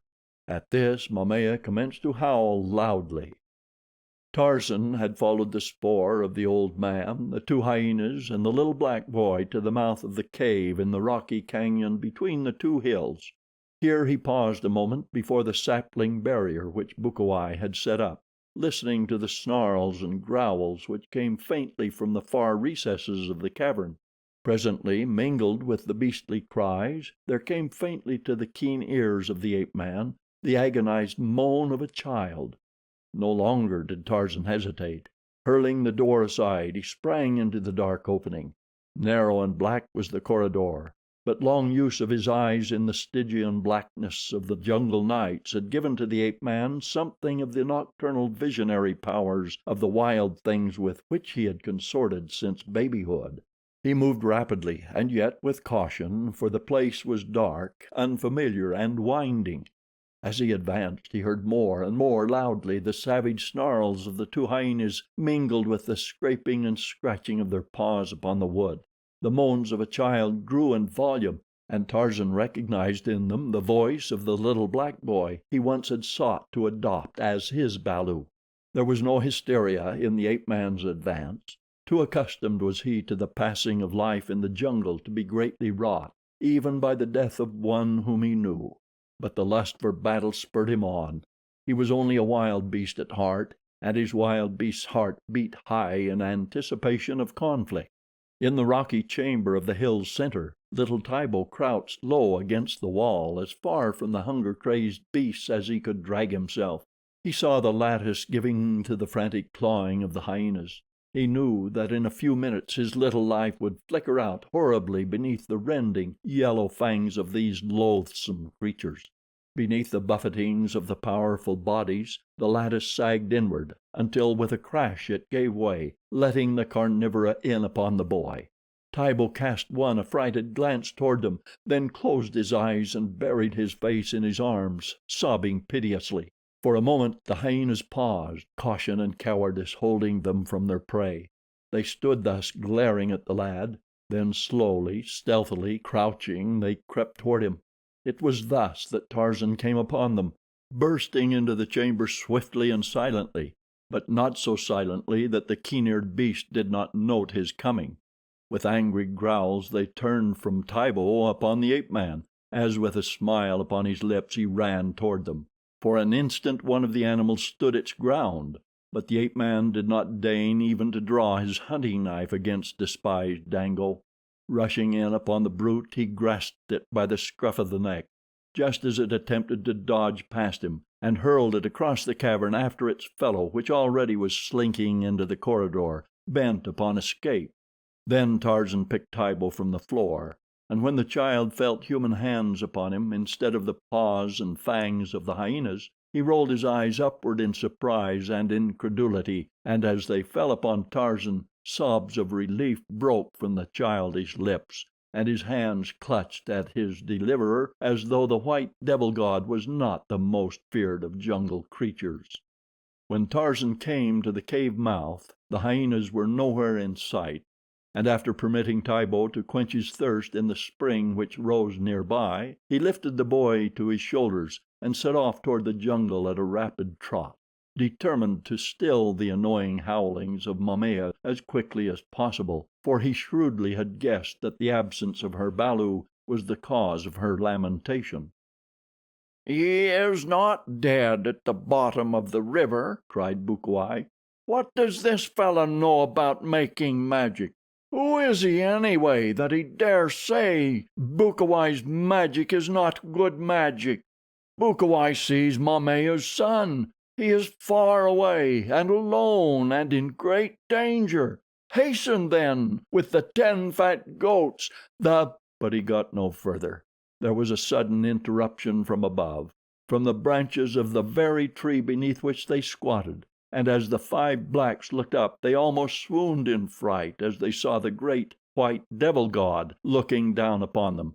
But before they could flee they saw another face, that of the lost little Tibo, and his face was laughing and very happy. And then Tarzan dropped fearlessly among them, the boy still upon his back, and deposited him before his mother. Momaya, Ibeto, Rabba Kega, and Mbonga were all crowding around the lad, trying to question him at the same time. Suddenly Momaya turned ferociously to fall upon Bukawai, for the boy had told her all that he had suffered at the hands of the cruel old man. But Bukawai was no longer there. He had required no recourse to black art to assure him that the vicinity of Momaya would be no healthful place for him after Tibo had told his story, and now he was running through the jungle as fast as his old legs would carry him toward the distant lair where he knew no black would dare pursue him. Tarzan, too, had vanished, as he had a way of doing, to the mystification of the blacks. Then Momaya's eyes lighted upon Rabba Kega. The village witch doctor saw something in those eyes of hers which boded no good to him, and backed away. "So Tibo is dead at the bottom of the river, is he?" the woman shrieked. "And he's far away and alone in great danger, is he? Magic!" The scorn which Momaya crowded into that single word would have done credit to a Thespian of the first magnitude. "Magic indeed!" she screamed. "Momaya will show you some magic of her own," and with that she seized upon a broken limb and struck Rabba Kega across the head. With a howl of pain the man turned and fled, Momaya pursuing him and beating him across the shoulders, through the gateway, and up the length of the village street, to the intense amusement of the warriors, the women, and the children who were so fortunate as to witness the spectacle. For one and all feared Rabba Kega, and to fear is to hate. Thus it was that to his host of passive enemies Tarzan of the Apes added that day 2 active foes, both of whom remained awake long into the night, planning means of revenge upon the white devil god who had brought them into ridicule and disrepute. But with their most malevolent schemings was mingled a vein of real fear and awe that would not down. Young Lord Greystoke did not know that they planned against him, nor knowing would have cared. He slept as well that night as he did on any other night, and though there was no roof above him, and no doors to lock against intruders, he slept much better than his noble relative in England, who had eaten altogether too much lobster and drank too much wine at dinner that night. Chapter 7. The End of Bukawai. When Tarzan of the Apes was still but a boy, he had learned, among other things, to fashion pliant ropes of fibrous jungle grass. Strong and tough were the ropes of Tarzan, the little Tarmangani. Tublat, his foster father, would have told you this much and more. Had you tempted him with a handful of fat caterpillars, he even might have sufficiently unbended to narrate to you a few stories of the many indignities which Tarzan had heaped upon him by means of his hated rope. But then Tublat always worked himself into such a frightful rage when he devoted any considerable thought either to the rope or to Tarzan, that it might not have proved comfortable for you to have remained close enough to him to hear what he had to say. So often had that snake-like noose settled unexpectedly over Tublat's head, so often had he been jerked ridiculously and painfully from his feet when he was least looking for such an occurrence, that there is little wonder he found scant space in his savage heart for love of his white-skinned foster child, or the inventions thereof. There had been other times, too, when Tublat had swung helplessly in midair, the noose tightening about his neck, death staring him in the face, and little Tarzan dancing upon a nearby limb, taunting him and making unseemly grimaces. Then there had been another occasion in which the rope had figured prominently, an occasion, and the only one connected with the rope, which Tublat recalled with pleasure. Tarzan, as active in brain as he was in body, was always inventing new ways in which to play. It was through the medium of play that he learned much during his childhood. This day he learned something, and that he did not lose his life in the learning of it was a matter of great surprise to Tarzan, and the fly in the ointment to Tublat. The man-child had, in throwing his noose at a playmate in a tree above him, caught a projecting branch instead. When he tried to shake it loose, it but drew the tighter. Then Tarzan started to climb the rope to remove it from the branch. When he was part way up, a frolicsome playmate seized that part of the rope which lay upon the ground and ran off with it as far as he could go. When Tarzan screamed at him to desist, the young ape released the rope a little and then drew it tight again. The result was to impart a swinging motion to Tarzan's body, which the ape boy suddenly realized was a new and pleasurable form of play. He urged the ape to continue until Tarzan was swinging to and fro as far as the short length of rope would permit. But the distance was not great enough, and, too, he was not far enough above the ground to give the necessary thrills which added so greatly to the pastimes of the young. So he clambered to the branch where the noose was caught, and after removing it, carried the rope far aloft and out upon a long and powerful branch. Here he again made it fast, and taking the loose end in his hand, clambered quickly down among the branches as far as the rope would permit him to go. Then he swung out upon the end of it, his lithe young body turning and twisting, a human bob upon a pendulum of grass 30 feet above the ground. Ah, how delectable! This was indeed a new play of the first magnitude. Tarzan was entranced. Soon he discovered that by wriggling his body in just the right way at the proper time, he could diminish or accelerate his oscillation, and being a boy, he chose naturally to accelerate. Presently he was swinging far and wide, while below him the apes of the tribe of Kerchak looked on in mild amaze. Had it been you or I swinging there at the end of that grass rope, the thing which presently happened would not have happened, for we could not have hung on so long as to have made it possible. But Tarzan was quite as much at home swinging by his hands as he was standing upon his feet, or at least almost. At any rate, he felt no fatigue long after the time that an ordinary mortal would have been numb with the strain of the physical exertion, and this was his undoing. Tublat was watching him, as were others of the tribe.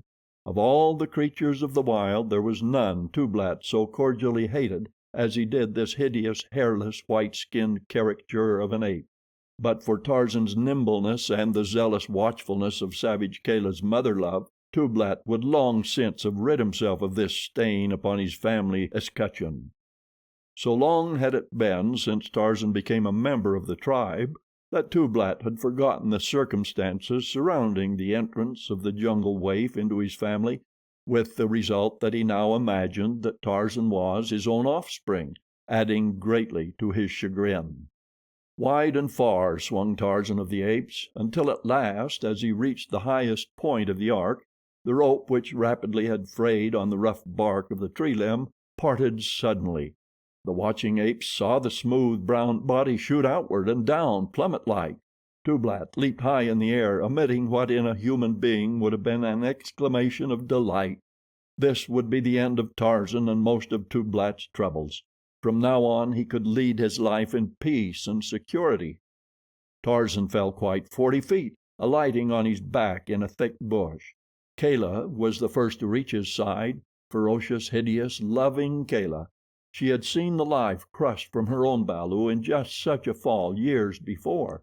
Was she to lose this one too in the same way? Tarzan was lying quite still when she found him, embedded deeply in the bush. It took Kala several minutes to disentangle him and drag him forth, but he was not killed. He was not even badly injured. The bush had broken the force of the fall. A cut upon the back of his head showed where he had struck the tough stem of the shrub and explained his unconsciousness. In a few minutes he was as active as ever. Tublat was furious. In his rage he snapped at a fellow ape without first discovering the identity of his victim, and was badly mauled for his ill temper, having chosen to vent his spite upon a husky and belligerent young bull in the full prime of his vigor. But Tarzan had learned something new. He had learned that continued friction would wear through the strands of his rope, though it was many years before this knowledge did more for him than merely to keep him from swinging too long at a time or too far above the ground at the end of his rope. The day came, however, when the very thing that had once all but killed him proved the means of saving his life. He was no longer a child, but a mighty jungle male. There was none now to watch over him solicitously, nor did he need such. Kala was dead. Dead, too, was Tublat, and though with Kala passed the one creature that ever really had loved him, there were still many who hated him after Tublat departed unto the arms of his fathers. It was not that he was more cruel or more savage than they that hated him, for though he was both cruel and savage, as were the beasts, his fellows, yet too was he often tender, which they never were. No, the thing which brought Tarzan most into disrepute with those who did not like him was the possession and practice of a characteristic which they had not and could not understand, the human sense of humor. In Tarzan it was a trifle broad, perhaps, manifesting itself in rough and painful practical jokes upon his friends and cruel baiting of his enemies. But to neither of these did he owe the enmity of Bukawai, the witch doctor, who dwelt in the cave between the two hills far to the north of the village of Mbonga the chief. Bukawai was jealous of Tarzan, and Bukawai it was who came near proving the undoing of the ape-man. For months Bukawai had nursed his hatred while revenge seemed remote indeed, since Tarzan of the Apes frequented another part of the jungle, miles away from the lair of Bukawai. Only once had the black witch doctor seen the devil god, as he was most often called among the blacks, and upon that occasion Tarzan had robbed him of a fat fee, at the same time putting the lie in the mouth of Bukawai and making his medicine seem poor medicine. All this Bukawai never could forgive, though it seemed unlikely that the opportunity would come to be revenged. Yet it did come, and quite unexpectedly. Tarzan was hunting far to the north. He had wandered away from the tribe, as he did more and more often as he approached maturity, to hunt alone for a few days. As a child he had enjoyed romping and playing with the young apes, his companions, but now these playfellows of his had grown to surly, lowering bulls, or to touchy, suspicious mothers, jealously guarding helpless balus. So Tarzan found in his own man mind a greater and a truer companionship than any or all of the apes of Kerchak could afford him. This day, as Tarzan hunted, the sky slowly became overcast. Torn clouds, whipped to ragged streamers, fled low above the tree tops. They reminded Tarzan of frightened antelope fleeing the charge of a hungry lion. But though the light clouds raced so swiftly, the jungle was motionless. Not a leaf quivered, and the silence was a great dead weight, insupportable. Even the insects seemed stilled by apprehension of some frightful thing impending, and the larger things were soundless. Such a forest, such a jungle might have stood there in the beginning of that unthinkably far gone age, before God peopled the world with life, when there were no sounds because there were no ears to hear. And over all lay a sickly, pallid ochre light through which the scourged clouds raced. Tarzan had seen all these conditions many times before, yet he never could escape a strange feeling at each recurrence of them. He knew no fear, but in the face of nature's manifestations of her cruel, immeasurable powers, he felt very small, and very lonely. Now he heard a low moaning far away. "The lions seek their prey," he murmured to himself, looking up once again at the swift flying clouds. The moaning rose to a great volume of sound. "They come," said Tarzan of the Apes, and sought the shelter of a thickly foliaged tree. Quite suddenly the trees bent their tops simultaneously, as though God had stretched a hand from the heavens and pressed his flat palm down upon the world. "They pass," whispered Tarzan. "The lions pass." Then came a vivid flash of lightning, followed by deafening thunder. "The lions have sprung," cried Tarzan, "and now they roar above the bodies of their kills."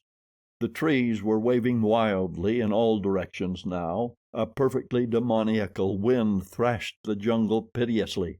In the midst of it the rain came, not as it comes upon us of the northlands, but in a sudden, choking, blinding deluge. The blood of the kill, thought Tarzan, huddling himself closer to the bole of the great tree beneath which he stood. He was close to the edge of the jungle, and at a little distance he had seen two hills before the storm broke, but now he could see nothing. It amused him to look out into the beating rain, searching for the two hills, and imagining that the torrents from above had washed them away. Yet he knew that presently the rain would cease, the sun come out again, and all be as it was before, except where a few branches had fallen, and here and there some old and rotted patriarch had crashed back to enrich the soil upon which he had fatted for maybe centuries. All about him branches and leaves filled the air, or fell to earth, torn away by the strength of the tornado and the weight of the water upon them. A gaunt corpse toppled and fell a few yards away, but Tarzan was protected from all these dangers by the wide spreading branches of the sturdy young giant beneath which his jungle craft had guided him. Here there was but a single danger, and that a remote one, yet it came.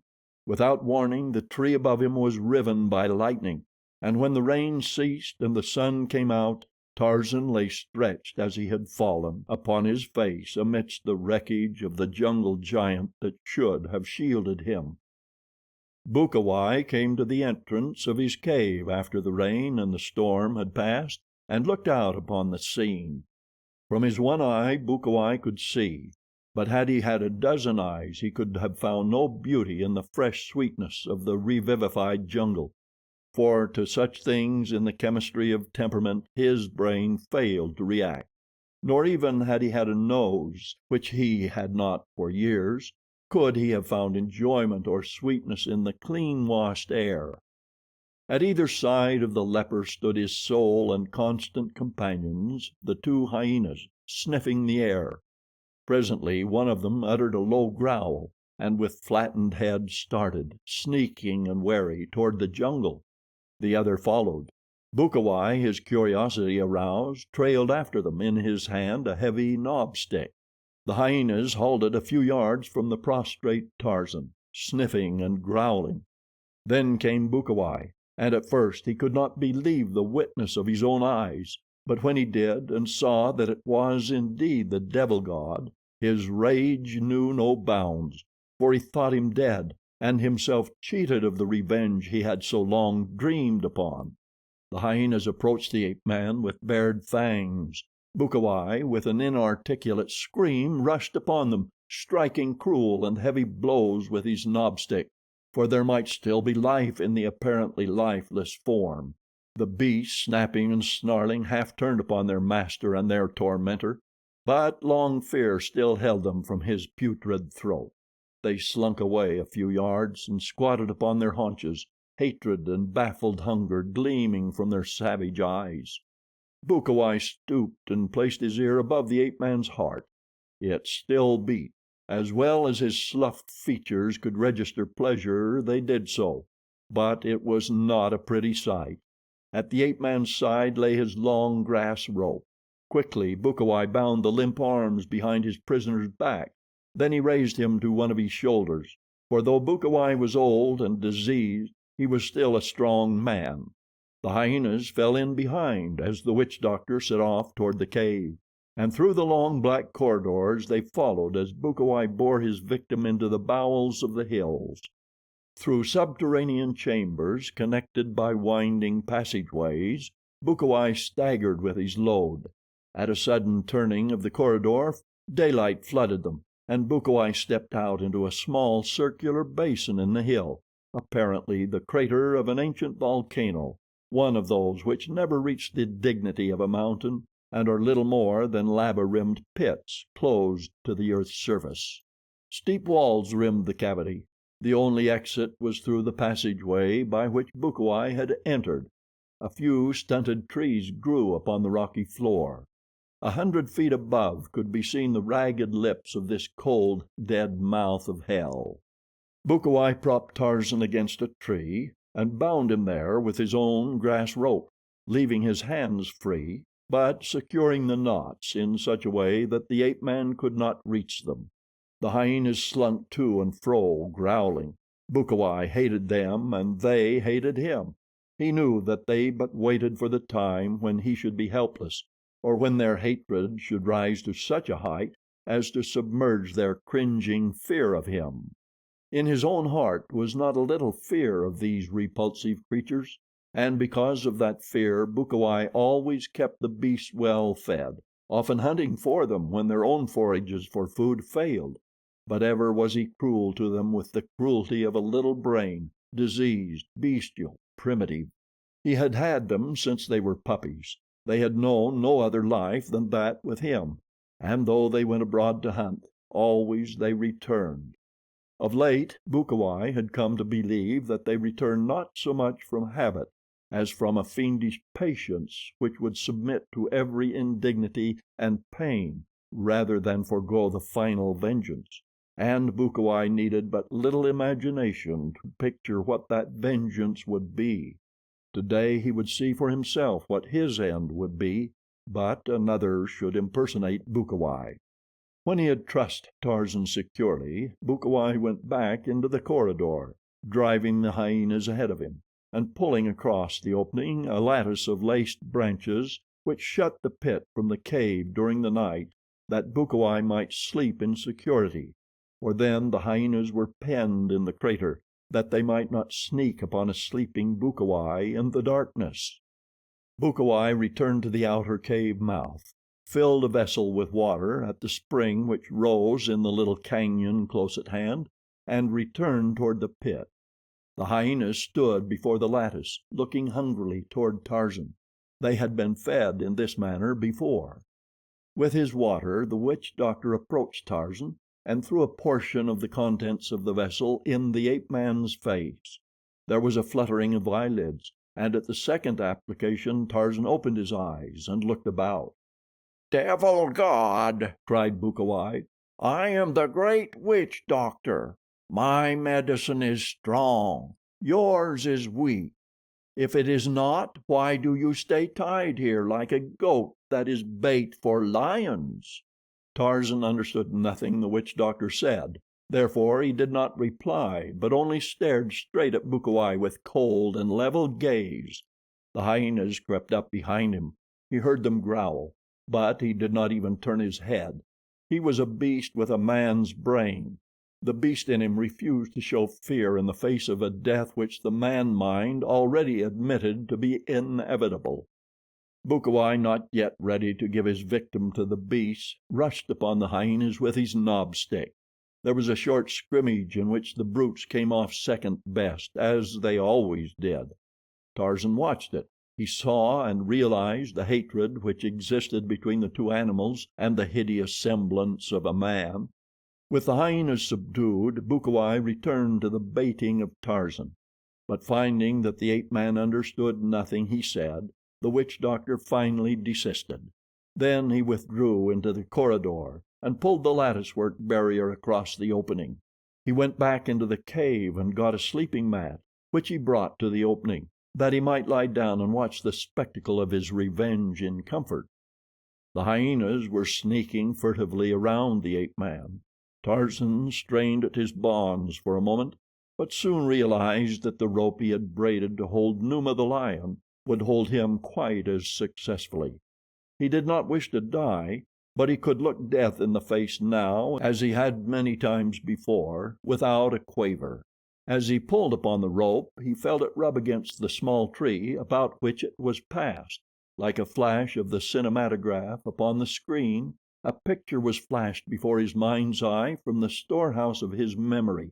He saw a lithe, boyish figure swinging high above the ground at the end of a rope. He saw many apes watching from below, and then he saw the rope part and the boy hurtle downward toward the ground. Tarzan smiled. Immediately he commenced to draw the rope rapidly back and forth across the tree trunk. The hyenas, gaining courage, came closer. They sniffed at his legs, but when he struck at them with his free arms they slunk off. He knew that with the growth of hunger they would attack. Coolly, methodically, without haste, Tarzan drew the rope back and forth against the rough trunk of the small tree. In the entrance to the cavern Bukawai fell asleep. He thought it would be some time before the beasts gained sufficient courage or hunger to attack the captive. Their growls and the cries of the victim would awaken him. In the meantime he might as well rest, and he did. Thus the day wore on. for the hyenas were not famished, and the rope with which Tarzan was bound was a stronger one than that of his boyhood, which had parted so quickly to the chafing of the rough tree bark. Yet all the while hunger was growing upon the beasts, and the strands of the grass rope were wearing thinner and thinner. Bukawai slept. It was late afternoon before one of the beasts, irritated by the gnawing of appetite, made a quick, growling dash at the ape-man. The noise awoke Bukawai. He sat up quickly and watched what went on within the crater. He saw the hungry hyena charge the man, leaping for the unprotected throat. He saw Tarzan reach out and seize the growling animal, and then he saw the second beast spring for the devil god's shoulder. There was a mighty heave of the great, smooth-skinned body. Rounded muscles shot into great, tensed piles beneath the brown hide. The ape-man surged forward with all his weight and all his great strength. The bonds parted, and the three were rolling upon the floor of the crater, snarling, snapping, and rending. Bukawai leaped to his feet. Could it be that the devil god was to prevail against his servants? Impossible. The creature was unarmed, and he was down with two hyenas on top of him. But Bukawai did not know Tarzan. The ape-man fastened his fingers upon the throat of one of the hyenas and rose to one knee, though the other beast tore at him frantically in an effort to pull him down. With a single hand Tarzan held the one, and with the other hand he reached forth and pulled toward him the second beast. And then Bukawai, seeing the battle going against his forces, rushed forward from the cavern, brandishing his knob stick. Tarzan saw him coming, and rising now to both feet, a hyena in each hand, he hurled one of the foaming beasts straight at the witch doctor's head. Down went the two in a snarling, biting heap. Tarzan tossed the second hyena across the crater, while the first gnawed at the rotting face of its master. But this did not suit the ape-man. With a kick he sent the beast howling after its companion, and springing to the side of the prostrate witch doctor, dragged him to his feet.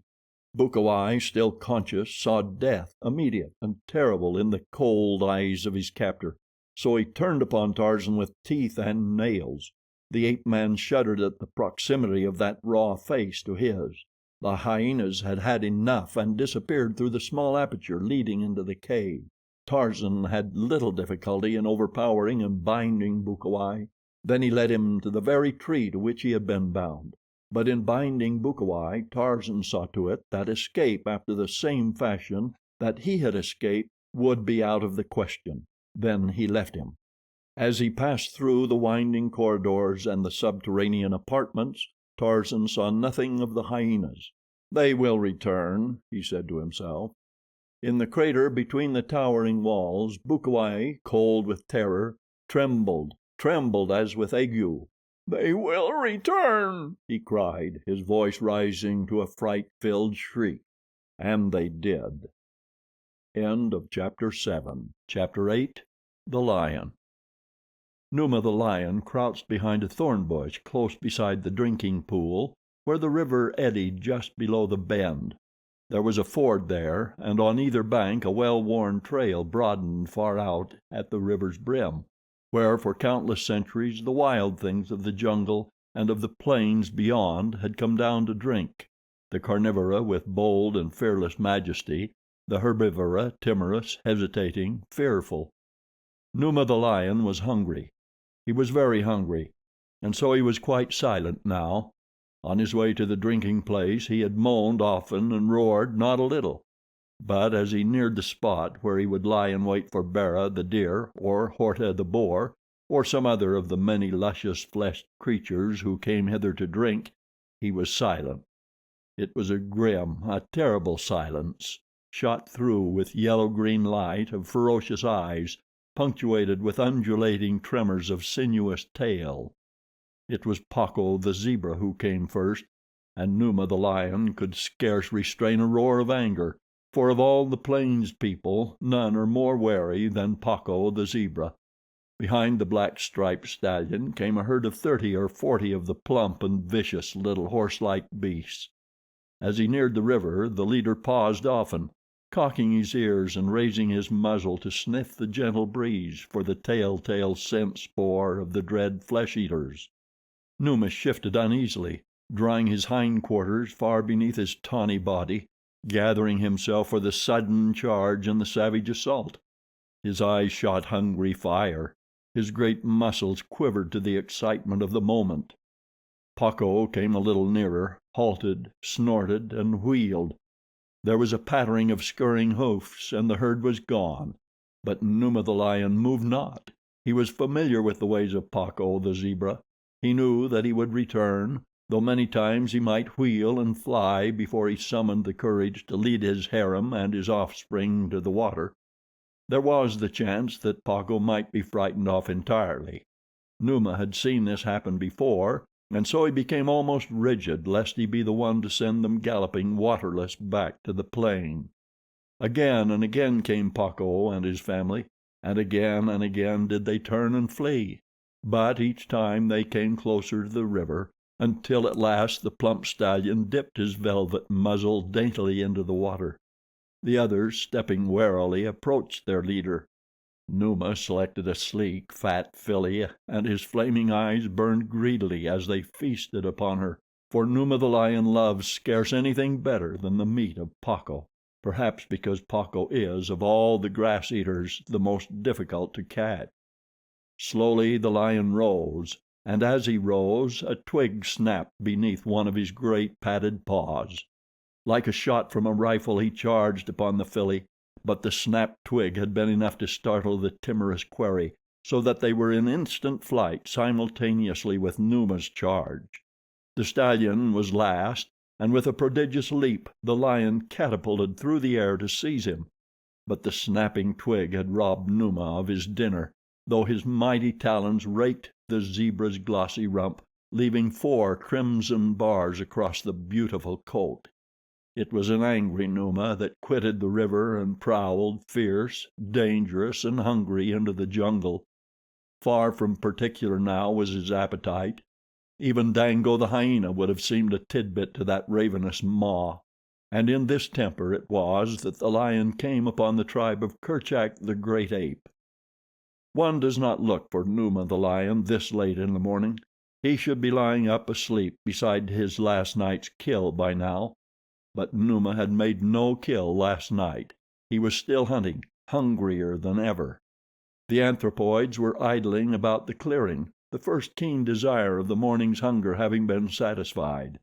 Numa scented them long before he saw them. Ordinarily he would have turned away in search of other game, for even Numa respected the mighty muscles and the sharp fangs of the great bulls of the tribe of Kerchak, but today he kept on steadily toward them, his bristled snout wrinkled into a savage snarl. Without an instant's hesitation Numa charged the moment he reached a point from where the apes were visible to him. There were a dozen or more of the hairy, manlike creatures upon the ground in a little glade. In a tree at one side sat a brown-skinned youth. He saw Numa's swift charge. He saw the apes turn and flee, huge bulls trampling upon little balus. Only a single she held her ground to meet the charge, a young she inspired by new motherhood to the great sacrifice that her balu might escape. Tarzan leaped from his perch, screaming at the flying bulls beneath and at those who squatted in the safety of surrounding trees. Had the bulls stood their ground, Numa would not have carried through that charge unless goaded by great rage or the gnawing pangs of starvation. Even then he would not have come off unscathed. If the bulls heard, they were too slow in responding, for Numa had seized the mother ape and dragged her into the jungle before the males had sufficiently collected their wits and their courage to rally in defense of their fellow. Tarzan's angry voice aroused similar anger in the breasts of the apes. Snarling and barking, they followed Numa into the dense labyrinth of foliage wherein he sought to hide himself from them. The ape-man was in the lead, moving rapidly and yet with caution, depending even more upon his ears and nose than upon his eyes for information of the lion's whereabouts. The spoor was easy to follow, for the dragged body of the victim left a plain trail, blood-spattered and scentful. Even such dull creatures as you or I might easily have followed it. To Tarzan and the apes of Kerchak it was as obvious as a cement sidewalk. Tarzan knew that they were nearing the great cat even before he heard an angry growl of warning just ahead. Calling to the apes to follow his example, he swung into a tree, and a moment later Numa was surrounded by a ring of growling beasts, well out of reach of his fangs and talons, but within plain sight of him. The carnivore crouched with his forequarters upon the she-ape. Tarzan could see that the latter was already dead, but something within him made it seem quite necessary to rescue the useless body from the clutches of the enemy and to punish him. He shrieked taunts and insults at Numa, and tearing dead branches from the tree in which he danced, hurled them at the lion. The apes followed his example. Numa roared out in rage and vexation. He was hungry, but under such conditions he could not feed. The apes, if they had been left to themselves, would doubtless soon have left the lion to peaceful enjoyment of his feast, for was not the she dead? They could not restore her to life by throwing sticks at Numa, and they might even now be feeding in quiet themselves. But Tarzan was of a different mind. Numa must be punished and driven away. He must be taught that even though he killed a Mangani, he would not be permitted to feed upon his kill. The man mind looked into the future, while the apes perceived only the immediate present. They would be content to escape today the menace of Numa, while Tarzan saw the necessity, and the means as well, of safeguarding the days to come. So he urged the great anthropoids on until Numa was showered with missiles that kept his head dodging and his voice pealing forth its savage protest. But still he clung desperately to his kill. The twigs and branches hurled at Numa, Tarzan soon realized, did not hurt him greatly, even when they struck him, and did not injure him at all, so the ape-man looked about for more effective missiles, nor did he have to look long. An outcropping of decomposed granite not far from Numa suggested ammunition of a much more painful nature. Calling to the apes to watch him, Tarzan slipped to the ground and gathered a handful of small fragments. He knew that when once they had seen him carry out his idea, they would be much quicker to follow his lead than to obey his instructions, were he to command them to procure pieces of rock and hurl them at Numa. For Tarzan was not then king of the apes of the tribe of Kerchak. That came in later years. Now he was but a youth, though one who already had wrested for himself a place in the councils of the savage beasts among whom a strange fate had cast him. The sullen bulls of the older generation still hated him as beasts hate those of whom they are suspicious, whose scent characteristic is the scent characteristic of an alien order, and therefore of an enemy order. The younger bulls, those who had grown up through childhood as his playmates, were as accustomed to Tarzan's scent as to that of any other member of the tribe. They felt no greater suspicion of him than any other bull of their acquaintance. Yet they did not love him, for they loved none outside the mating season, and the animosities aroused by other bulls during that season lasted well over until the next. They were a morose and peevish band at best, though here and there were those among them in whom germinated the primal seeds of humanity. Reversions to type, these, doubtless. Reversions to the ancient progenitor who took the first step out of apehood toward humanness, when he walked more often upon his hind feet and discovered other things for idle hands to do. So now Tarzan led where he could not yet command. He had long since discovered the apish propensity for mimicry and learned to make use of it. Having filled his arms with fragments of rotted granite, he clambered again into a tree, and it pleased him to see that the apes had followed his example. During the brief respite while they were gathering their ammunition, Numa had settled himself to feed, but scarce had he arranged himself and his kill when a sharp piece of rock hurled by the practiced hand of the ape-man struck him upon the cheek. His sudden roar of pain and rage was smothered by a volley from the apes, who had seen Tarzan's act. Numa shook his massive head and glared upward at his tormentors. For a half hour they pursued him with rocks and broken branches, and though he dragged his kill into densest thickets, yet they always found a way to reach him with their missiles. giving him no opportunity to feed, and driving him on and on. The hairless ape thing with the man scent was worst of all, for he had even the temerity to advance upon the ground to within a few yards of the lord of the jungle, that he might with greater accuracy and force hurl the sharp bits of granite and the heavy sticks at him. Time and again did Numa charge, sudden, vicious charges, but the lithe, active tormentor always managed to elude him, and with such insolent ease that the lion forgot even his great hunger in the consuming passion of his rage, leaving his meat for considerable spaces of time in vain efforts to catch his enemy. The apes and Tarzan pursued the great beast to a natural clearing, where Numa evidently determined to make a last stand, taking up his position in the center of the open space, which was far enough from any tree to render him practically immune from the rather erratic throwing of the apes, though Tarzan still found him with most persistent and aggravating frequency. This, however, did not suit the ape-man, since Numa now suffered an occasional missile with no more than a snarl, while he settled himself to partake of his delayed feast.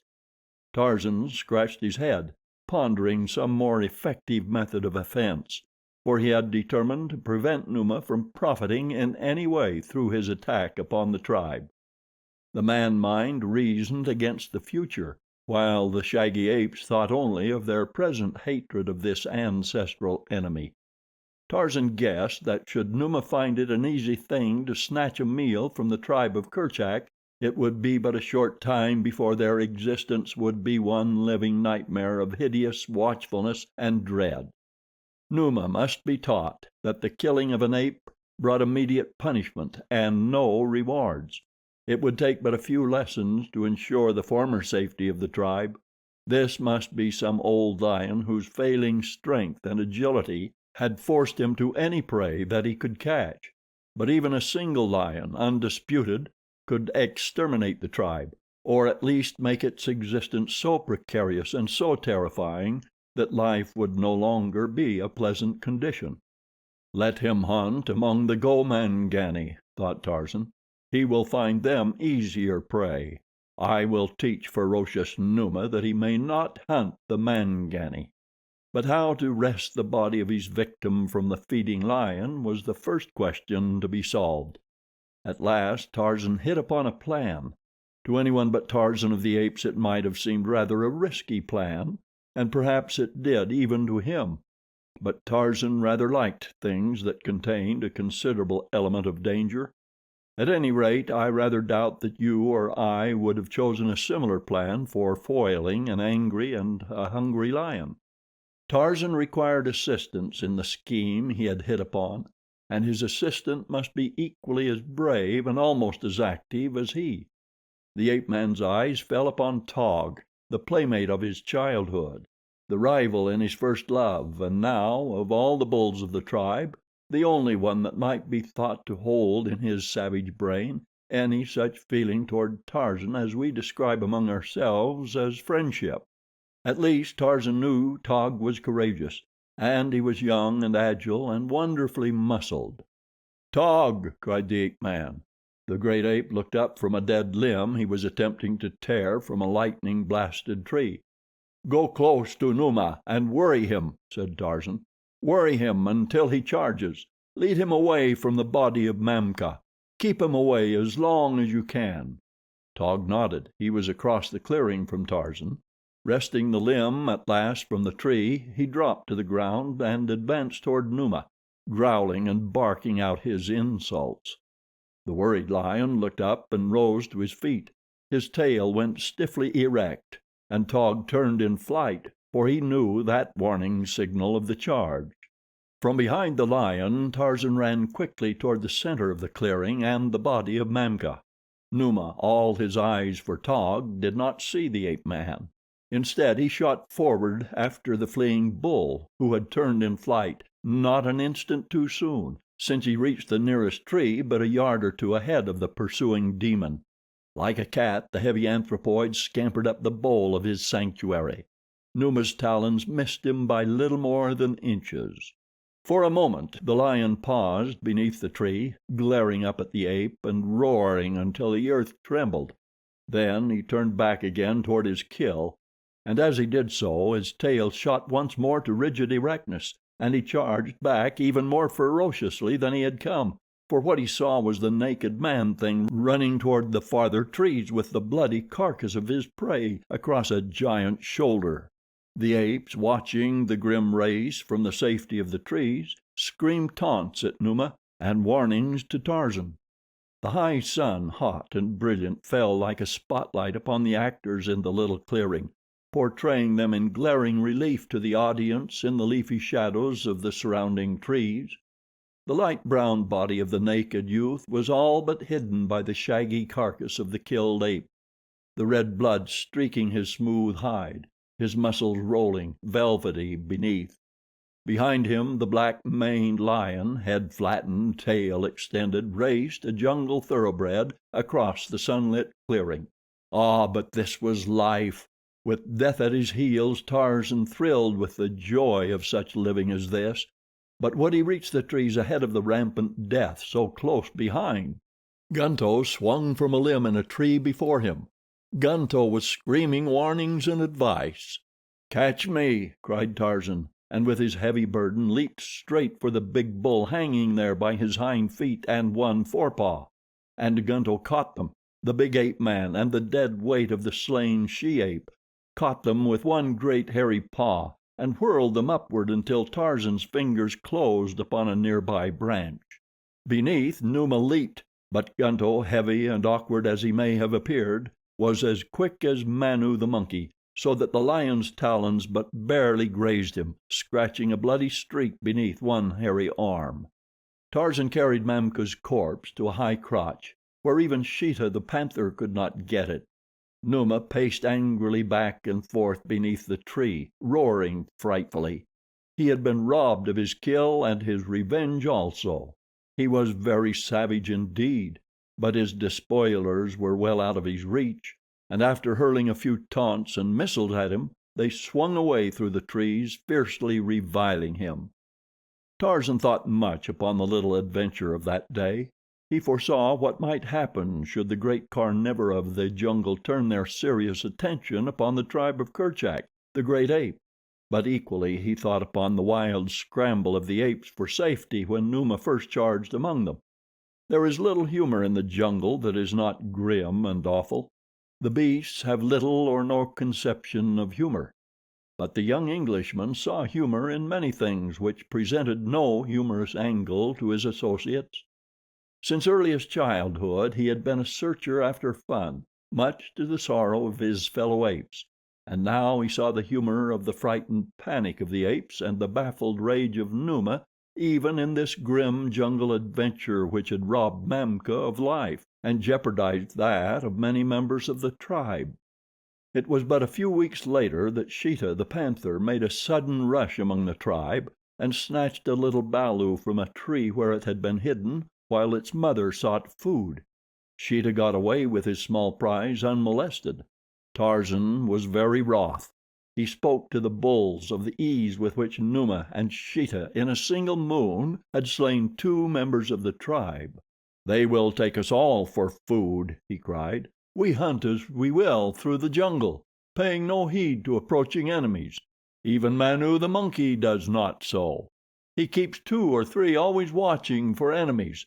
Pako the zebra and Wapi the antelope have those about the herd who keep watch while the others feed, while we, the great Mangani, let Numa and Sabor and Sheeta come when they will and carry us off to feed their balus."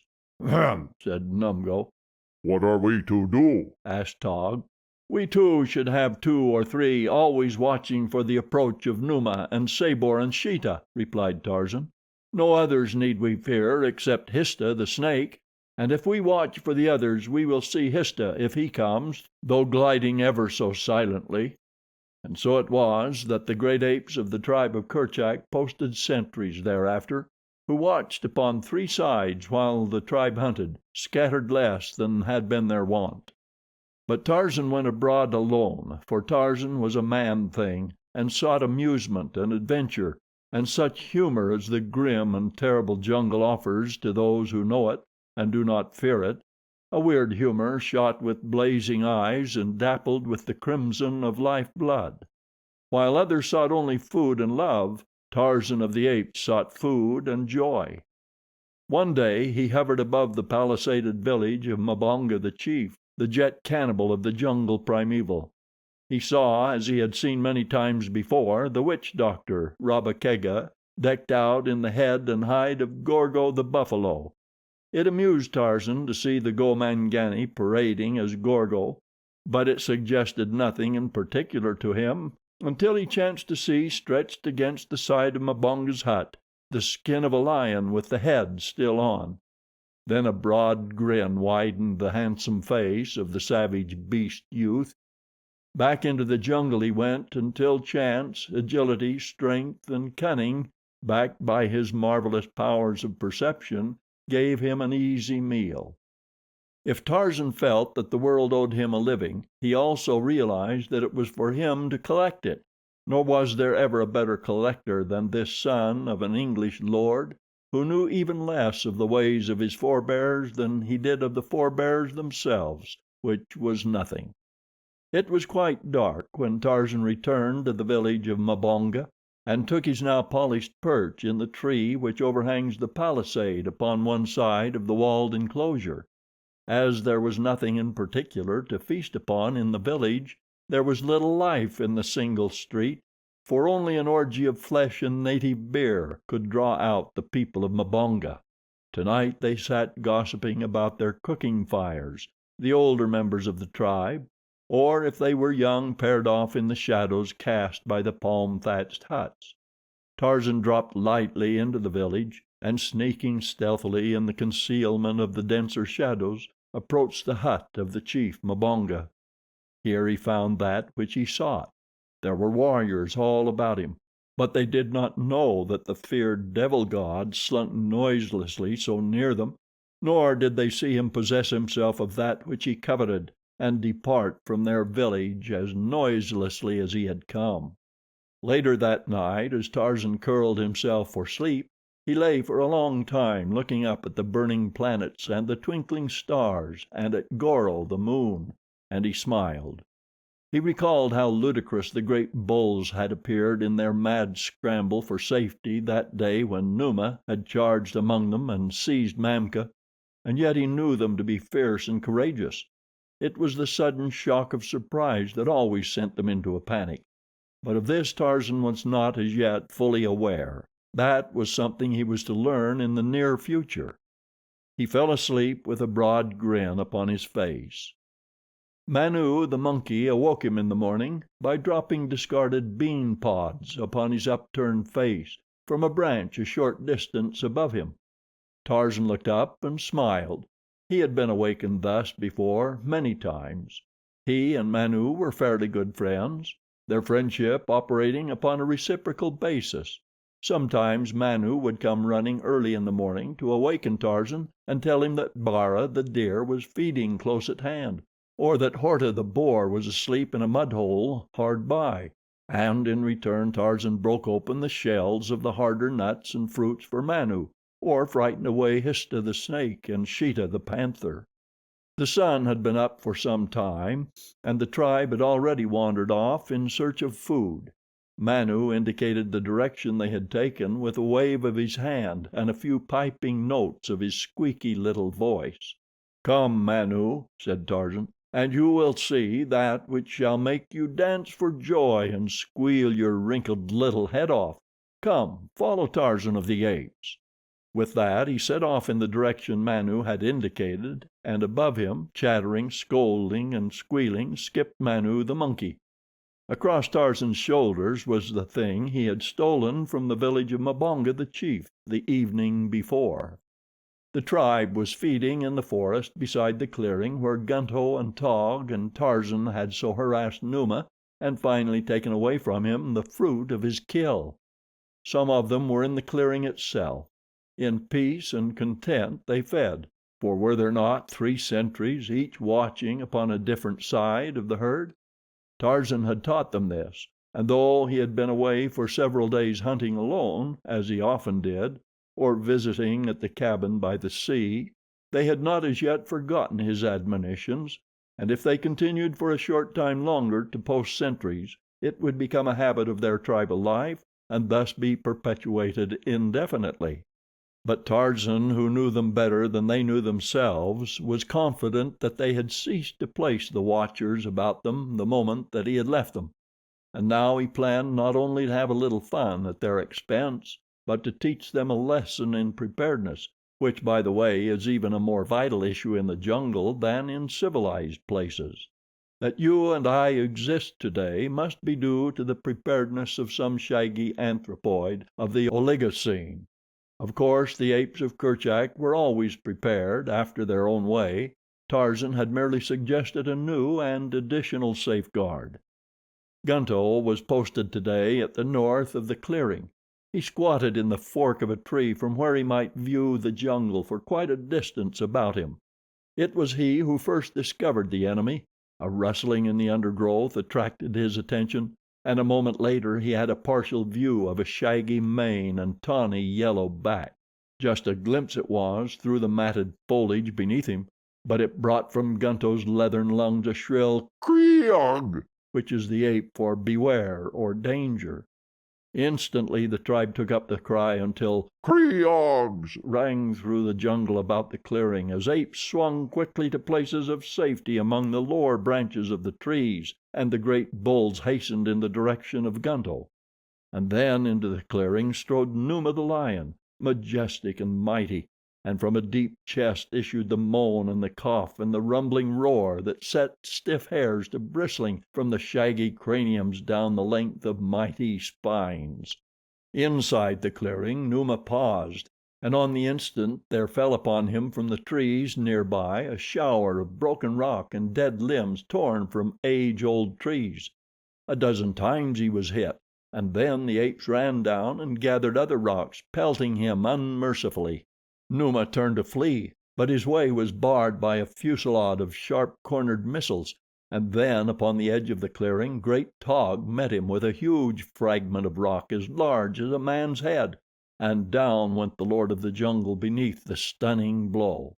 With shrieks and roars and loud barkings the great apes of the tribe of Kerchak rushed upon the fallen lion. Sticks and stones and yellow fangs menaced the still form.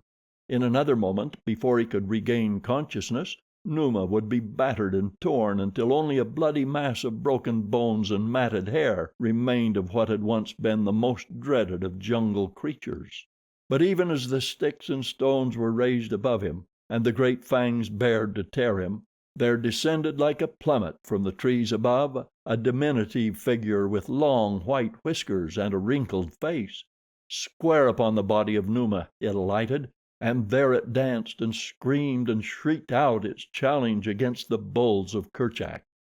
For an instant they paused, paralyzed by the wonder of the thing.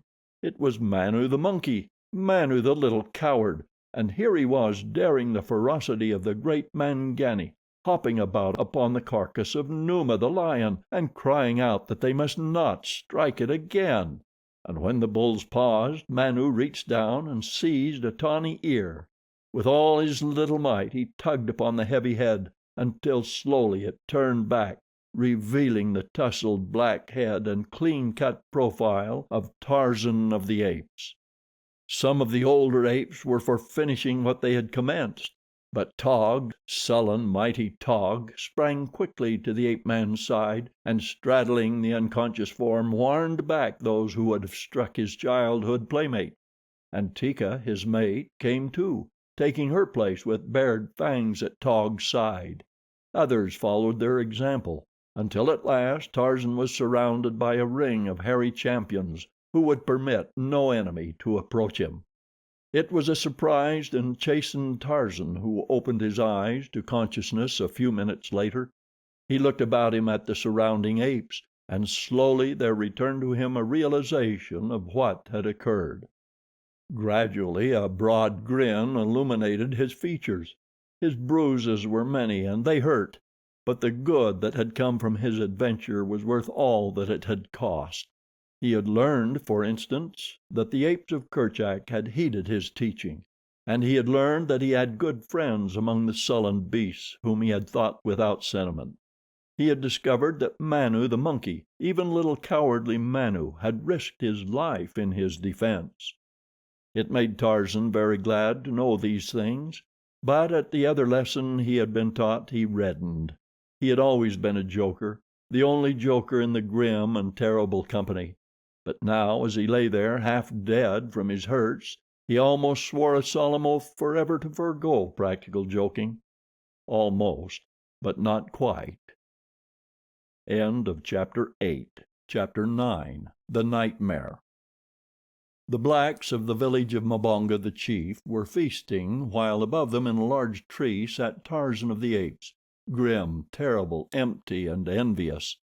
Hunting had proved poor that day, for there are lean days as well as fat ones for even the greatest of the jungle hunters. Oftentimes Tarzan went empty for more than a full sun, and he had passed through entire moons during which he had been but barely able to stave off starvation. But such times were infrequent.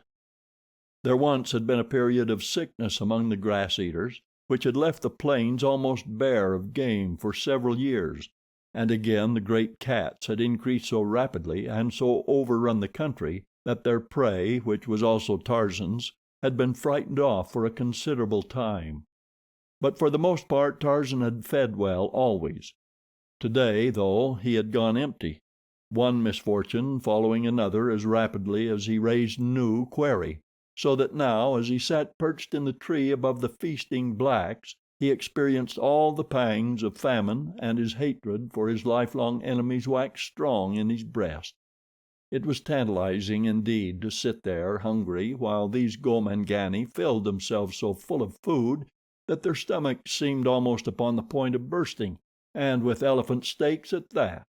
It was true that Tarzan and Tantor were the best of friends, and that Tarzan never yet had tasted of the flesh of the elephant, but the Gomangani evidently had slain one, and as they were eating of the flesh of their kill, Tarzan was assailed by no doubts as to the ethics of his doing likewise, should he have the opportunity. Had he known that the elephant had died of sickness several days before the blacks discovered the carcass, he might not have been so keen to partake of the feast, for Tarzan of the Apes was no carrion eater. Hunger, however, may blunt the most epicurean taste, and Tarzan was not exactly an epicure. What he was at this moment was a very hungry wild beast, whom caution was holding in leash, for the great cooking pot in the center of the village was surrounded by black warriors through whom not even Tarzan of the Apes might hope to pass unharmed. It would be necessary, therefore, for the watcher to remain there hungry until the blacks had gorged themselves to stupor, and then, if they had left any scraps, to make the best meal he could from such. But to the impatient Tarzan it seemed that the greedy Gomangani would rather burst than leave the feast before the last morsel had been devoured. For a time they broke the monotony of eating by executing portions of a hunting dance, a maneuver which sufficiently stimulated digestion to permit them to fall to once more with renewed vigor. But with the consumption of appalling quantities of elephant meat and native beer, they presently became too loggy for physical exertion of any sort, some reaching a stage where they no longer could rise from the ground, but lay conveniently close to the great cooking pot, stuffing themselves into unconsciousness. It was well past midnight before Tarzan even could begin to see the end of the orgy. The blacks were now falling asleep rapidly, but a few still persisted. From before their condition Tarzan had no doubt but that he easily could enter the village and snatch a handful of meat from before their noses, but a handful was not what he wanted. Nothing less than a stomachful would allay the gnawing craving of that great emptiness. He must therefore have ample time to forage in peace. But at last but a single warrior remained true to his ideals, an old fellow whose once wrinkled belly was now as smooth and as tight as the head of a drum. With evidences of great discomfort and even pain, he would crawl toward the pot and drag himself slowly to his knees, from which position he could reach into the receptacle and seize a piece of meat. Then he would roll over on his back with a loud groan and lie there while he slowly forced the food between his teeth and down into his gorged stomach. It was evident to Tarzan that the old fellow would eat until he died, or until there was no more meat. The ape man shook his head in disgust. What foul creatures were these Gomangani! Yet of all the jungle folk they alone resembled Tarzan closely in form. Tarzan was a man, and they, too, must be some manner of men, just as the little monkeys and the great apes and Bolgani, the gorilla, were quite evidently of one great family, though differing in size and appearance and customs. Tarzan was ashamed, for of all the beasts of the jungle then, man was the most disgusting, man and Dango, the hyena. Only man and Dango ate until they swelled up like a dead rat.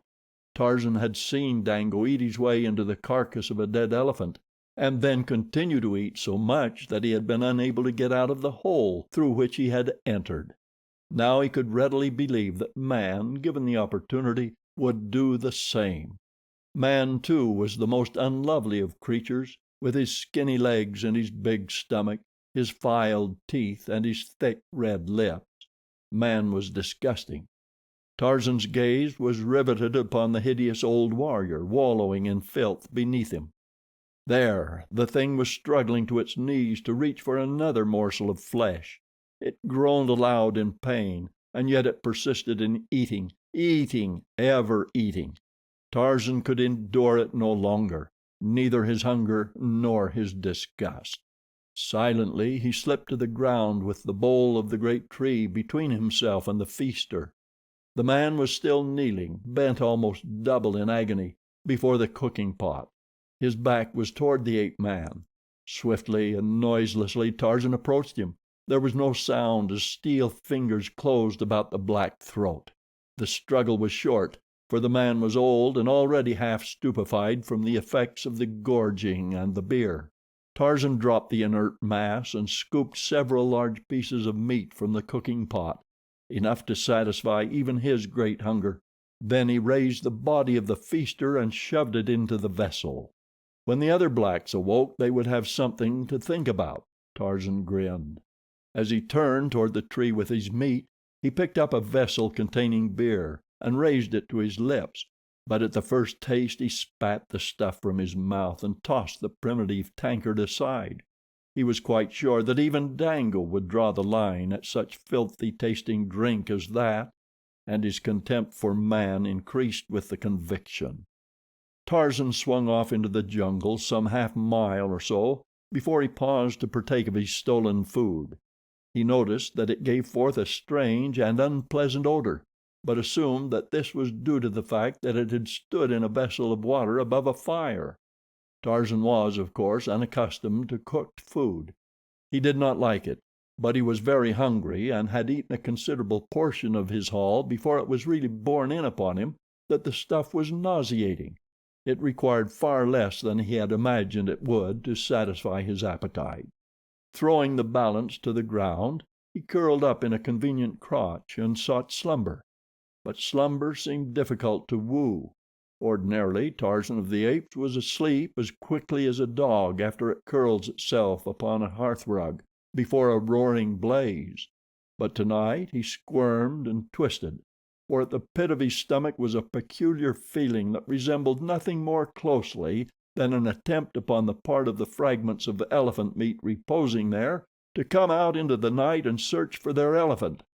But Tarzan was adamant. He gritted his teeth and held them back.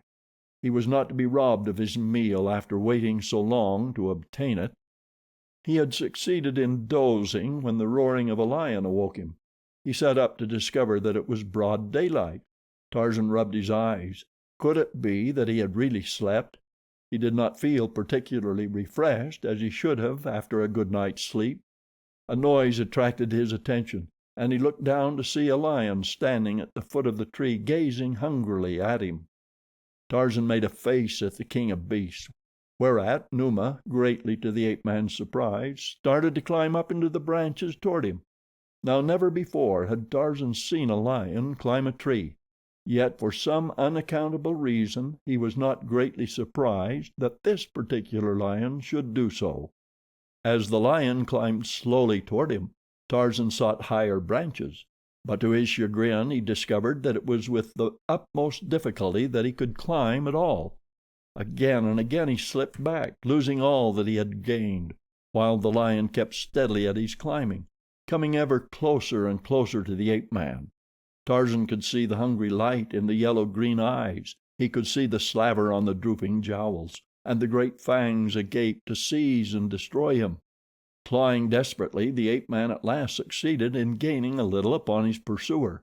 He reached the more slender branches far aloft, where he well knew no lion could follow. Yet on and on came devil-faced Numa. It was incredible, but it was true. Yet what most amazed Tarzan was that though he realized the incredibility of it all, he at the same time accepted it as a matter of course. First, that a lion should climb at all, and second, that he should enter the upper terraces where even Sheeta, the panther, dared not venture. To the very top of a tall tree the ape-man clawed his awkward way, and after him came Numa, the lion, moaning dismally.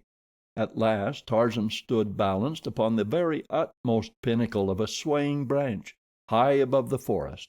He could go no farther. Below him the lion came steadily upward, and Tarzan of the Apes realized that at last the end had come. He could not do battle upon a tiny branch with Numa the lion, especially with such a Numa, to which swaying branches 200 feet above the ground provided as substantial footing as the ground itself. Nearer and nearer came the lion. Another moment and he could reach up with one great paw and drag the ape-man downward to those awful jaws. A whirring noise above his head caused Tarzan to glance apprehensively upward. A great bird was circling close above him. He never had seen so large a bird in all his life, yet he recognized it immediately, for had he not seen it hundreds of times in one of the books in the little cabin by the landlocked bay, the moss-grown cabin that with its contents was the sole heritage left by his dead and unknown father to the young Lord Greystoke? In the picture book the great bird was shown flying far above the ground with a small child in its talons, while beneath a distracted mother stood with uplifted hands. The lion was already reaching forth a taloned paw to seize him, when the bird swooped and buried no less formidable talons in Tarzan's back. The pain was numbing, but it was with a sense of relief that the ape-man felt himself snatched from the clutches of Numa. With a great whirring of wings the bird rose rapidly until the forest lay far below. It made Tarzan sick and dizzy to look down upon it from so great a height, so he closed his eyes tight and held his breath. Higher and higher climbed the huge bird. Tarzan opened his eyes. The jungle was so far away that he could only see a dim green blur below him, but just above and quite close was the sun. Tarzan reached out his hands and warmed them, for they were very cold. Then a sudden madness seized him. Where was the bird taking him? Was he to submit thus passively to a feathered creature, however enormous? Was he, Tarzan of the Apes, mighty fighter, to die without striking a blow in his own defense? Never. He snatched the hunting blade from his G-string, and thrusting upward drove it once, twice, thrice into the breast above him. The mighty wings fluttered a few more times spasmodically, the talons relaxed their hold, and Tarzan of the Apes fell hurtling downward toward the distant jungle. It seemed to the ape-man that he fell for many minutes before he crashed through the leafy verdure of the treetops. The smaller branches broke his fall so that he came to rest for an instant upon the very branch upon which he had sought slumber the previous night. For an instant he toppled there in a frantic attempt to regain his equilibrium, but at last he rolled off, yet clutching wildly, he succeeded in grasping the branch and hanging on. Once more he opened his eyes, which he had closed during the fall. Again it was night. With all his old agility he clambered back to the crotch from which he had toppled. Below him a lion roared, and looking downward Tarzan could see the yellow-green eyes shining in the moonlight as they bore hungrily upward through the darkness of the jungle night toward him. The ape-man gasped for breath. Cold sweat stood out from every pore. There was a great sickness at the pit of Tarzan's stomach. Tarzan of the Apes had dreamed his first dream. For a long time he sat watching for Numa to climb into the tree after him, and listening for the sound of the great wings from above. For to Tarzan of the Apes his dream was a reality. He could not believe what he had seen, and yet, having seen even these incredible things, he could not disbelieve the evidence of his own perceptions. Never in all his life had Tarzan's senses deceived him badly, and so naturally he had great faith in them. Each perception whichever had been transmitted to Tarzan's brain had been, with varying accuracy, a true perception. He could not conceive of the possibility of apparently having passed through such a weird adventure in which there was no grain of truth. That a stomach disordered by decayed elephant flesh, a lion roaring in the jungle, a picture book, and sleep could have so truly portrayed all the clear-cut details of what he had seemingly experienced was quite beyond his knowledge. Yet he knew that Numa could not climb a tree. He knew that there existed in the jungle no such bird as he had seen, and he knew, too, that he could not have fallen a tiny fraction of the distance he had hurtled downward and lived. To say the least, he was a very puzzled Tarzan as he tried to compose himself once more for slumber, a very puzzled and a very nauseated Tarzan. As he thought deeply upon the strange occurrences of the night, he witnessed another remarkable happening. It was indeed quite preposterous, yet he saw it all with his own eyes. It was nothing less than Histah the snake, wreathing his sinuous and sliming way up the bole of the tree below him. Histah with the head of the old man Tarzan had shoved into the cooking pot, the head and the round, tight, black, distended stomach. As the old man's frightful face, with upturned eyes, set and glassy, came close to Tarzan, the jaws opened to seize him. The ape-man struck furiously at the hideous face, and as he struck, the apparition disappeared. Tarzan sat straight up upon his branch, trembling in every limb, wide-eyed and panting. He looked all around him with his keen, jungle-trained eyes, but he saw naught of the old man with the body of Histah the snake, but on his naked thigh the ape-man saw a caterpillar drop from a branch above him. With a grimace he flicked it off into the darkness beneath. And so the night wore on, dream following dream, nightmare following nightmare, until the distracted ape-man started like a frightened deer at the rustling of the wind in the trees about him, or leaped to his feet as the uncanny laugh of a hyena burst suddenly upon a momentary jungle silence. But at last the tardy morning broke, and a sick and feverish Tarzan wound sluggishly through the dank and gloomy mazes of the forest in search of water. His whole body seemed on fire. A great sickness surged upward to his throat. He saw a tangle of almost impenetrable thicket, and like the wild beast he was, he crawled into it to die alone and unseen, safe from the attacks of predatory carnivora. But he did not die. For a long time he wanted to, but presently nature and an outraged stomach relieved themselves in their own therapeutic manner. The ape-man broke into a violent perspiration, and then fell into a normal and untroubled sleep which persisted well into the afternoon. When he awoke he found himself weak but no longer sick. Once more he sought water, and after drinking deeply, took his way slowly toward the cabin by the sea. In times of loneliness and trouble it had long been his custom to seek there the quiet and restfulness which he could find nowhere else. As he approached the cabin and raised the crude latch which his father had fashioned so many years before, two small, bloodshot eyes watched him from the concealing foliage of the jungle close by. From beneath shaggy, beetling brows they glared maliciously upon him, maliciously and with a keen curiosity.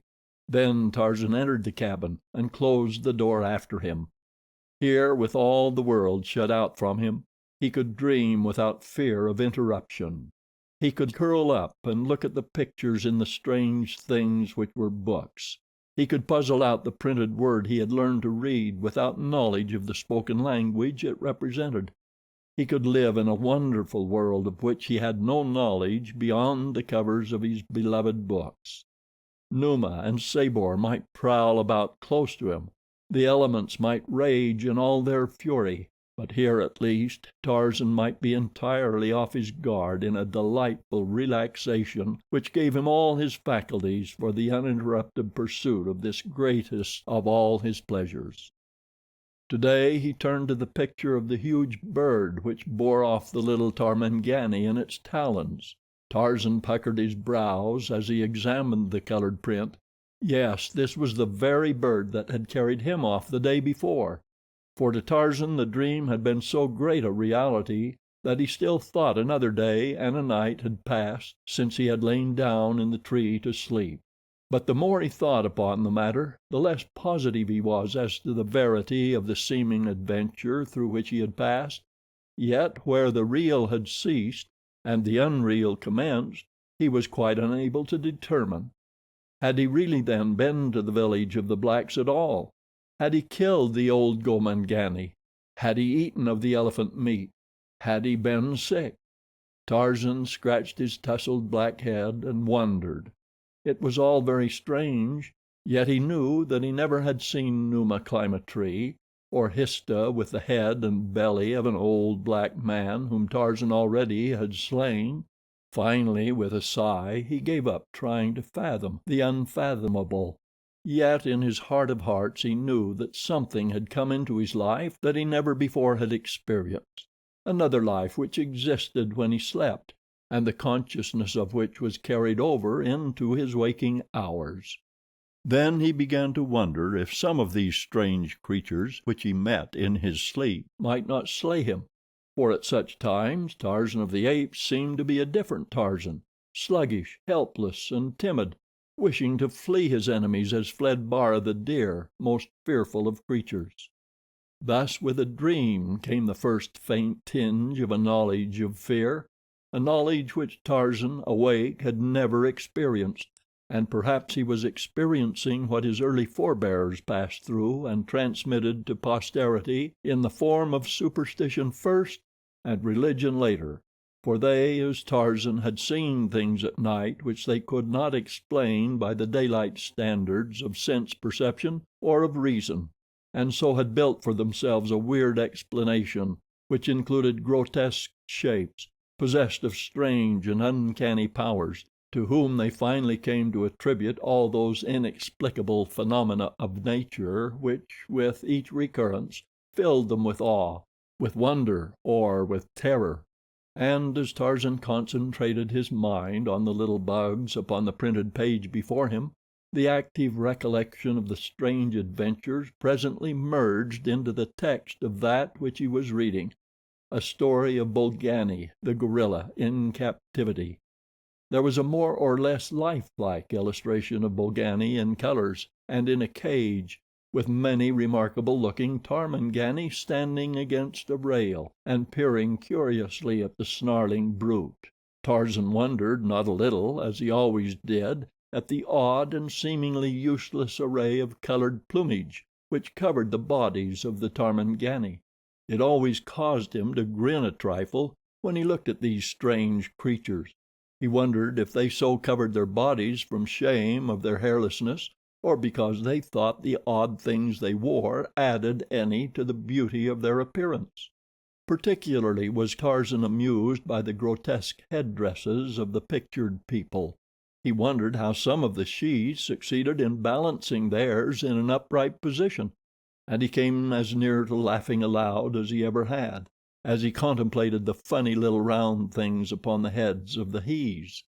Slowly the ape-man picked out the meaning of the various combinations of letters on the printed page, and as he read, the little bugs, for as such he always thought of the letters, commenced to run about in a most confusing manner, blurring his vision and befuddling his thoughts. Twice he brushed the back of a hand smartly across his eyes, but only for a moment could he bring the bugs back to coherent and intelligible form. He had slept ill the night before, and now he was exhausted from loss of sleep, from sickness, and from the slight fever he had had, so that it became more and more difficult to fix his attention, or to keep his eyes open. Tarzan realized that he was falling asleep, and just as the realization was borne in upon him, and he had decided to relinquish himself to an inclination which had assumed almost the proportions of a physical pain, he was aroused by the opening of the cabin door. Turning quickly toward the interruption, Tarzan was amazed for a moment to see bulking large in the doorway the huge and hairy form of Bolgani, the gorilla. Now there was scarcely a denizen of the great jungle with whom Tarzan would rather not have been cooped up inside the small cabin than Bolgani, the gorilla. Yet he felt no fear, even though his quick eye noted that Bolgani was in the throes of that jungle madness which seizes upon so many of the fiercer males. Ordinarily the huge gorillas avoid conflict, hide themselves from the other jungle folk, and are generally the best of neighbors. But when they are attacked, or the madness seizes them, there is no jungle denizen so bold and fierce as to deliberately seek a quarrel with them. But for Tarzan there was no escape. Bolgani was glowering at him from red-rimmed wicked eyes. In a moment he would rush in and seize the ape-man. Tarzan reached for the hunting knife where he had lain it upon the table beside him, but as his fingers did not immediately locate the weapon, he turned a quick glance in search of it. As he did so, his eyes fell upon the book he had been looking at, which still lay open at the picture of Bolgani. Tarzan found his knife, but he merely fingered it idly and grinned in the direction of the advancing gorilla. Not again would he be fooled by empty things which came while he slept. In a moment, no doubt, Bolgani would turn into Pamba the rat, with the head of Tantor the elephant. Tarzan had seen enough of such strange happenings recently to have some idea as to what he might expect. But this time Bolgani did not alter his form as he came slowly toward the young ape-man. Tarzan was a bit puzzled, too, that he felt no desire to rush frantically to some place of safety, as had been the sensation most conspicuous in the other of his new and remarkable adventures. He was just himself now, ready to fight if necessary, but still sure that no flesh and blood gorilla stood before him. The thing should be fading away into thin air by now, thought Tarzan, or changing into something else. Yet it did not. Instead, it loomed clear-cut and real as Bolgani himself, the magnificent dark coat glistening with life and health in a bar of sunlight which shot across the cabin through the high window behind the young Lord Greystoke. This was quite the most realistic of his sleep adventures, thought Tarzan, as he passively awaited the next amusing incident. And then the gorilla charged.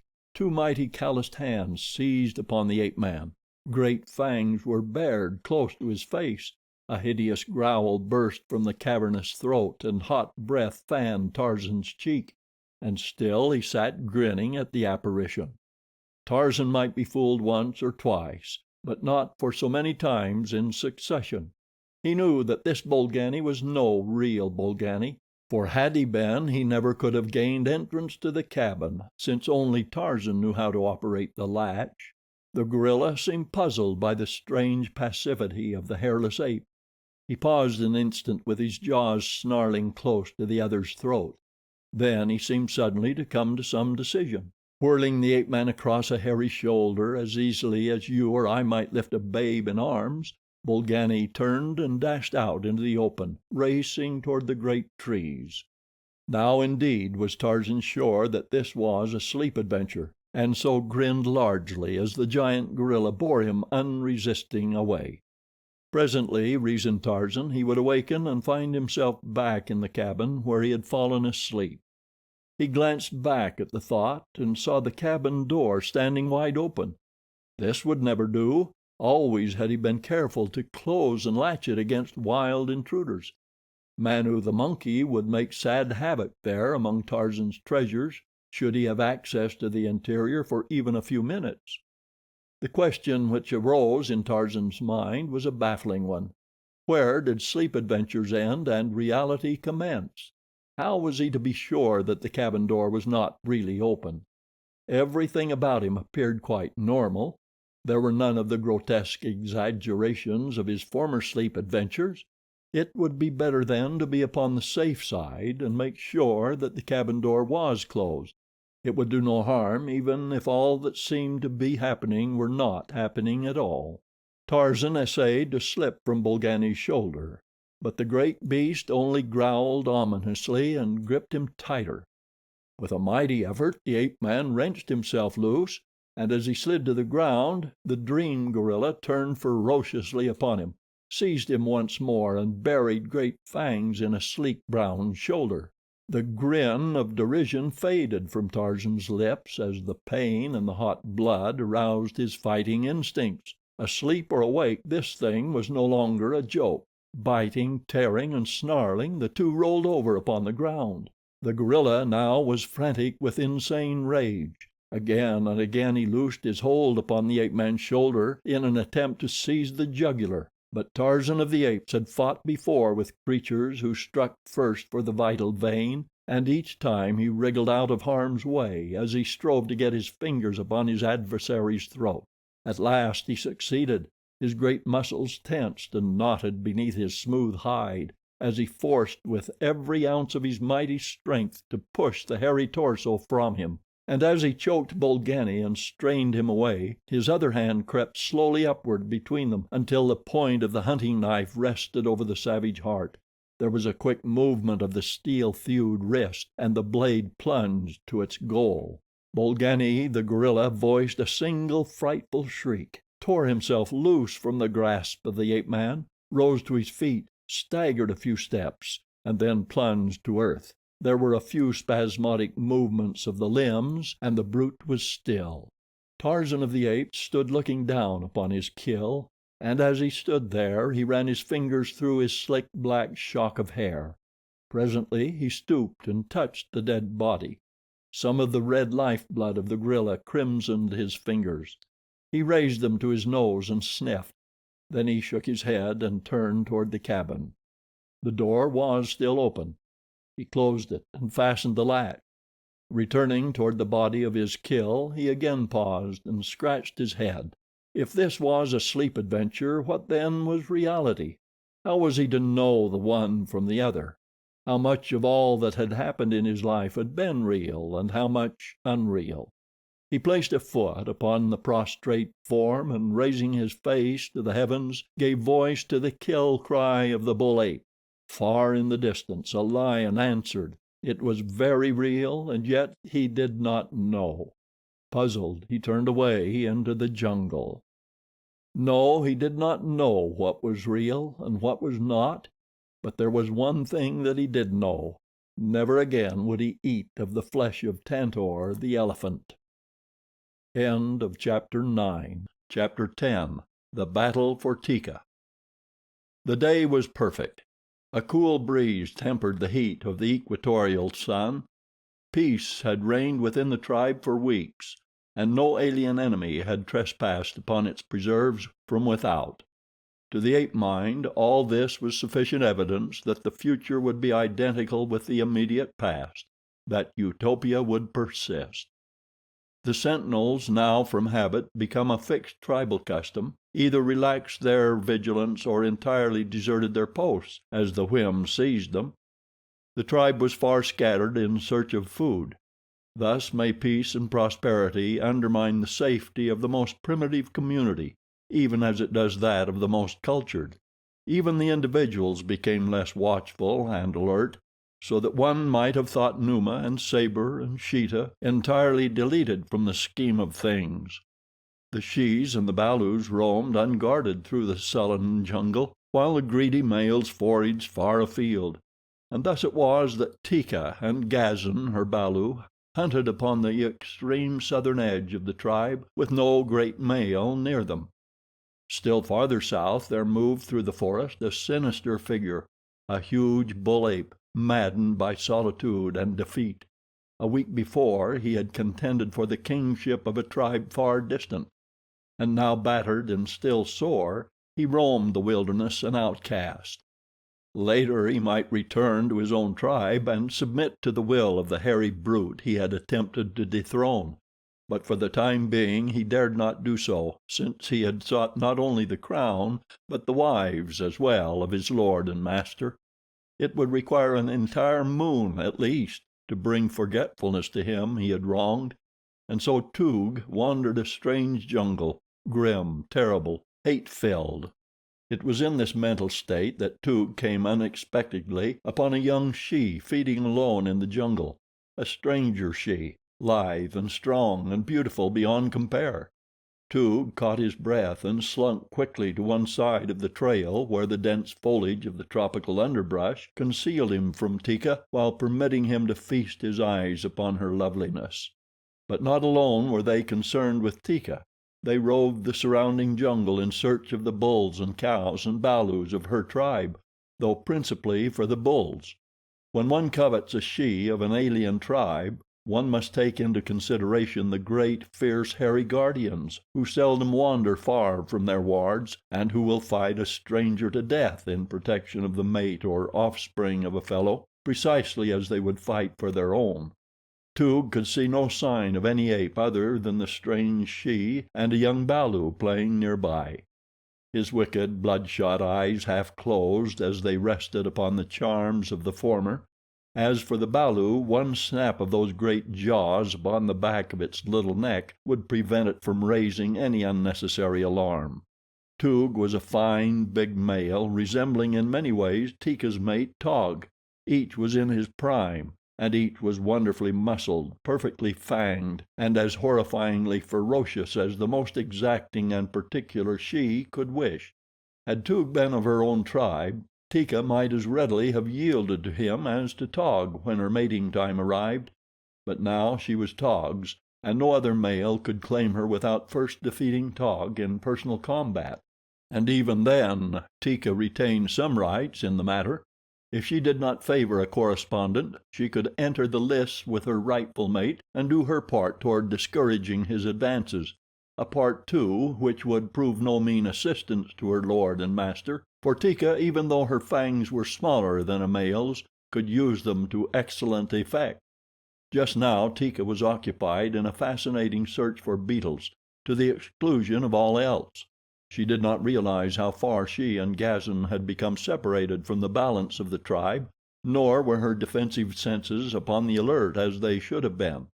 Months of immunity from danger under the protecting watchfulness of the sentries, which Tarzan had taught the tribe to post, had lulled them all into a sense of peaceful security based on that fallacy which has wrecked many enlightened communities in the past and will continue to wreck others in the future, that because they have not been attacked they never will be. Toog, having satisfied himself that only the she and her balu were in the immediate vicinity, crept stealthily forward. Teeka's back was toward him when he finally rushed upon her, but her senses were at last awakened to the presence of danger, and she wheeled to face the strange bull just before he reached her. Toog halted a few paces from her. His anger had fled before the seductive feminine charms of the stranger. He made conciliatory noises, a species of clucking sound with his broad, flat lips that were, too, not greatly dissimilar to that which might be produced in an osculatory solo. But Teeka only bared her fangs and growled. Little Gazan started to run toward his mother, but she warned him away with a quick "Kreog," telling him to run high into a tall tree. Evidently Teeka was not favorably impressed by her new suitor. Toog realized this and altered his methods accordingly. He swelled his giant chest, beat upon it with his calloused knuckles, and swaggered to and fro before her. "I am Toog," he boasted. "Look at my fighting fangs. Look at my great arms and my mighty legs. With one bite I can slay your biggest bull. Alone I have slain Sheeta. I am Toog. Toog wants you." Then he waited for the effect, nor did he have long to wait. Teeka turned with a swiftness which belied her great weight and bolted in the opposite direction. Toog, with an angry growl, leaped in pursuit, but the smaller, lighter female was too fleet for him. He chased her for a few yards and then, foaming and barking, he halted and beat upon the ground with his hard fists. From the tree above him little Gazan looked down and witnessed the stranger bull's discomfiture. Being young, and thinking himself safe above the reach of the heavy male, Gazan screamed an ill-timed insult at their tormentor. Toog looked up. Teeka had halted at a little distance. She would not go far from her balu. That Toog quickly realized and as quickly determined to take advantage of. He saw that the tree in which the young ape squatted was isolated, and that Gazan could not reach another without coming to earth. He would obtain the mother through her love for her young. He swung himself into the lower branches of the tree. Little Gazan ceased to insult him. His expression of deviltry changed to one of apprehension, which was quickly followed by fear as Toog commenced to ascend toward him. Teeka screamed to Gazan to climb higher, and the little fellow scampered upward among the tiny branches which would not support the weight of the great bull, but nevertheless Toog kept on climbing. Teeka was not fearful. She knew that he could not ascend far enough to reach Gazan, so she sat at a little distance from the tree and applied jungle opprobrium to him. Being a female, she was a past master of the art. But she did not know the malevolent cunning of Toog's little brain. She took it for granted that the bull would climb as high as he could toward Gazan, and then, finding that he could not reach him, resume his pursuit of her, which she knew would prove equally fruitless. So sure was she of the safety of her balu and her own ability to take care of herself that she did not voice the cry for help which would soon have brought the other members of the tribe flocking to her side. Toog slowly reached the limit to which he dared risk his great weight to the slender branches. Gazan was still 15 feet above him. The bull braced himself and seized the main branch in his powerful hands. Then he commenced shaking it vigorously. Teeka was appalled. Instantly she realized what the bull proposed. Gazan clung far out upon a swaying limb.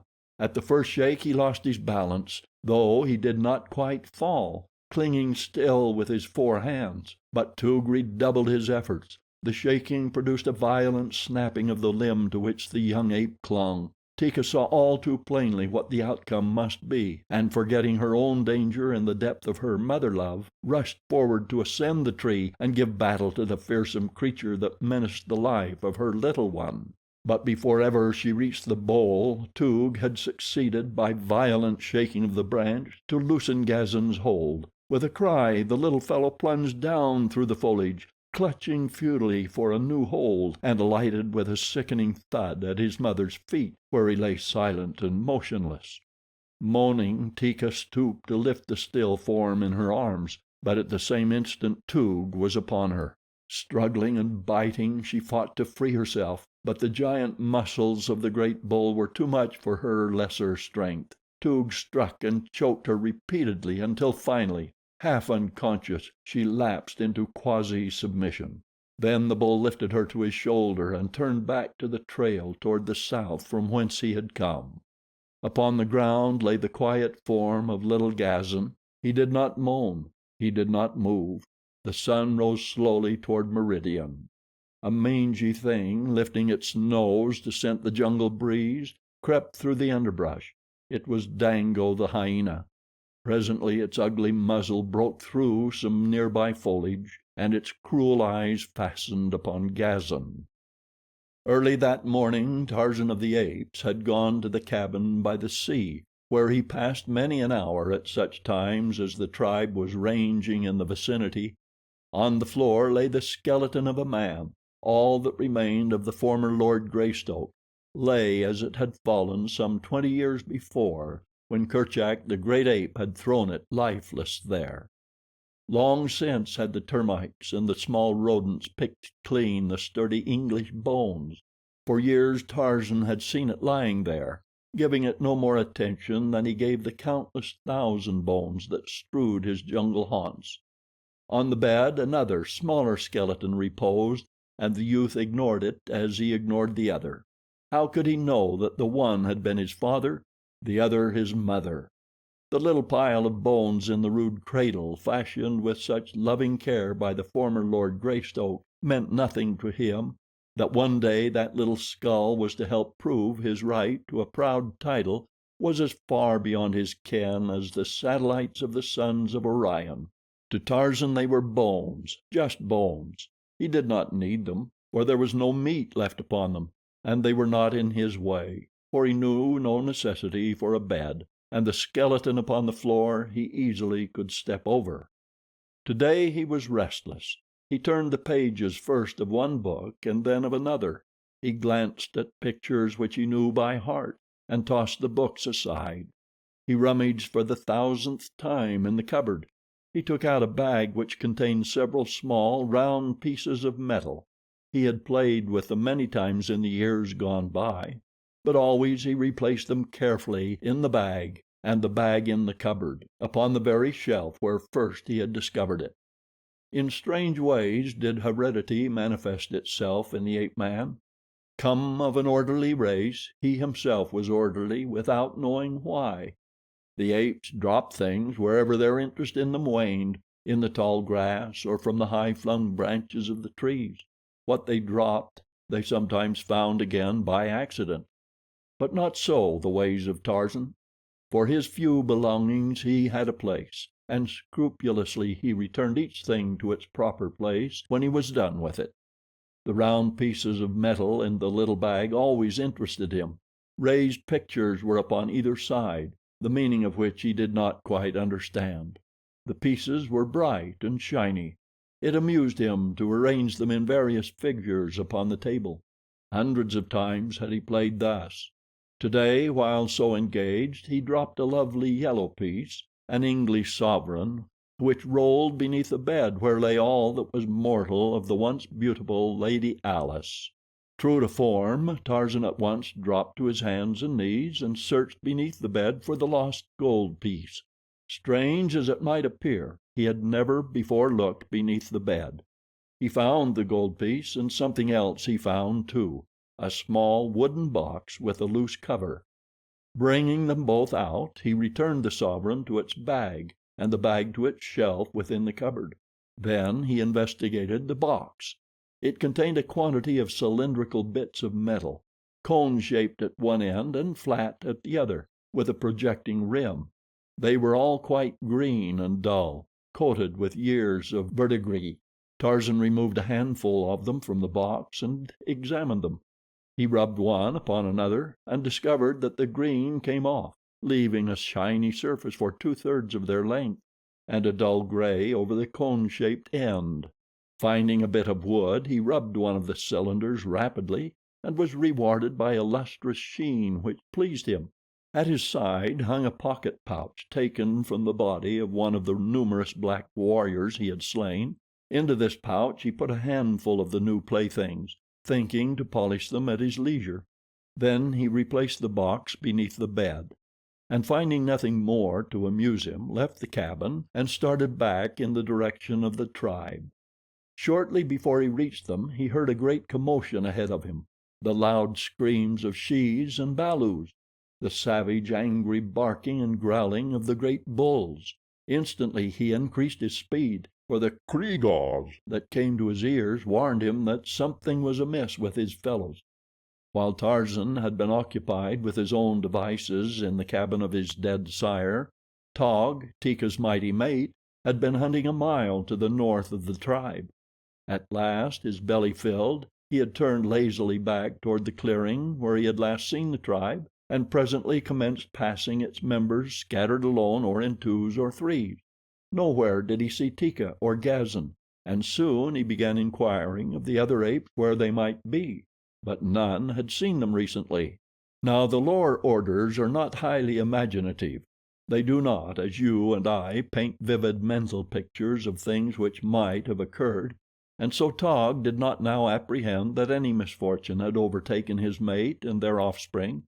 He merely knew that he wished to find Teeka that he might lie down in the shade and have her scratch his back while his breakfast digested.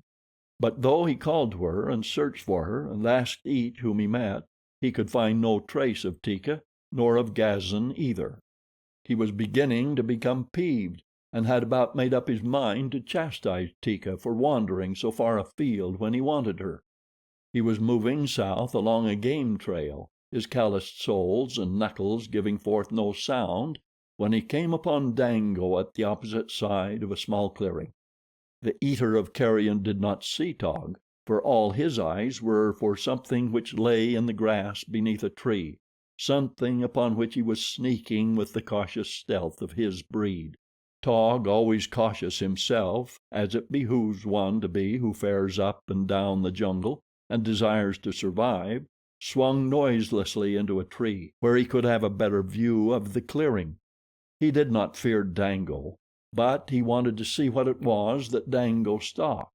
In a way, possibly, he was actuated as much by curiosity as by caution, and when Taug reached a place in the branches from which he could have an unobstructed view of the clearing, he saw Dango already sniffing at something directly beneath him, something which Taug instantly recognized as the lifeless form of his little Gazan. With a cry so frightful, so bestial, that it momentarily paralyzed the startled Dango, the great ape launched his mighty bulk upon the surprised hyena. With a cry and a snarl, Dango, crushed to earth, turned to tear at his assailant, but as effectively might a sparrow turn upon a hawk.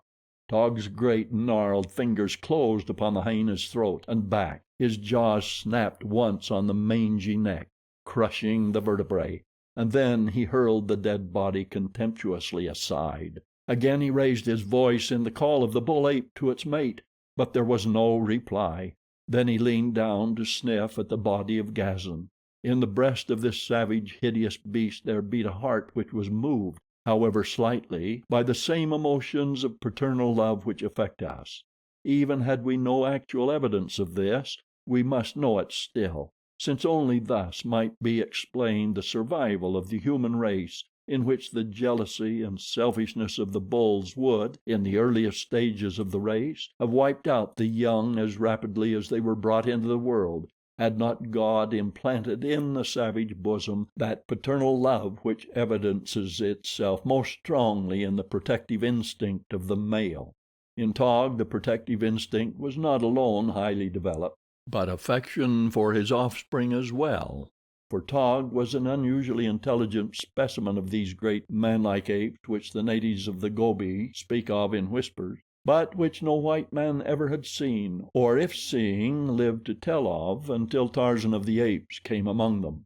And so Taug felt sorrow as any other father might feel sorrow at the loss of a little child. To you, little Gazan might have seemed a hideous and repulsive creature, but to Taug and Teeka he was as beautiful and as cute as is your little Mary or Johnny or Elizabeth Ann to you.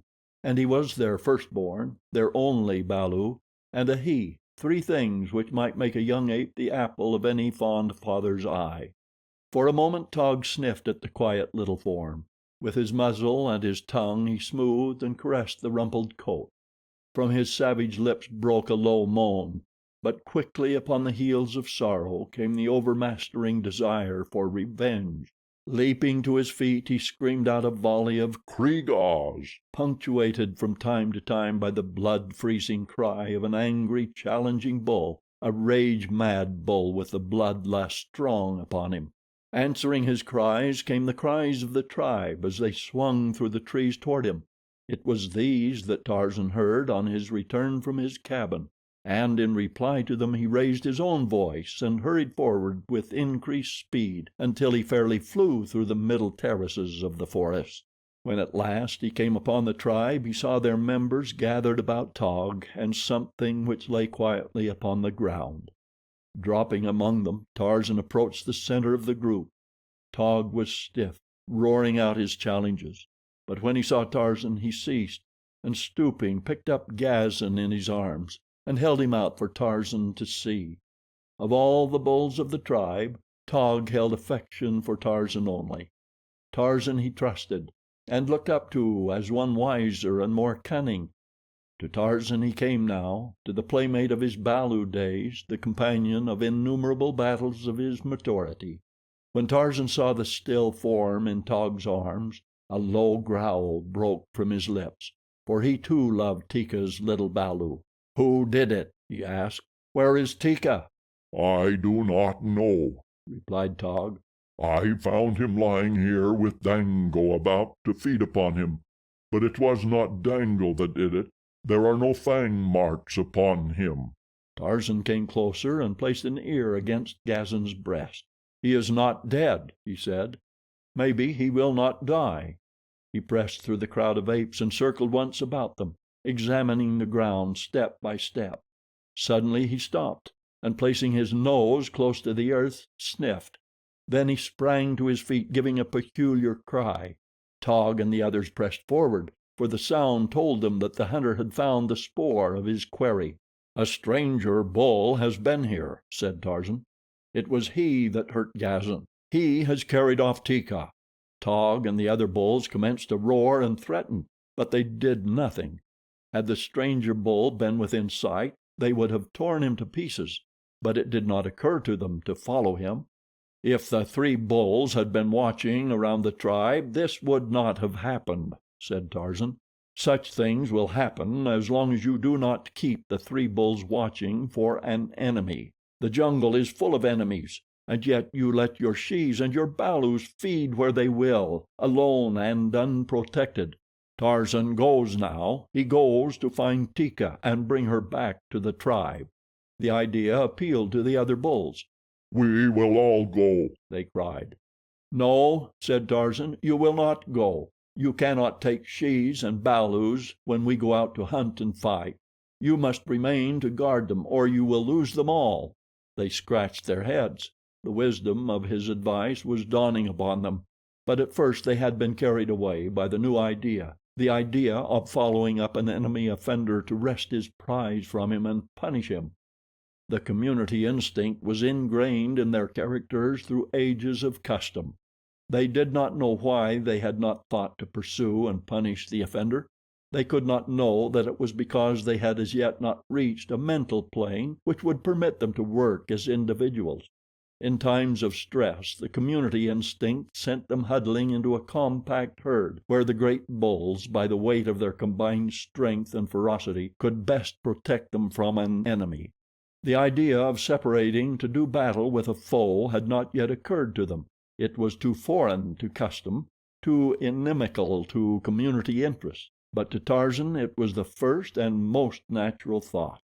His senses told him that there was but a single bull connected with the attack upon Teeka and Gazan. A single enemy did not require the entire tribe for his punishment. Two swift bulls could quickly overhaul him and rescue Teeka. In the past, no one ever had thought to go forth in search of the shes that were occasionally stolen from the tribe. If Numa, Sabor, Sheeta, or a wandering bull ape from another tribe chanced to carry off a maid or a matron while no one was looking, that was the end of it. She was gone, that was all. The bereaved husband, if the victim chanced to have been mated, growled around for a day or two and then, if he were strong enough, took another mate within the tribe, and if not, wandered far into the jungle on the chance of stealing one from another community. In the past, Tarzan of the Apes had condoned this practice for the reason that he had had no interest in those who had been stolen, but Teeka had been his first love, and Teeka's balu held a place in his heart such as a balu of his own would have held. Just once before had Tarzan wished to follow and revenge. That had been years before, when Kulonga, the son of Mbonga the chief, had slain Kala. Then, single-handed, Tarzan had pursued and avenged. Now, though to a lesser degree, he was moved by the same passion. He turned toward Taug. "Leave Gazan with Mumga," he said. "She is old and her fangs are broken and she is no good, but she can take care of Gazan until we return with Teeka, and if Gazan is dead when we come back," he turned to address Mumga, "I will kill you too." "Where are we going?" asked Taug. "We are going to get Teeka," replied the ape man, "and kill the bull who has stolen her. Come." He turned again to the spoor of the stranger bull which showed plainly to his trained senses, nor did he glance back to note if Taug followed. The latter laid Gazan in Mumga's arms with a parting, "If he dies, Tarzan will kill you," and he followed after the brown-skinned figure that already was moving at a slow trot along the jungle trail. No other bull of the tribe of Kerchak was so good a trailer as Tarzan, for his trained senses were aided by a high order of intelligence. His judgment told him the natural trail for a quarry to follow. so that he need but note the most apparent marks upon the way, and today the trail of Toog was as plain to him as type upon a printed page to you or me. Following close behind the lithe figure of the ape man came the huge and shaggy bull ape. No words passed between them. They moved as silently as two shadows among the myriad shadows of the forest. Alert as his eyes and ears was Tarzan's patrician nose. The spoor was fresh, and now that they had passed from the range of the strong ape odor of the tribe, he had little difficulty in following Toog and Teeka by scent alone. Teeka's familiar scent spoor told both Tarzan and Taug that they were upon her trail, and soon the scent of Toog became as familiar as the other. They were progressing rapidly when suddenly dense clouds overcast the sun. Tarzan accelerated his pace. Now he fairly flew along the jungle trail, or where Toog had taken to the trees followed nimbly as a squirrel along the bending, undulating pathway of the foliage branches, swinging from tree to tree as Toog had swung before them, but more rapidly because they were not handicapped by a burden such as Toog's. Tarzan felt that they must be almost upon the quarry, for the scent spoor was becoming stronger and stronger, when the jungle was suddenly shot by livid lightning, and a deafening roar of thunder reverberated through the heavens and the forest until the earth trembled and shook. Then came the rain, not as it comes to us of the temperate zones, but as a mighty avalanche of water, a deluge which spilled tons instead of drops upon the bending forest giants and the terrified creatures which haunt their shade. And the rain did what Tarzan knew that it would do. It wiped the spoor of the quarry from the face of the earth. For a half hour the torrents fell, then the sun burst forth, jeweling the forest with a million scintillant gems. But today the ape man, usually alert to the changing wonders of the jungle, saw them not. Only the fact that the spoor of Teeka and her abductor was obliterated found lodgment in his thoughts. Even among the branches of the trees there are well-worn trails, just as there are trails upon the surface of the ground, but in the trees they branch and cross more often, since the way is more open than among the dense undergrowth at the surface. Along one of these well-marked trails Tarzan and Taug continued after the rain had ceased, because the ape-man knew that this was the most logical path for the thief to follow. But when they came to a fork they were at a loss. Here they halted while Tarzan examined every branch and leaf which might have been touched by the fleeing ape. He sniffed the bole of the tree, and with his keen eyes he sought to find upon the bark some sign of the way the quarry had taken. It was slow work, and all the time Tarzan knew the bull of the alien tribe was forging steadily away from them, gaining precious minutes that might carry him to safety before they could catch up with him. First along one fork he went, and then another, applying every test that his wonderful jungle craft was cognizant of, but again and again he was baffled, for the scent had been washed away by the heavy downpour in every exposed place. For a half hour Tarzan and Taug searched, until at last, upon the bottom of a broad leaf, Tarzan's keen nose caught the faint trace of the scent spoor of Toog, where the leaf had brushed a hairy shoulder as the great ape passed through the foliage. Once again the two took up the trail, but it was slow work now, and there were many discouraging delays when the spoor seemed lost beyond recovery.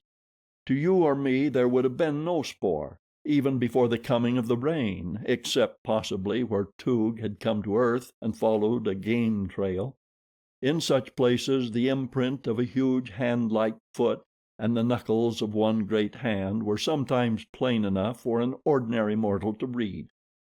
Tarzan knew from these and other indications that the ape was yet carrying Teeka. The depth of the imprint of his feet indicated a much greater weight than that of any of the larger bulls, for they were made under the combined weight of Toog and Teeka, while the fact that the knuckles of but one hand touched the ground at any time showed that the other hand was occupied in some other business, the business of holding the prisoner to a hairy shoulder. Tarzan could follow in sheltered places the changing of the burden from one shoulder to another, as indicated by the deepening of the foot imprint upon the side of the load, and the changing of the knuckle imprints from one side of the trail to the other. There were stretches along the surface paths where the ape had gone for considerable distances entirely erect upon his hind feet, walking as a man walks, but the same might have been true of any of the great anthropoids of the same species, for, unlike the chimpanzee and the gorilla, they walk without the aid of their hands quite as readily as with. It was such things, however, which helped to identify to Tarzan and to Taug the appearance of the abductor, and with his individual scent characteristic already indelibly impressed upon their memories, they were in a far better position to know him when they came upon him, even should he have disposed of Teeka before, than is a modern sleuth with his photographs and Bertillon measurements equipped to recognize a fugitive from civilized justice. But with all their high-strung and delicately attuned perceptive faculties, the two bulls of the tribe of Kerchak were often sore pressed to follow the trail at all, and at best were so delayed that in the afternoon of the second day they still had not overhauled the fugitive. The scent was now strong, for it had been made since the rain, and Tarzan knew that it would not be long before they came upon the thief and his loot. Above them, as they crept stealthily forward, chattered Manu, the monkey, and his 1,000 fellows. Squawked and screamed the brazen-throated birds of plumage. Buzzed and hummed the countless insects amid the rustling of the forest leaves, and as they passed, a little gray-beard, squeaking and scolding upon a swaying branch, looked down and saw them. Instantly the scolding and squeaking ceased, and off tore the long-tailed mite as though Sheeta the panther had been endowed with wings and was in close pursuit of him. To all appearances he was only a very much frightened little monkey, fleeing for his life. There seemed nothing sinister about him. And what of Teeka during all this time? Was she at last resigned to her fate, and accompanying her new mate in the proper humility of a loving and tractable spouse? A single glance at the pair would have answered these questions to the utter satisfaction of the most captious. She was torn and bleeding from many wounds inflicted by the sullen Toog in his vain efforts to subdue her to his will. And Toog, too, was disfigured and mutilated, but with stubborn ferocity he still clung to his now useless prize. On through the jungle he forced his way in the direction of the stamping ground of his tribe. He hoped that his king would have forgotten his treason, but if not, he was still resigned to his fate. Any fate would be better than suffering longer the sole companionship of this frightful she, and then, too, he wished to exhibit his captive to his fellows. Maybe he could wish her on the king. It is possible that such a thought urged him on.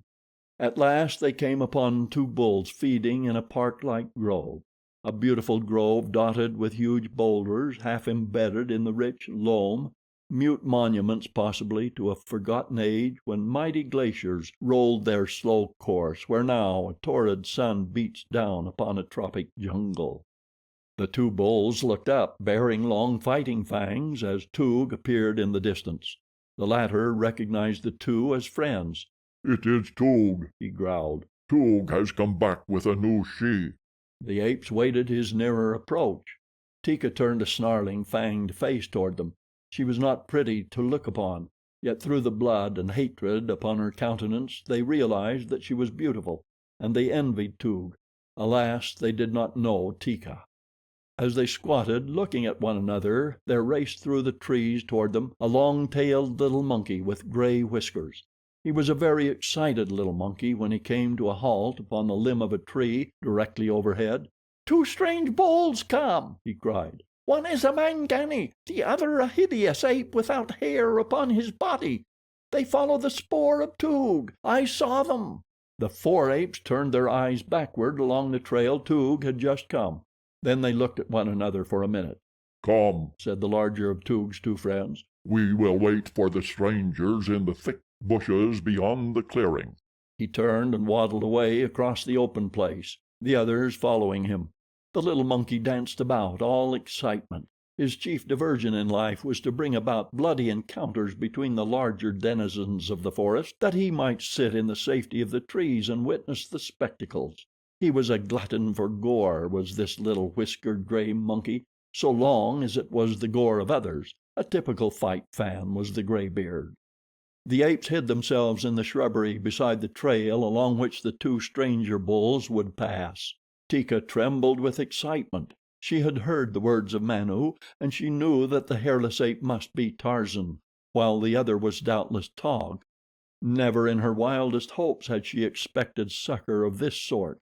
Her one thought had been to escape and find her way back to the tribe of Kerchak, but even this had appeared to her practically impossible, so closely did Toog watch her. As Taug and Tarzan reached the grove where Toog had come upon his friends, the ape scent became so strong that both knew the quarry was but a short distance ahead, and so they went even more cautiously, for they wished to come upon the thief from behind if they could, and charge him before he was aware of their presence. That a little gray-whiskered monkey had forestalled them they did not know, nor that 3 pairs of savage eyes were already watching their every move and waiting for them to come within reach of itching paws and slavering jowls. On they came across the grove, and as they entered the path leading into the dense jungle beyond, a sudden "Kreog!" shrilled out close before them, a "Kreog!" in the familiar voice of Teeka. The small brains of Toog and his companions had not been able to foresee that Teeka might betray them, and now that she had they went wild with rage. Toog struck the she a mighty blow that felled her, and then the 3 rushed forth to do battle with Tarzan and Taug. The little monkey danced upon his perch and screamed with delight, and indeed he might well be delighted, for it was a lovely fight. There were no preliminaries, no formalities, no introductions. The 5 bulls merely charged and clinched. They rolled in the narrow trail into the thick verdure beside it. They bit and clawed and scratched and struck, and all the while they kept up the most frightful chorus of growlings and barkings and roarings. In 5 minutes they were torn and bleeding, and the little graybeard leaped high, shrilling his primitive bravos, but always his attitude was thumbs down. He wanted to see something killed. He did not care whether it were friend or foe. It was blood he wanted, blood and death. Taug had been set upon by Toog and another of the apes, while Tarzan had the third, a huge brute with the strength of a buffalo. Never before had Tarzan's assailant beheld so strange a creature as this slippery, hairless bull with which he battled. Sweat and blood covered Tarzan's sleek brown hide. Again and again he slipped from the clutches of the great bull, and all the while he struggled to free his hunting knife from the scabbard in which it had stuck. At length he succeeded. A brown hand shot out and clutched a hairy throat. Another flew upward, clutching the sharp blade. 3 swift, powerful strokes, and the bull relaxed with a groan, falling limp beneath his antagonist. Instantly Tarzan broke from the clutches of the dying bull and sprang to Taug's assistance. Toog saw him coming and wheeled to meet him. In the impact of the charge Tarzan's knife was wrenched from his hand, and then Toog closed with him. Now was the battle even, 2 against 2, while on the verge Teeka, now recovered from the blow that had felled her, slunk waiting for an opportunity to aid. She saw Tarzan's knife and picked it up. She never had used it, but knew how Tarzan used it. Always had she been afraid of the thing which dealt death to the mightiest of the jungle people with the ease that Tantor's great tusks dealt death to Tantor's enemies. She saw Tarzan's pocket pouch torn from his side, and with the curiosity of an ape that even danger and excitement cannot entirely dispel, she picked this up too. Now the bulls were standing. The clinches had been broken. Blood streamed down their sides. Their faces were crimsoned with it. Little Graybeard was so fascinated that at last he had even forgotten to scream and dance, but sat rigid with delight in the enjoyment of the spectacle. Back across the grove Tarzan and Taug forced their adversaries. Teeka followed slowly. She scarce knew what to do. She was lame and sore and exhausted from the frightful ordeal through which she had passed, and she had the confidence of her sex in the prowess of her mate and the other bull of her tribe. They would not need the help of a she in their battle with these 2 strangers. The roars and screams of the fighters reverberated through the jungle, awakening the echoes in the distant hills. From the throat of Tarzan's antagonist had come a score of "Kreogs!" and now from behind came the reply he had awaited. Into the grove, barking and growling, came a score of huge bull apes, the fighting men of Toog's tribe. Teeka saw them first and screamed a warning to Tarzan and Taug. Then she fled past the fighters toward the opposite side of the clearing, fear for a moment claiming her. Nor can one censure her after the frightful ordeal from which she was still suffering. Down upon them came the great apes. In a moment Tarzan and Taug would be torn to shreds. That would later form the piece de resistance of the savage orgy of a Dum-Dum. Teeka turned to glance back. She saw the impending fate of her defenders, and there sprung to life in her savage bosom the spark of martyrdom that some common forebear had transmitted alike to Teeka, the wild ape, and the glorious women of a higher order who have invited death for their men. With a shrill scream she ran toward the battlers, who were rolling in a great mass at the foot of one of the huge boulders which dotted the grove. But what could she do? The knife she held she could not use to advantage because of her lesser strength. She had seen Tarzan throw missiles, and she had learned this with many other things from her childhood playmate. She sought for something to throw, and at last her fingers touched upon the hard objects in the pouch that had been torn from the ape man.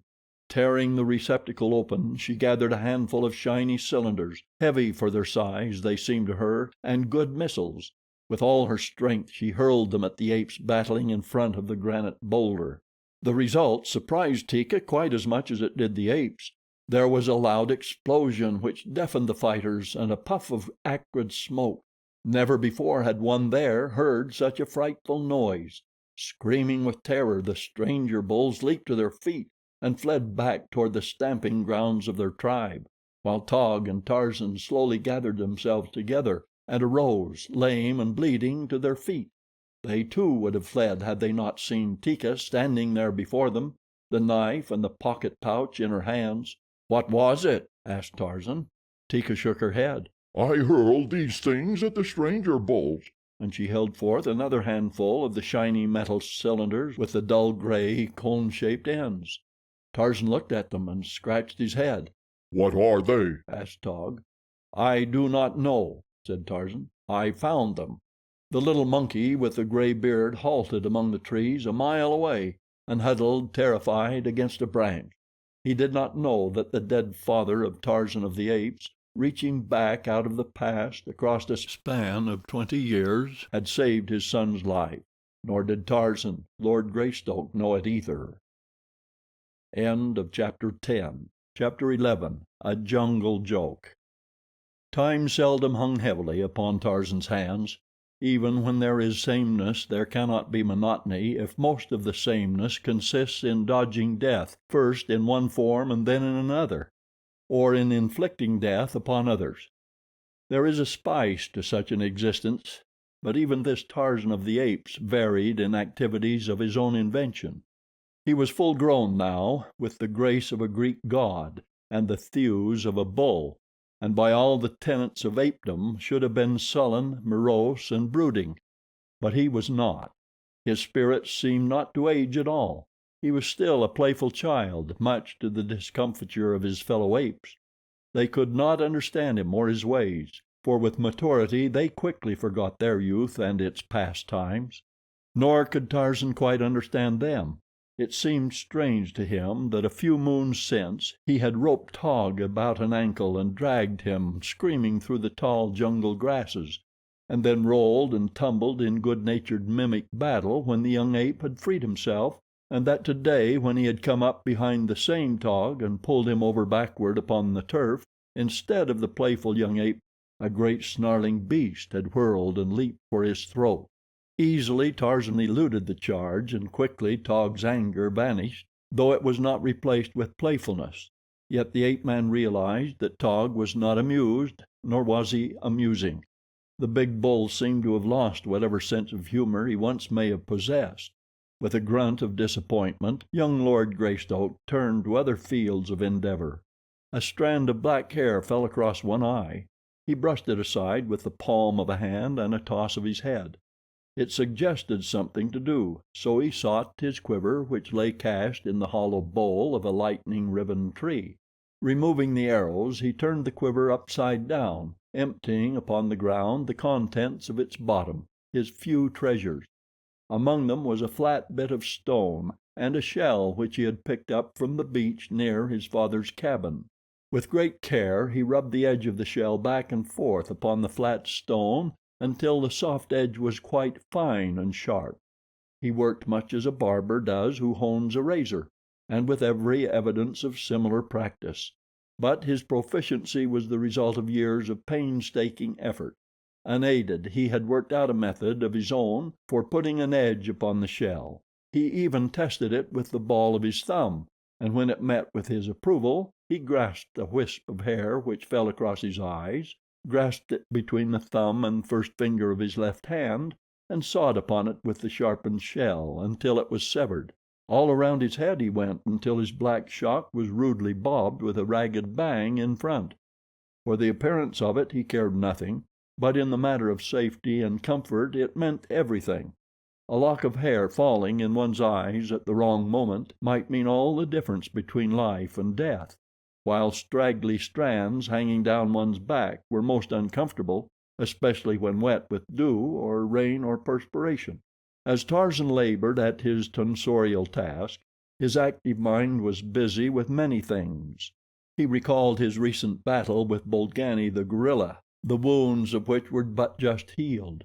He pondered the strange sleep adventures of his first dreams, and he smiled at the painful outcome of his last practical joke upon the tribe, when, dressed in the hide of Numa the lion, he had come roaring upon them only to be leaped upon and almost killed by the great bulls whom he had taught how to defend themselves from an attack of their ancient enemy.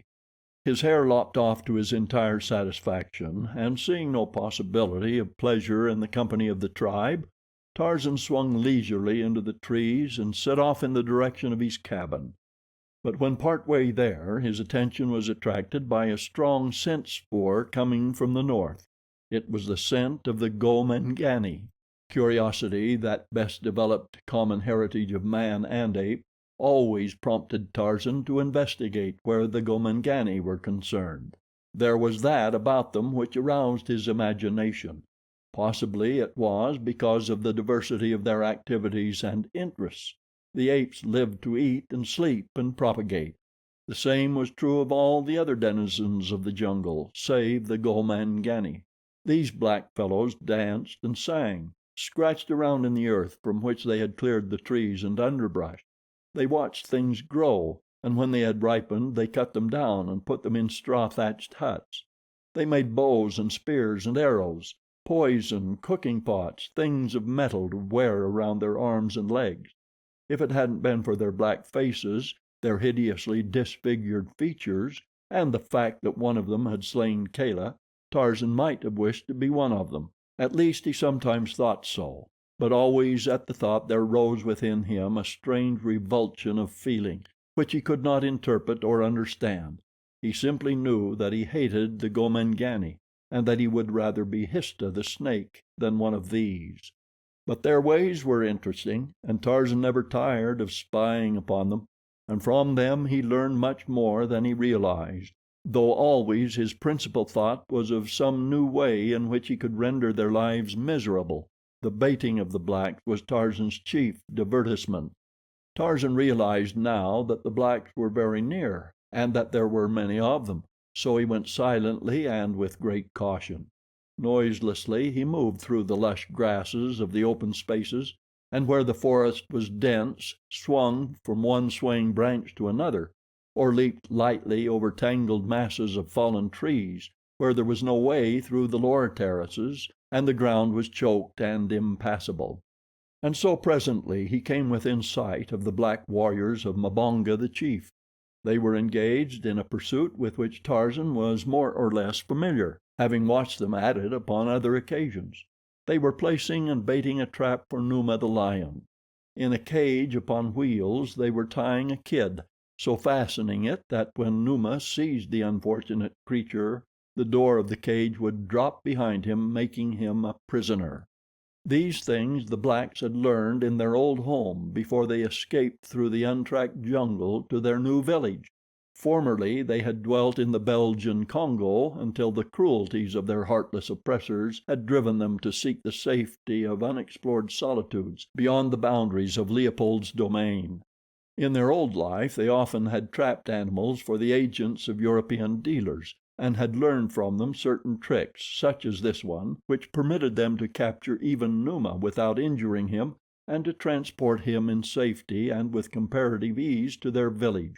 No longer was there a white market for their savage wares, but there was still a sufficient incentive for the taking of Numa alive. First was the necessity for ridding the jungle of man-eaters, and it was only after depredations by these grim and terrible scourges that a lion hunt was organized.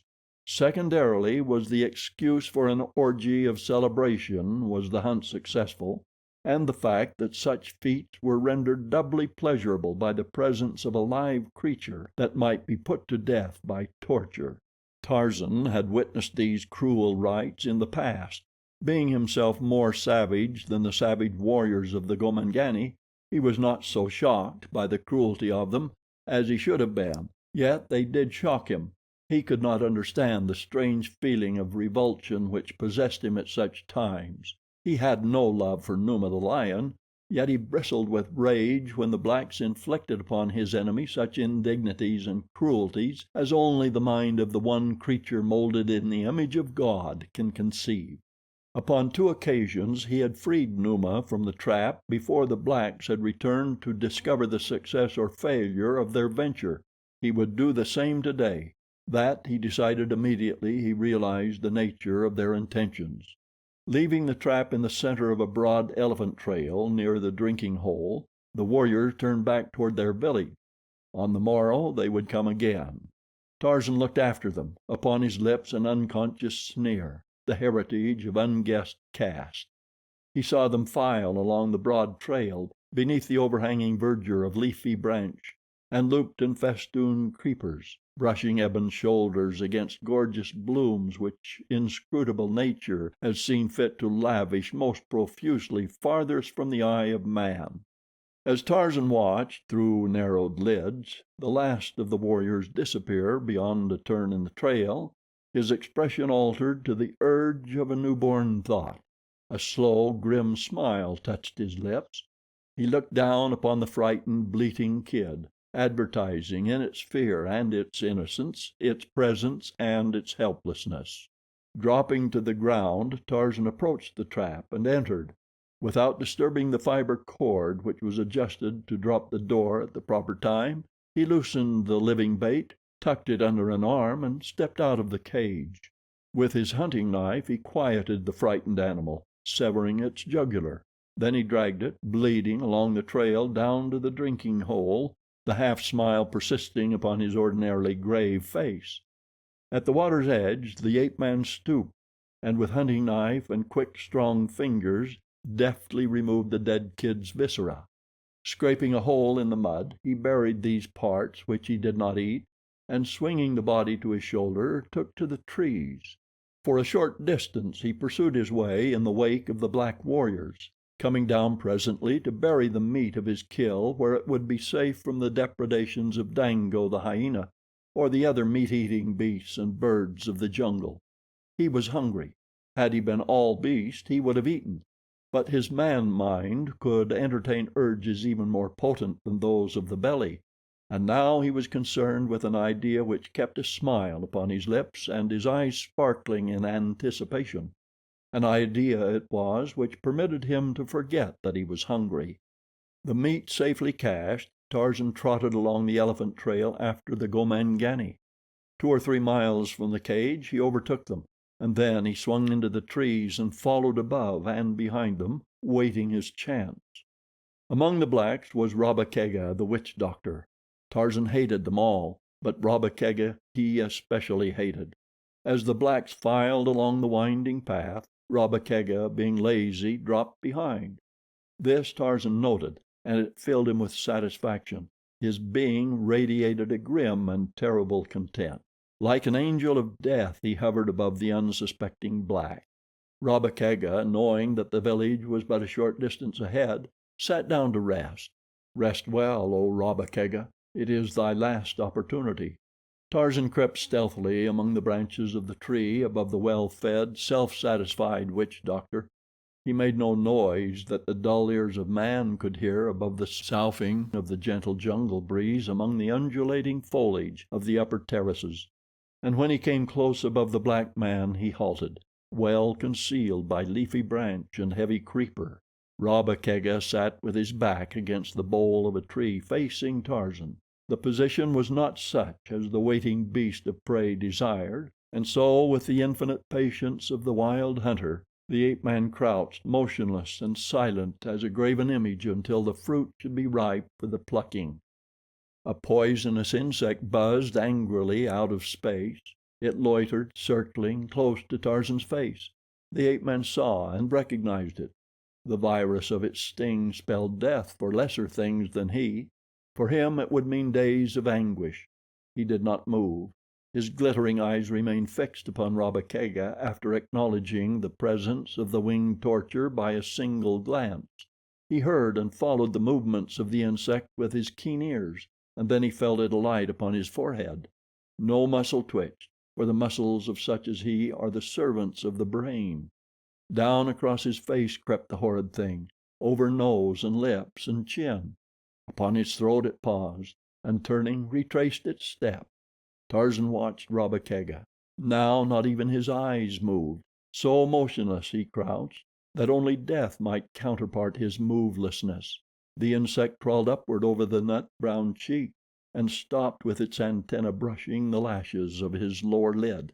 You or I would have started back, closing our eyes and striking at the thing. But you and I are the slaves, not the masters of our nerves. Had the thing crawled upon the eyeball of the ape-man, it is believable that he could yet have remained wide-eyed and rigid. But it did not. For a moment it loitered there close to the lower lid. Then it rose and buzzed away. Down toward Rabba Kega it buzzed, and the black man heard it, saw it, struck at it, and was stung upon the cheek before he killed it. Then he rose with a howl of pain and anger, and as he turned upon the trail toward the village of Mbonga the chief, his broad black back was exposed to the silent thing waiting above him, and as Rabba Kega turned, a lithe figure shot outward and downward from the tree above upon his broad shoulders. The impact of the springing creature carried Rabba Kega to the ground. He felt strong jaws close upon his neck, and when he tried to scream, steel fingers throttled his throat. The powerful black warrior struggled to free himself, but he was as a child in the grip of his adversary. Presently Tarzan released his grip upon the other's throat, but each time that Rabba Kega essayed a scream, the cruel fingers choked him painfully. At last the warrior desisted. Then Tarzan half rose and kneeled upon his victim's back, and when Rabba Kega struggled to arise, the ape-man pushed his face down into the dirt of the trail. With a bit of the rope that had secured the kid, Tarzan made Rabba Kega's wrists secure behind his back. Then he rose and jerked his prisoner to his feet, faced him back along the trail, and pushed him on ahead. Not until he came to his feet did Rabba Kega obtain a square look at his assailant. When he saw that it was the white devil god, his heart sank within him, and his knees trembled. But as he walked along the trail ahead of his captor, and was neither injured nor molested, his spirits slowly rose, so that he took heart again. Possibly the devil god did not intend to kill him after all. Had he not had little Tibo in his power for days without harming him? And had he not spared Momaya, Tibo's mother, when he easily might have slain her? And then they came upon the cage which Rabba Kega, with the other black warriors of the village of Mbonga the chief, had placed and baited for Numa. Rabba Kega saw that the bait was gone, though there was no lion within the cage, nor was the door dropped. He saw, and he was filled with wonder not unmixed with apprehension. It entered his dull brain that in some way this combination of circumstances had a connection with his presence there as the prisoner of the white devil god. Nor was he wrong. Tarzan pushed him roughly into the cage, and in another moment Rabba Kega understood. Cold sweat broke from every pore of his body. He trembled as with ague, for the ape-man was binding him securely in the very spot the kid had previously occupied. The witch doctor pleaded first for his life, and then for a death less cruel. But he might as well have saved his pleas for Numa, since already they were directed toward a wild beast who understood no word of what he said. But his constant jabbering not only annoyed Tarzan, who worked in silence, but suggested that later the black might raise his voice in cries for succor. So he stepped out of the cage, gathered a handful of grass and a small stick, and returning jammed the grass into Rabba Kega's mouth, laid the stick crosswise between his teeth, and fastened it there with the thong from Rabba Kega's loin cloth. Now could the witch doctor but roll his eyes and sweat. Thus Tarzan left him. The ape-man went first to the spot where he had cached the body of the kid. Digging it up, he ascended into a tree and proceeded to satisfy his hunger. What remained he again buried. Then he swung away through the trees to the water hole, and going to the spot where fresh, cold water bubbled from between two rocks, he drank deeply. The other beasts might wade in and drink stagnant water, but not Tarzan of the Apes. In such matters he was fastidious. From his hands he washed every trace of the repugnant scent of the Mangani, and from his face the blood of the kid. Rising, he stretched himself not unlike some huge, lazy cat, climbed into a nearby tree, and fell asleep. When he awoke it was dark, though a faint luminosity still tinged the western heavens. A lion moaned and coughed as it strode through the jungle toward water. It was approaching the drinking hole. Tarzan grinned sleepily, changed his position, and fell asleep again. When the blacks of Mbonga the chief reached their village, they discovered that Rabba Kega was not among them. When several hours had elapsed, they decided that something had happened to him, and it was the hope of the majority of the tribe that whatever had happened to him might prove fatal. They did not love the witch doctor. Love and fear seldom are playmates, but a warrior is a warrior, and so Mbonga organized a searching party. That his own grief was not unassuageable might have been gathered from the fact that he remained at home and went to sleep. The young warriors whom he sent out remained steadfast to their purpose for fully half an hour, when, unfortunately for Rabba Kega, upon so slight a thing may the fate of a man rest, a honey bird attracted the attention of the searchers and led them off for the delicious store it previously had marked down for betrayal, and Rabba Kega's doom was sealed. When the searchers returned empty-handed, Mbonga was wroth, but when he saw the great store of honey they brought with them, his rage subsided. Already Tubuto, young, agile, and evil-minded, with face hideously painted, was practicing the black art upon a sick infant in the fond hope of succeeding to the office and perquisites of Rabba Kega. Tonight the women of the old witch doctor would moan and howl. Tomorrow he would be forgotten. Such is life, such is fame, such is power, in the center of the world's highest civilization, or in the depths of the black primeval jungle. Always, everywhere, man is man, nor has he altered greatly beneath his veneer since he scurried into a hole between two rocks to escape the Tyrannosaurus 6 million years ago. The morning following the disappearance of Rabba Kega, the warriors set out with Mbonga the chief to examine the trap they had set for Numa. Long before they reached the cage they heard the roaring of a great lion and guessed that they had made a successful bag. So it was with shouts of joy that they approached the spot where they should find their captive. Yes, there he was, a great, magnificent specimen, a huge, black-maned lion. The warriors were frantic with delight. They leaped into the air and uttered savage cries, hoarse victory cries, and then they came closer, and the cries died upon their lips, and their eyes went wide so that the whites showed all around their irises, and their pendulous lower lips drooped with their drooping jaws. They drew back in terror at the sight within the cage, the mauled and mutilated corpse of what had, yesterday, been Rabba Kega, the witch doctor. The captured lion had been too angry and frightened to feed upon the body of his kill, but he had vented upon it much of his rage until it was a frightful thing to behold. From his perch in a nearby tree, Tarzan of the Apes, Lord Greystoke, looked down upon the black warriors and grinned. Once again his self-pride in his ability as a practical joker asserted itself. It had lain dormant for some time following the painful mauling he had received that time he leaped among the apes of Kerchak, clothed in the skin of Numa; but this joke was a decided success. After a few moments of terror the blacks came closer to the cage, rage taking the place of fear, rage and curiosity. How had Rabba Kega happened to be in the cage? Where was the kid? There was no sign nor remnant of the original bait. They looked closely and they saw to their horror that the corpse of their erstwhile fellow was bound with the very cord with which they had secured the kid. Who could have done this thing? They looked at one another. Tubuto was the first to speak. He had come hopefully out with the expedition that morning. Somewhere he might find evidence of the death of Rabba Kega. Now he had found it, and he was the first to find an explanation. "The white devil god," he whispered. "It is the work of the white devil god." No one contradicted Tubuto, for indeed who else could it have been but the great hairless ape they all so feared? And so their hatred of Tarzan increased again with an increased fear of him, and Tarzan sat in his tree and hugged himself.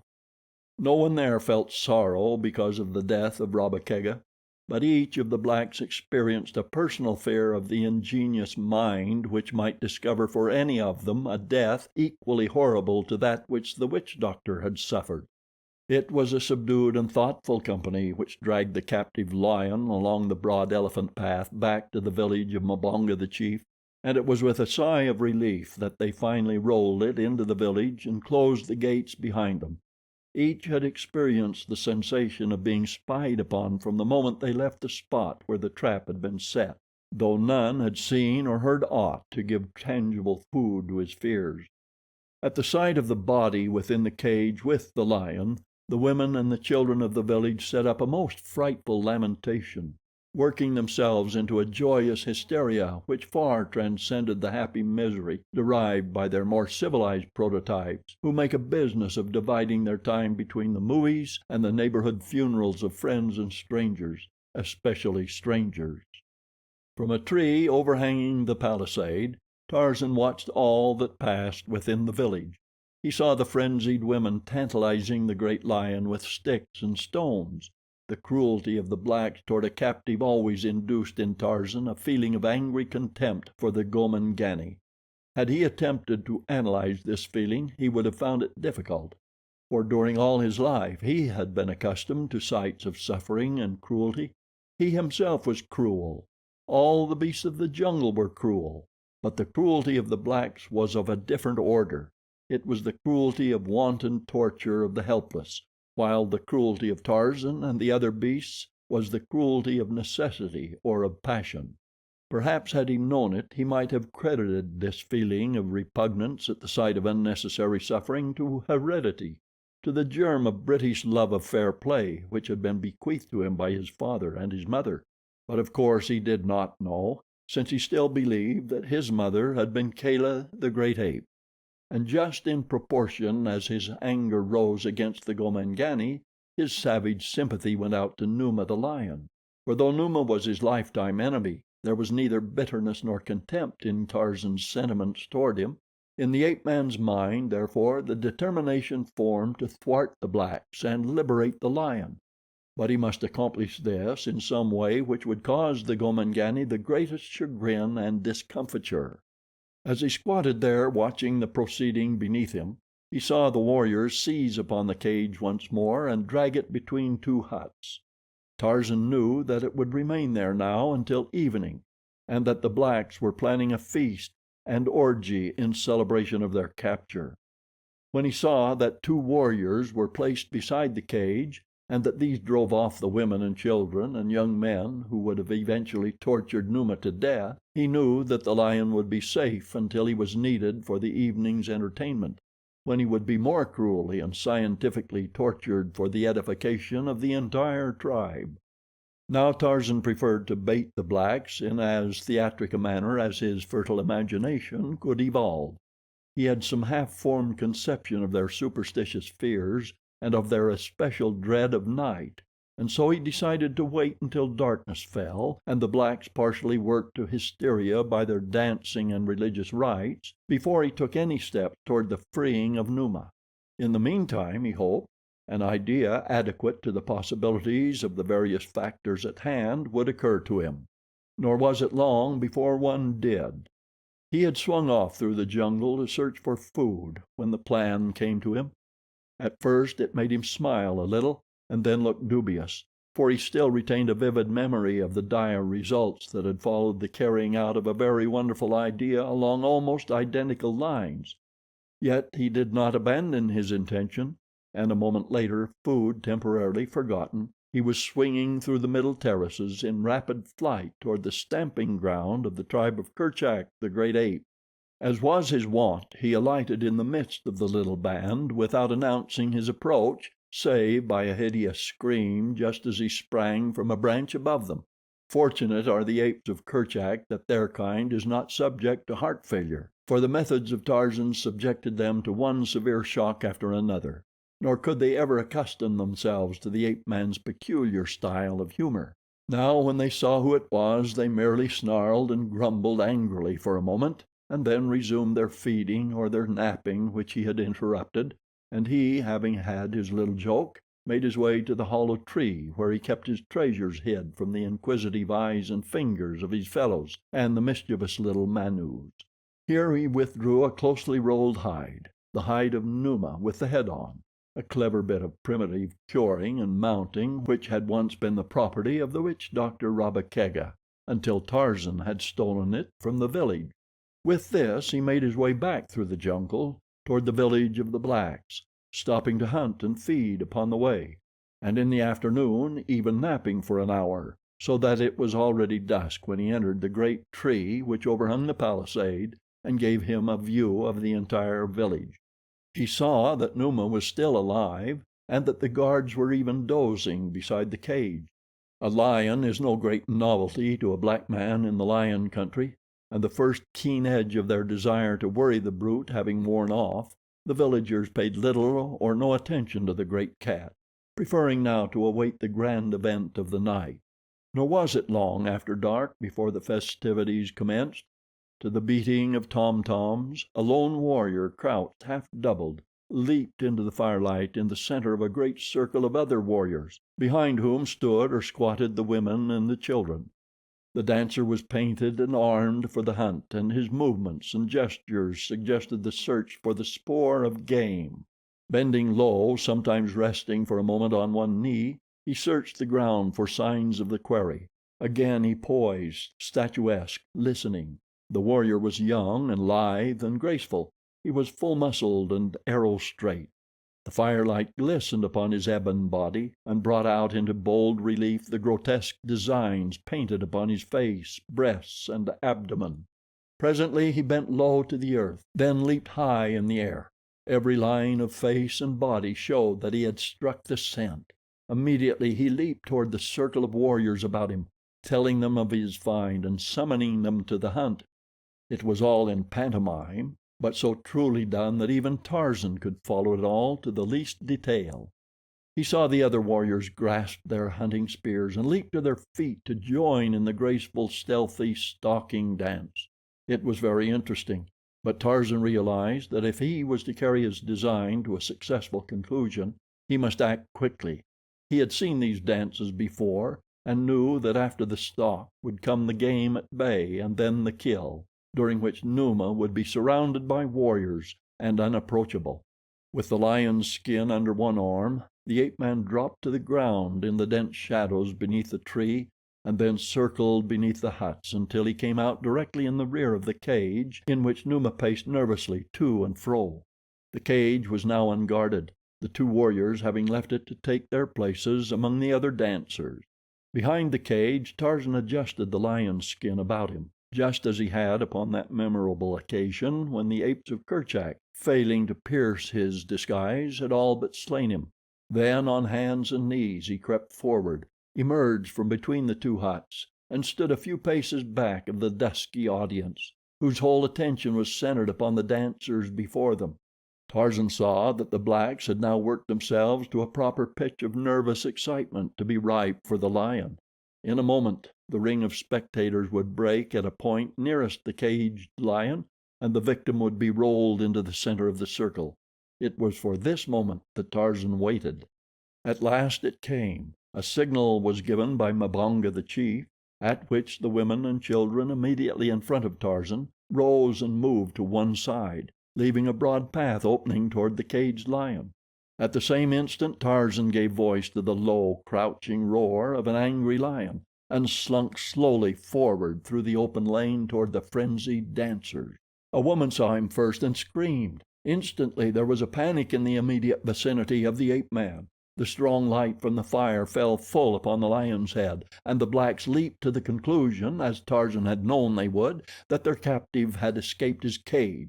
With another roar Tarzan moved forward. The dancing warriors paused but an instant. They had been hunting a lion securely housed within a strong cage, and now that he was at liberty among them, an entirely different aspect was placed upon the matter. Their nerves were not attuned to this emergency. The women and children already had fled to the questionable safety of the nearest huts, and the warriors were not long in following their example, so that presently Tarzan was left in sole possession of the village street. But not for long, nor did he wish to be left thus long alone. It would not comport with his scheme. Presently a head peered forth from a nearby hut, and then another and another, until a score or more of warriors were looking out upon him, waiting for his next move, waiting for the lion to charge or to attempt to escape from the village. Their spears were ready in their hands against either a charge or a bolt for freedom. And then the lion rose erect upon its hind leg.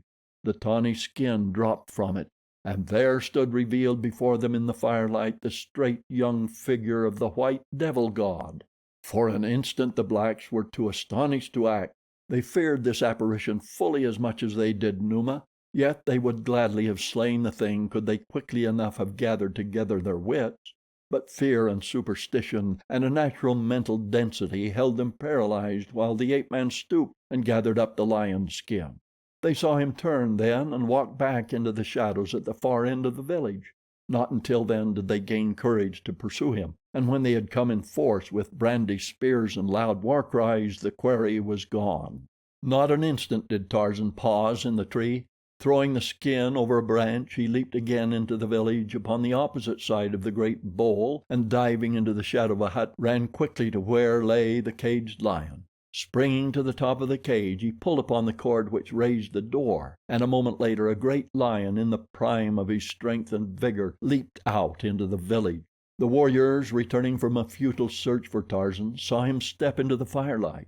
Ah, there was the devil god again, up to his old trick. Did he think he could twice fool the men of Mbonga, the chief, the same way in so short a time? They would show him. For long they had waited for such an opportunity to rid themselves forever of this fearsome jungle demon. As one they rushed forward with raised spears. The women and the children came from the huts to witness the slaying of the devil god. The lion turned blazing eyes upon them and then swung about toward the advancing warriors. With shouts of savage joy and triumph they came toward him, menacing him with their spears. The devil god was theirs. And then, with a frightful roar, Numa the lion charged. The men of Mbonga the chief met Numa with ready spears and screams of raillery. In a solid mass of muscled ebony they waited the coming of the devil god, yet beneath their brave exteriors lurked a haunting fear that all might not be quite well with them, that this strange creature could yet prove invulnerable to their weapons and inflict upon them full punishment for their effrontery. The charging lion was all too lifelike. They saw that in the brief instant of the charge, but beneath the tawny hide they knew was hid the soft flesh of the white man, and how could that withstand the assault of many war spears? In their forefront stood a huge young warrior in the full arrogance of his might and his youth. Afraid? Not he. He laughed as Numa bore down upon him. He laughed and couched his spear, setting the point for the broad breast. And then the lion was upon him. A great paw swept away the heavy war spear, splintering it as the hand of man might splinter a dry twig. Down went the black, his skull crushed by another blow. And then the lion was in the midst of the warriors, clawing and tearing to right and left. Not for long did they stand their ground. but a dozen men were mauled before the others made good their escape from those frightful talons and gleaming fangs. In terror the villagers fled hither and thither. No hut seemed a sufficiently secure asylum with Numa ranging within the palisade. From one to another fled the frightened blacks, while in the center of the village Numa stood glaring and growling above his kills. At last a tribesman flung wide the gates of the village and sought safety amid the branches of the forest trees beyond. Like sheep his fellows followed him until the lion and his dead remained alone in the village. From the nearer trees the men of Mbonga saw the lion lower his great head and seize one of his victims by the shoulder, and then with slow and stately tread move down the village street past the open gates and on into the jungle. They saw and shuddered, and from another tree Tarzan of the Apes saw and smiled.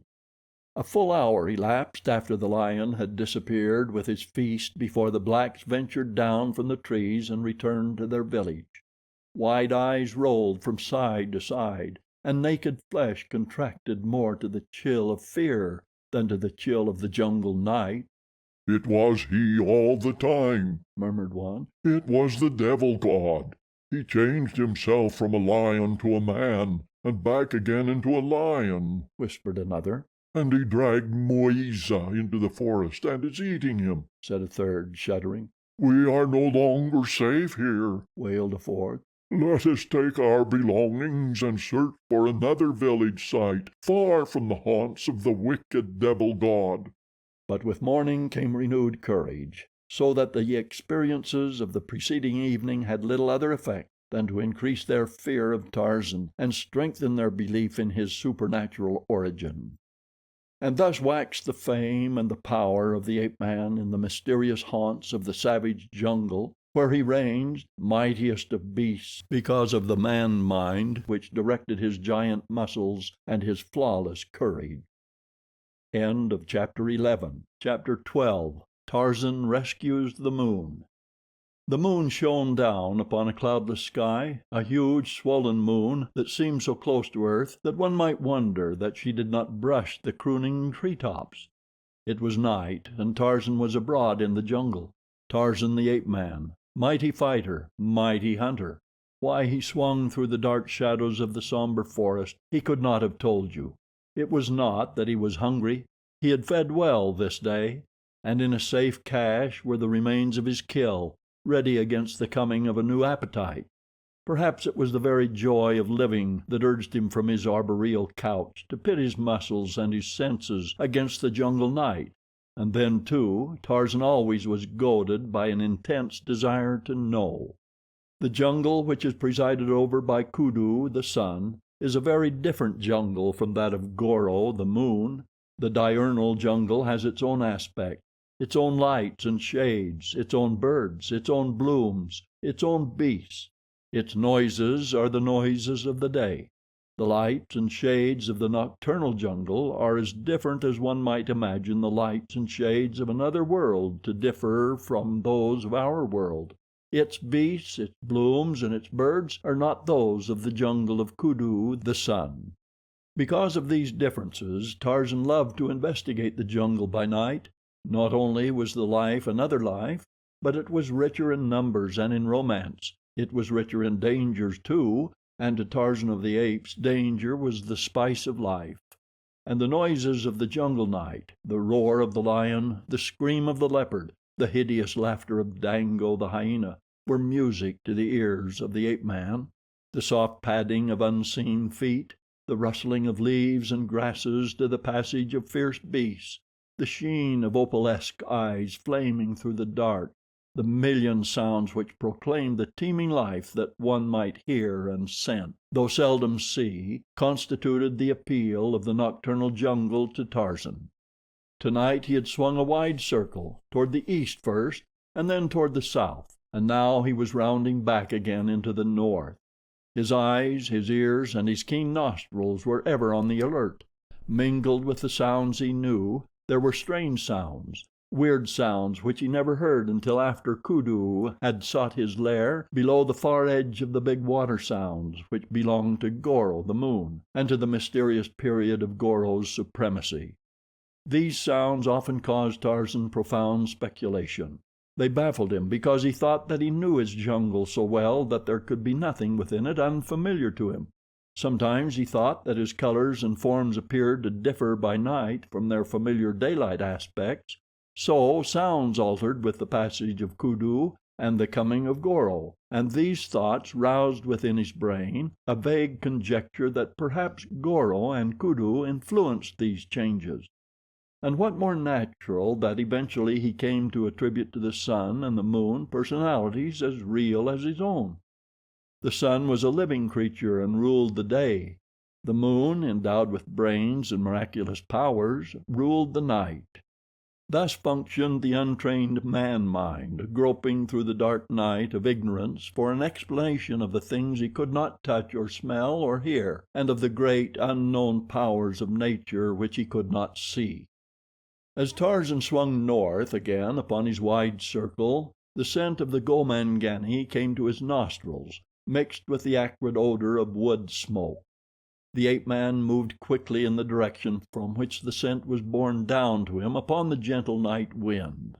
Presently the ruddy sheen of a great fire filtered through the foliage to him ahead, and when Tarzan came to a halt in the trees near it, he saw a party of half a dozen black warriors huddled close to the blaze. It was evidently a hunting party from the village of Mbonga the chief, caught out in the jungle after dark. In a rude circle about them they had constructed a thorn boma, which, with the aid of the fire, they apparently hoped would discourage the advances of the larger carnivora. That hope was not conviction, was evidenced by the very palpable terror in which they crouched, wide-eyed and trembling, for already Numa and Sabor were moaning through the jungle toward them. There were other creatures, too, in the shadows beyond the firelight. Tarzan could see their yellow eyes flaming there. The blacks saw them and shivered. Then one arose and, grasping a burning branch from the fire, hurled it at the eyes, which immediately disappeared. The black sat down again. Tarzan watched and saw that it was several minutes before the eyes began to reappear in twos and fours. Then came Numa the lion and Sabor, his mate. The other eyes scattered to right and left before the menacing growls of the great cats, and then the huge orbs of the man-eaters flamed alone out of the darkness.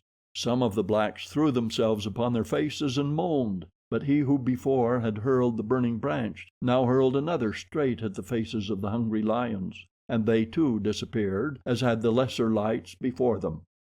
Tarzan was much interested. He saw a new reason for the nightly fires maintained by the blacks, a reason in addition to those connected with warmth and light and cooking. The beasts of the jungle feared fire, and so fire was, in a measure, a protection from them.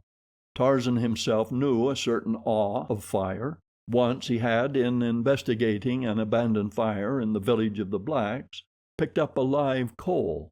Since then he had maintained a respectful distance from such fires as he had seen. One experience had sufficed. For a few minutes after the black hurled the firebrand, no eyes appeared, though Tarzan could hear the soft padding of feet all about him. Then flashed once more the twin fire spots that marked the return of the lord of the jungle, and a moment later, upon a slightly lower level, there appeared those of Sabor, his mate. For some time they remained fixed and unwavering, a constellation of fierce stars in the jungle night. Then the male lion advanced slowly toward the boma, where all but a single black still crouched in trembling terror.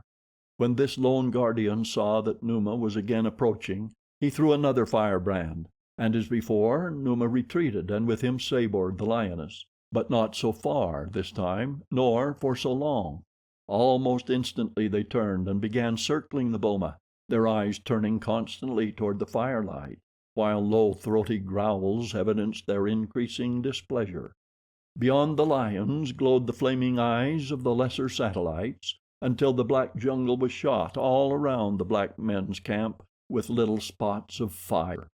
Again and again the black warrior hurled his puny brands at the two big cats, but Tarzan noticed that Numa paid little or no attention to them after the first few retreats. The ape-man knew by Numa's voice that the lion was hungry and surmised that he had made up his mind to feed upon a Gomangani. But would he dare a closer approach to the dreaded flames? Even as the thought was passing in Tarzan's mind, Numa stopped his restless pacing and faced the boma.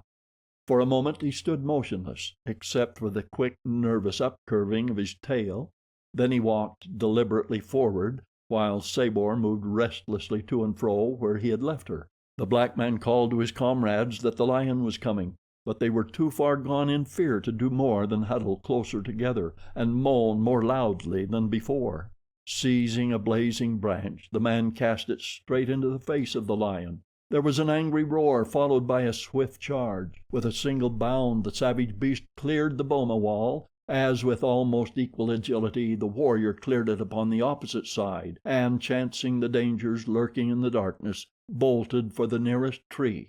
Numa was out of the boma almost as soon as he was inside it, but as he went back over the low thorn wall he took a screaming Negro with him. Dragging his victim along the ground, he walked back toward Sabor, the lioness, who joined him, and the two continued into the blackness, their savage growls mingling with the piercing shrieks of the doomed and terrified man.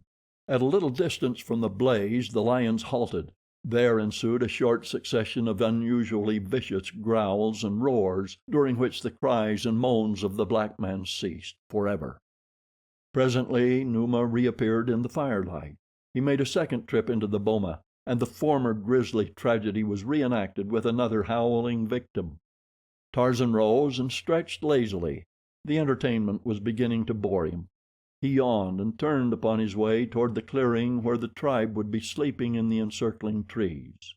Yet even when he had found his familiar crotch and curled himself for slumber, he felt no desire to sleep. For a long time he lay awake, thinking and dreaming. He looked up into the heavens and watched the moon and the stars. He wondered what they were and what power kept them from falling. His was an inquisitive mind. Always he had been full of questions concerning all that passed around him, but there never had been one to answer his questions. In childhood he had wanted to know, and denied almost all knowledge. He still in manhood was filled with the great unsatisfied curiosity of a child. He was never quite content merely to perceive that things happened. He desired to know why they happened. He wanted to know what made things go. The secret of life interested him immensely. The miracle of death he could not quite fathom. Upon innumerable occasions he had investigated the internal mechanisms of his kills, and once or twice he had opened the chest cavity of victims in time to see the heart still pumping. He had learned from experience that a knife thrust through this organ brought immediate death 9 times out of 10, while he might stab an antagonist innumerable times in other places without even disabling him. And so he had come to think of the heart, or as he called it, the red thing that breathes, as the seat and origin of life. The brain and its functionings he did not comprehend at all. That his sense perceptions were transmitted to his brain and there translated, classified and labeled was something quite beyond him.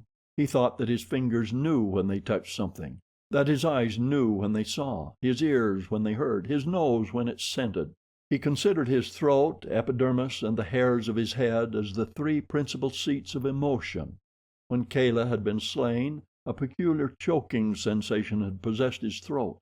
Contact with Hista the snake imparted an unpleasant sensation to the skin of his whole body, while the approach of an enemy made the hairs on his scalp stand erect. Imagine, if you can, a child filled with the wonders of nature, bursting with queries and surrounded only by beasts of the jungle to whom his questionings were as strange as Sanskrit would have been. If he asked Gunto what made it rain, the big old ape would but gaze at him in dumb astonishment for an instant, and then return to his interesting and edifying search for fleas. And when he questioned Mumga, who was very old and should have been very wise, but wasn't, as to the reason for the closing of certain flowers after Kudu had deserted the sky, and the opening of others during the night, he was surprised to discover that Mumga had never noticed these interesting facts, though she could tell to an inch just where the fattest grubworm should be hiding. To Tarzan these things were wonders. They appealed to his intellect and to his imagination. He saw the flowers close and open. He saw certain blooms which turned their faces always toward the sun. He saw leaves which moved when there was no breeze. He saw vines crawl like living things up the boles and over the branches of great trees, and to Tarzan of the Apes the flowers and the vines and the trees were living creatures. He often talked to them, as he talked to Goro the moon and Kudu the sun, and always was he disappointed that they did not reply. He asked them questions, but they could not answer, though he knew that the whisperings of the leaves was the language of the leaves. They talked with one another. The wind he attributed to the trees and grasses. He thought that they swayed themselves to and fro, creating the wind. In no other way could he account for this phenomenon. The rain he finally attributed to the stars, the moon, and the sun, but his hypothesis was entirely unlovely and unpoetical. Tonight, as Tarzan lay thinking, there sprang to his fertile imagination an explanation of the stars and the moon. He became quite excited about it. Taug was sleeping in a nearby crotch. Tarzan swung over beside him. "Taug!" he cried. Instantly the great bull was awake and bristling, sensing danger from the nocturnal summons. "Look, Taug!" exclaimed Tarzan, pointing toward the stars. "See the eyes of Numa and Sabor, of Sheeta and Dango. They wait around Goro to leap in upon him for their kill. See the eyes and the nose and the mouth of Goro, and the light that shines upon his face is the light of the great fire he has built to frighten away Numa and Sabor and Dango and Sheeta. All about him are the eyes, Taug. You can see them, but they do not come very close to the fire. There are few eyes close to Goro. They fear the fire. It is the fire that saves Goro from Numa. Do you see them, Taug? Some night Numa will be very hungry and very angry. Then he will leap over the thorn bushes which encircle Goro, and we will have no more light after Kudu seeks his lair. The night will be black with the blackness that comes when Goro is lazy and sleeps late into the night, or when he wanders through the skies by day, forgetting the jungle and its people." Taug looked stupidly at the heavens and then at Tarzan. A meteor fell, blazing a flaming way through the sky. "Look!" cried Tarzan. "Goro has thrown a burning branch at Numa." Taug grumbled. "Numa is down below," he said. "Numa does not hunt above the trees." But he looked curiously and a little fearfully at the bright stars above him, as though he saw them for the first time. And doubtless it was the first time that Taug ever had seen the stars, though they had been in the sky above him every night of his life. To Taug they were as the gorgeous jungle blooms. He could not eat them, and so he ignored them. Taug fidgeted and was nervous. For a long time he lay sleepless, watching the stars, the flaming eyes of the beasts of prey surrounding Goro, the moon. Goro, by whose light the apes danced to the beating of their earthen drums. If Goro should be eaten by Numa, there could be no more dum-dums. Taug was overwhelmed by the thought. He glanced at Tarzan half fearfully.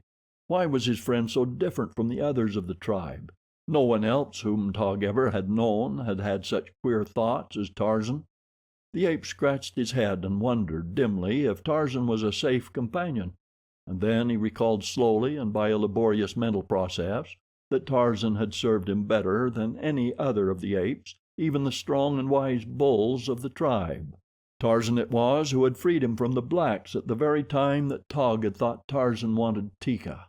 It was Tarzan who had saved Taug's little balu from death. It was Tarzan who had conceived and carried out the plan to pursue Teeka's abductor and rescue the stolen one. Tarzan had fought and bled in Taug's service so many times that Taug, although only a brutal ape, had had impressed upon his mind a fierce loyalty which nothing now could swerve. His friendship for Tarzan had become a habit, a tradition almost, which would endure while Taug endured. He never showed any outward demonstration of affection. He growled at Tarzan as he growled at the other bulls who came too close while he was feeding, but he would have died for Tarzan. He knew it, and Tarzan knew it, but of such things apes do not speak, their vocabulary for the finer instincts consisting more of actions than words. But now Taug was worried, and he fell asleep again, still thinking of the strange words of his fellow. The following day he thought of them again, and without any intention of disloyalty he mentioned to Gunto what Tarzan had suggested about the eyes surrounding Goro, and the possibility that sooner or later Numa would charge the moon and devour him. To the apes all large things in nature are male, and so Goro, being the largest creature in the heavens by night, was to them a bull. Gunto bit a sliver from a horny finger and recalled the fact that Tarzan had once said that the trees talked to one another, and Gozan recounted having seen the ape-man dancing alone in the moonlight with Sheeta the panther.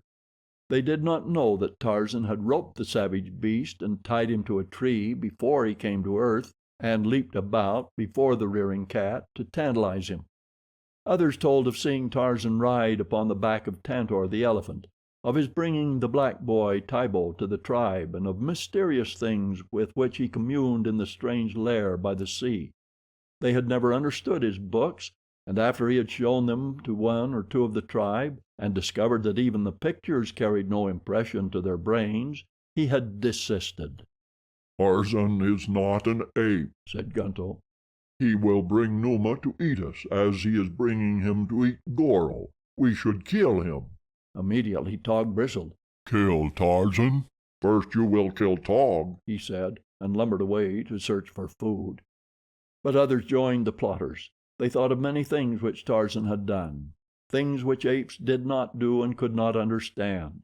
Again Gunto voiced the opinion that the Tarmangani, the white ape, should be slain, and the others, filled with terror about the stories they had heard, and thinking Tarzan was planning to slay Goro, greeted the proposal with growls of accord. Among them was Teeka, listening with all her ears, but her voice was not raised in furtherance of the plan. Instead she bristled, showing her fangs, and afterward she went away in search of Tarzan, but she could not find him, as he was roaming far afield in search of meat. She found Taug, though, and told him what the others were planning, and the great bull stamped upon the ground and roared. His bloodshot eyes blazed with wrath. His upper lip curled up to expose his fighting fangs, and the hair upon his spine stood erect. And then a rodent scurried across the open, and Taug sprang to seize it. In an instant he seemed to have forgotten his rage against the enemies of his friend. But such is the mind of an ape. Several miles away, Tarzan of the Apes lolled upon the broad head of Tantor the elephant. He scratched beneath the great ears with the point of a sharp stick, and he talked to the huge pachyderm of everything which filled his black thatched head. Little or nothing of what he said did Tantor understand, but Tantor is a good listener. Swaying from side to side, he stood there enjoying the companionship of his friend, the friend he loved, and absorbing the delicious sensations of the scratching. Numa the lion caught the scent of man, and warily stalked it until he came within sight of his prey upon the head of the mighty tusker. Then he turned, growling and muttering, away in search of more propitious hunting grounds. The elephant caught the scent of the lion, borne to him by an eddying breeze, and lifting his trunk, trumpeted loudly. Tarzan stretched back luxuriously, lying supine at full length along the rough hide. Flies swarmed about his face, but with a leafy branch torn from a tree he lazily brushed them away. "Tantor," he said, "it is good to be alive. It is good to lie in the cool shadows. It is good to look upon the green trees and the bright colors of the flowers, upon everything which Bulamutumumo has put here for us. He is very good to us, Tantor. He has given you tender leaves and bark and rich grasses to eat. To me he has given Bara and Horta and Pisa, the fruits and the nuts and the roots. He provides for each the food that each likes best. All that he asks is that we be strong enough or cunning enough to go forth and take it. Yes, Tantor, it is good to live. I should hate to die." Tantor made a little sound in his throat and curled his trunk upward that he might caress the ape-man's cheek with the finger at its tip. "Tantor," said Tarzan presently, "turn and feed in the direction of the tribe of Kerchak, the great ape, that Tarzan may ride home upon your head without walking." The tusker turned and moved slowly off along a broad, tree-arched trail, pausing occasionally to pluck a tender branch or strip the edible bark from an adjacent tree. Tarzan sprawled face downward upon the beast's head and back, his legs hanging on either side, his head supported by his open palms, his elbows resting on the broad cranium, and thus they made their leisurely way toward the gathering place of the tribe. Just before they arrived at the clearing from the north there reached it from the south another figure, that of a well-knit black warrior, who stepped cautiously through the jungle, every sense upon the alert against the many dangers which might lurk anywhere along the way. Yet he passed beneath the southernmost sentry that was posted in a great tree commanding the trail from the south. The ape permitted the Gomangani to pass unmolested, for he saw that he was alone. But the moment that the warrior had entered the clearing, a loud "Krieg-ah" rang out from behind him, immediately followed by a chorus of replies from different directions, as the great bulls crashed through the trees in answer to the summons of their fellow. The black man halted at the first cry and looked about him. He could see nothing, but he knew the voice of the hairy tree men whom he and his kind feared, not alone because of the strength and ferocity of the savage beings, but as well through a superstitious terror engendered by the manlike appearance of the apes. But Bulabantu was no coward. He heard the apes all about him. He knew that escape was probably impossible, so he stood his ground, his spear ready in his hand and a war cry trembling on his lips. He would sell his life dearly, would Bulabantu, under chief of the village of Mbonga the chief. Tarzan and Tantor were but a short distance away when the first cry of the sentry rang out through the quiet jungle. Like a flash the ape-man leaped from the elephant's back to a nearby tree and was swinging rapidly in the direction of the clearing before the echoes of the first "Krieg-ah" had died away. When he arrived he saw a dozen bulls circling a single Gomangani. With a blood-curdling scream Tarzan sprang to the attack. He hated the blacks even more than did the apes, and here was an opportunity for a kill in the open. What had the Gomangani done? Had he slain one of the tribe? Tarzan asked the nearest ape. No, the Gomangani had harmed none. Gozan, being on watch, had seen him coming through the forest and had warned the tribe, that was all. The ape-man pushed through the circle of bulls, none of which as yet had worked himself into sufficient frenzy for a charge, and came where he had a full and close view of the black. He recognized the man instantly. Only the night before he had seen him facing the eyes in the dark, while his fellows grovelled in the dirt at his feet, too terrified even to defend themselves. Here was a brave man, and Tarzan had deep admiration for bravery. Even his hatred of the blacks was not so strong a passion as his love of courage. He would have joyed in battling with a black warrior at almost any time, but this one he did not wish to kill. He felt vaguely that the man had earned his life by his brave defense of it on the preceding night, nor did he fancy the odds that were pitted against the lone warrior. He turned to the apes. "Go back to your feeding," he said, "and let this Gomangani go his way in peace. He has not harmed us, and last night I saw him fighting Numa and Sabor with fire, alone in the jungle. He is brave. Why should we kill one who is brave and who has not attacked us? Let him go." The apes growled. They were displeased. "Kill the Gomangani," cried one. "Yes," roared another. "Kill the Gomangani and the Tarmangani as well." "Kill the white ape," screamed Gozan. "He is no ape at all, but a Gomangani with his skin off." "Kill Tarzan," bellowed Gunto. "Kill, kill, kill." The bulls were now indeed working themselves into the frenzy of slaughter, but against Tarzan rather than the black man. A shaggy form charged through them, hurling those it came in contact with to one side as a strong man might scatter children. It was Taug, great savage Taug. "Who says kill Tarzan?" he demanded. "Who kills Tarzan must kill Taug, too. Who can kill Taug? Taug will tear your insides from you and feed them to Dango." "We can kill you all," replied Gunto. "There are many of us and few of you." And he was right. Tarzan knew that he was right. Taug knew it. But neither would admit such a possibility. It is not the way of bull apes. "I am Tarzan," cried the ape man. "I am Tarzan, mighty hunter, mighty fighter. In all the jungle none so great as Tarzan." Then, one by one, the opposing bulls recounted their virtues and their prowess, and all the time the combatants came closer and closer to one another. Thus do the bulls work themselves to the proper pitch before engaging in battle. Gunto came, stiff-legged, close to Tarzan and sniffed at him with bared fangs. Tarzan rumbled forth a low, menacing growl. They might repeat these tactics a dozen times, but sooner or later one bull would close with another, and then the whole hideous pack would be tearing and rending at their prey. Bulabantu, the black man, had stood wide-eyed in wonder from the moment he had seen Tarzan approaching through the apes. He had heard much of this devil god who ran with the hairy tree people, but never before had he seen him in full daylight. He knew him well enough from the description of those who had seen him, and from the glimpses he had had of the marauder upon several occasions when the ape-man had entered the village of Mbonga, the chief, by night, in the perpetration of one of his numerous ghastly jokes.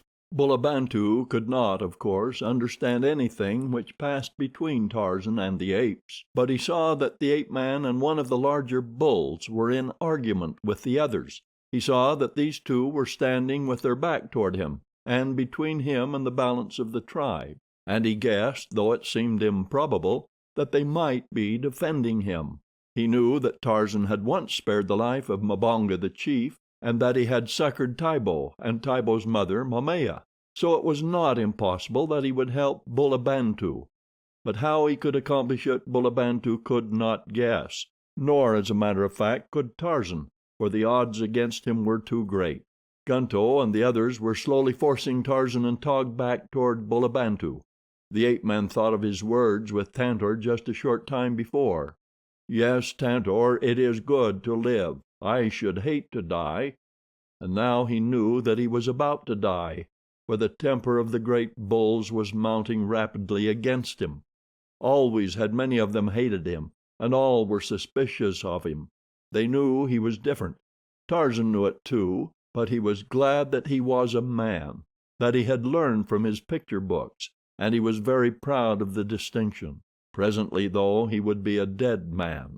Gunto was preparing to charge. Tarzan knew the signs. He knew that the balance of the bulls would charge with Gunto.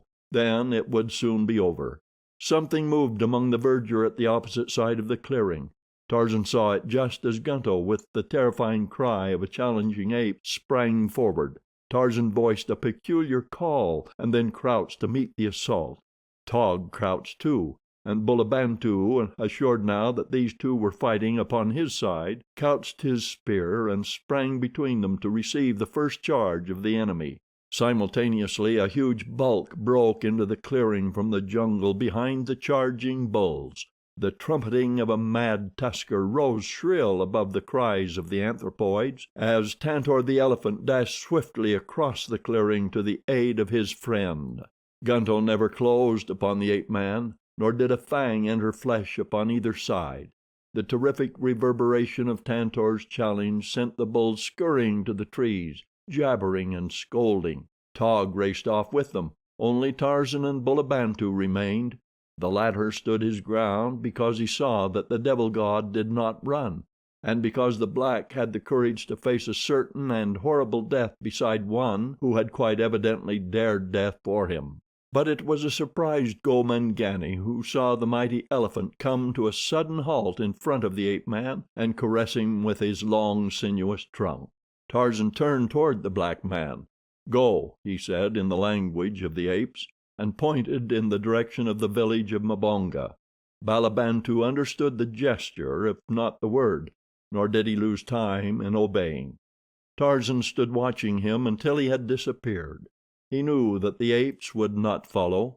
Then he said to the elephant, "Pick me up," and the tusker swung him lightly to his head. "Tarzan goes to his lair by the big water," shouted the ape-man to the apes in the trees. "All of you are more foolish than Manu, except Taug and Teeka. Taug and Teeka may come to see Tarzan, but the others must keep away. Tarzan is done with the tribe of Kerchak." He prodded Tantor with a calloused toe, and the big beast swung off across the clearing, the apes watching them until they were swallowed up by the jungle.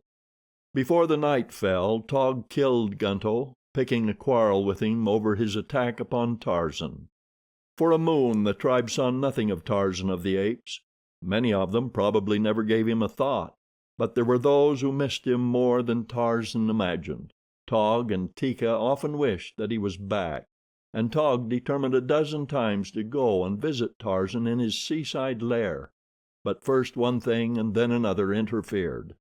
One night, when Taug lay sleepless looking up at the starry heavens, he recalled the strange things that Tarzan once had suggested to him, that the bright spots were the eyes of the meat-eaters, waiting in the dark of the jungle sky to leap upon Goro the moon and devour him. The more he thought about this matter, the more perturbed he became. And then a strange thing happened. Even as Taug looked at Goro, he saw a portion of one edge disappear, precisely as though something was gnawing upon it. Larger and larger became the hole in the side of Goro. With a scream, Taug leaped to his feet. His frenzied "Kreogs!" brought the terrified tribe screaming and chattering toward him. "Look!" cried Taug, pointing at the moon. "Look! It is as Tarzan said. Numa has sprung through the fires and is devouring Goro. You called Tarzan names and drove him from the tribe. Now see how wise he was. Let one of you who hated Tarzan go to Goro's aid. See the eyes in the dark jungle all about Goro. He is in danger and none can help him. None except Tarzan. Soon Goro will be devoured by Numa, and we shall have no more light after Kudu seeks his lair. How shall we dance the dum-dum without the light of Goro?" The apes trembled and whimpered. Any manifestation of the powers of nature always filled them with terror, for they could not understand. "Go and bring Tarzan," cried one, and then they all took up the cry of "Tarzan! Bring Tarzan! He will save Goro." But who was to travel the dark jungle by night to fetch him? "I will go," volunteered Taug, and an instant later he was off through the Stygian gloom toward the little landlocked harbor by the sea. And as the tribe waited, they watched the slow devouring of the moon. Already Numa had eaten out a great semicircular piece. At that rate Goro would be entirely gone before Kudu came again. The apes trembled at the thought of perpetual darkness by night. They could not sleep. Restlessly they moved here and there among the branches of trees, watching Numa of the skies at his deadly feast, and listening for the coming of Taug with Tarzan. Goro was nearly gone when the apes heard the sounds of the approach through the trees of the two they awaited, and presently Tarzan, followed by Taug, swung into a nearby tree. The ape-man wasted no time in idle words. In his hand was his long bow, and at his back hung a quiver full of arrows, poisoned arrows that he had stolen from the village of the blacks, just as he had stolen the bow. Up into the great tree he clambered, higher and higher, until he stood swaying upon a small limb which bent low beneath his weight. Here he had a clear and unobstructed view of the heavens. He saw Goro and the inroads which the hungry Numa had made into his shining surface. Raising his face to the moon, Tarzan shrilled forth his hideous challenge. Faintly and from afar came the roar of an answering lion. The apes shivered. Numa of the skies had answered Tarzan. Then the ape-man fitted an arrow to his bow, and drawing the shaft far back, aimed its point at the heart of Numa, where he lay in the heavens devouring Goro. There was a loud twang as the released bolt shot into the dark heavens. Again and again did Tarzan of the Apes launch his arrows at Numa, and all the while the apes of the tribe of Kerchak huddled together in terror. At last came a cry from Taug. "Look! Look!" he screamed. "Numa is killed! Tarzan has killed Numa! See! Goro is emerging from the belly of Numa!" And sure enough, the moon was gradually emerging from whatever had devoured her, whether it was Numa the lion or the shadow of the earth.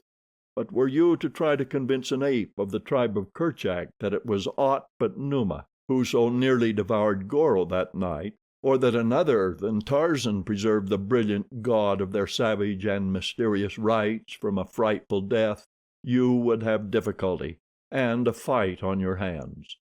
And so Tarzan of the Apes came back to the tribe of Kerchak, and in his coming he took a long stride toward the kingship, which he ultimately won, for now the apes looked up to him as a superior being. In all the tribe there was but one who was at all skeptical about the plausibility of Tarzan's remarkable rescue of Goro, and that one, strange as it may seem, was Tarzan of the Apes. End of Chapter 12. End of Jungle Tales of Tarzan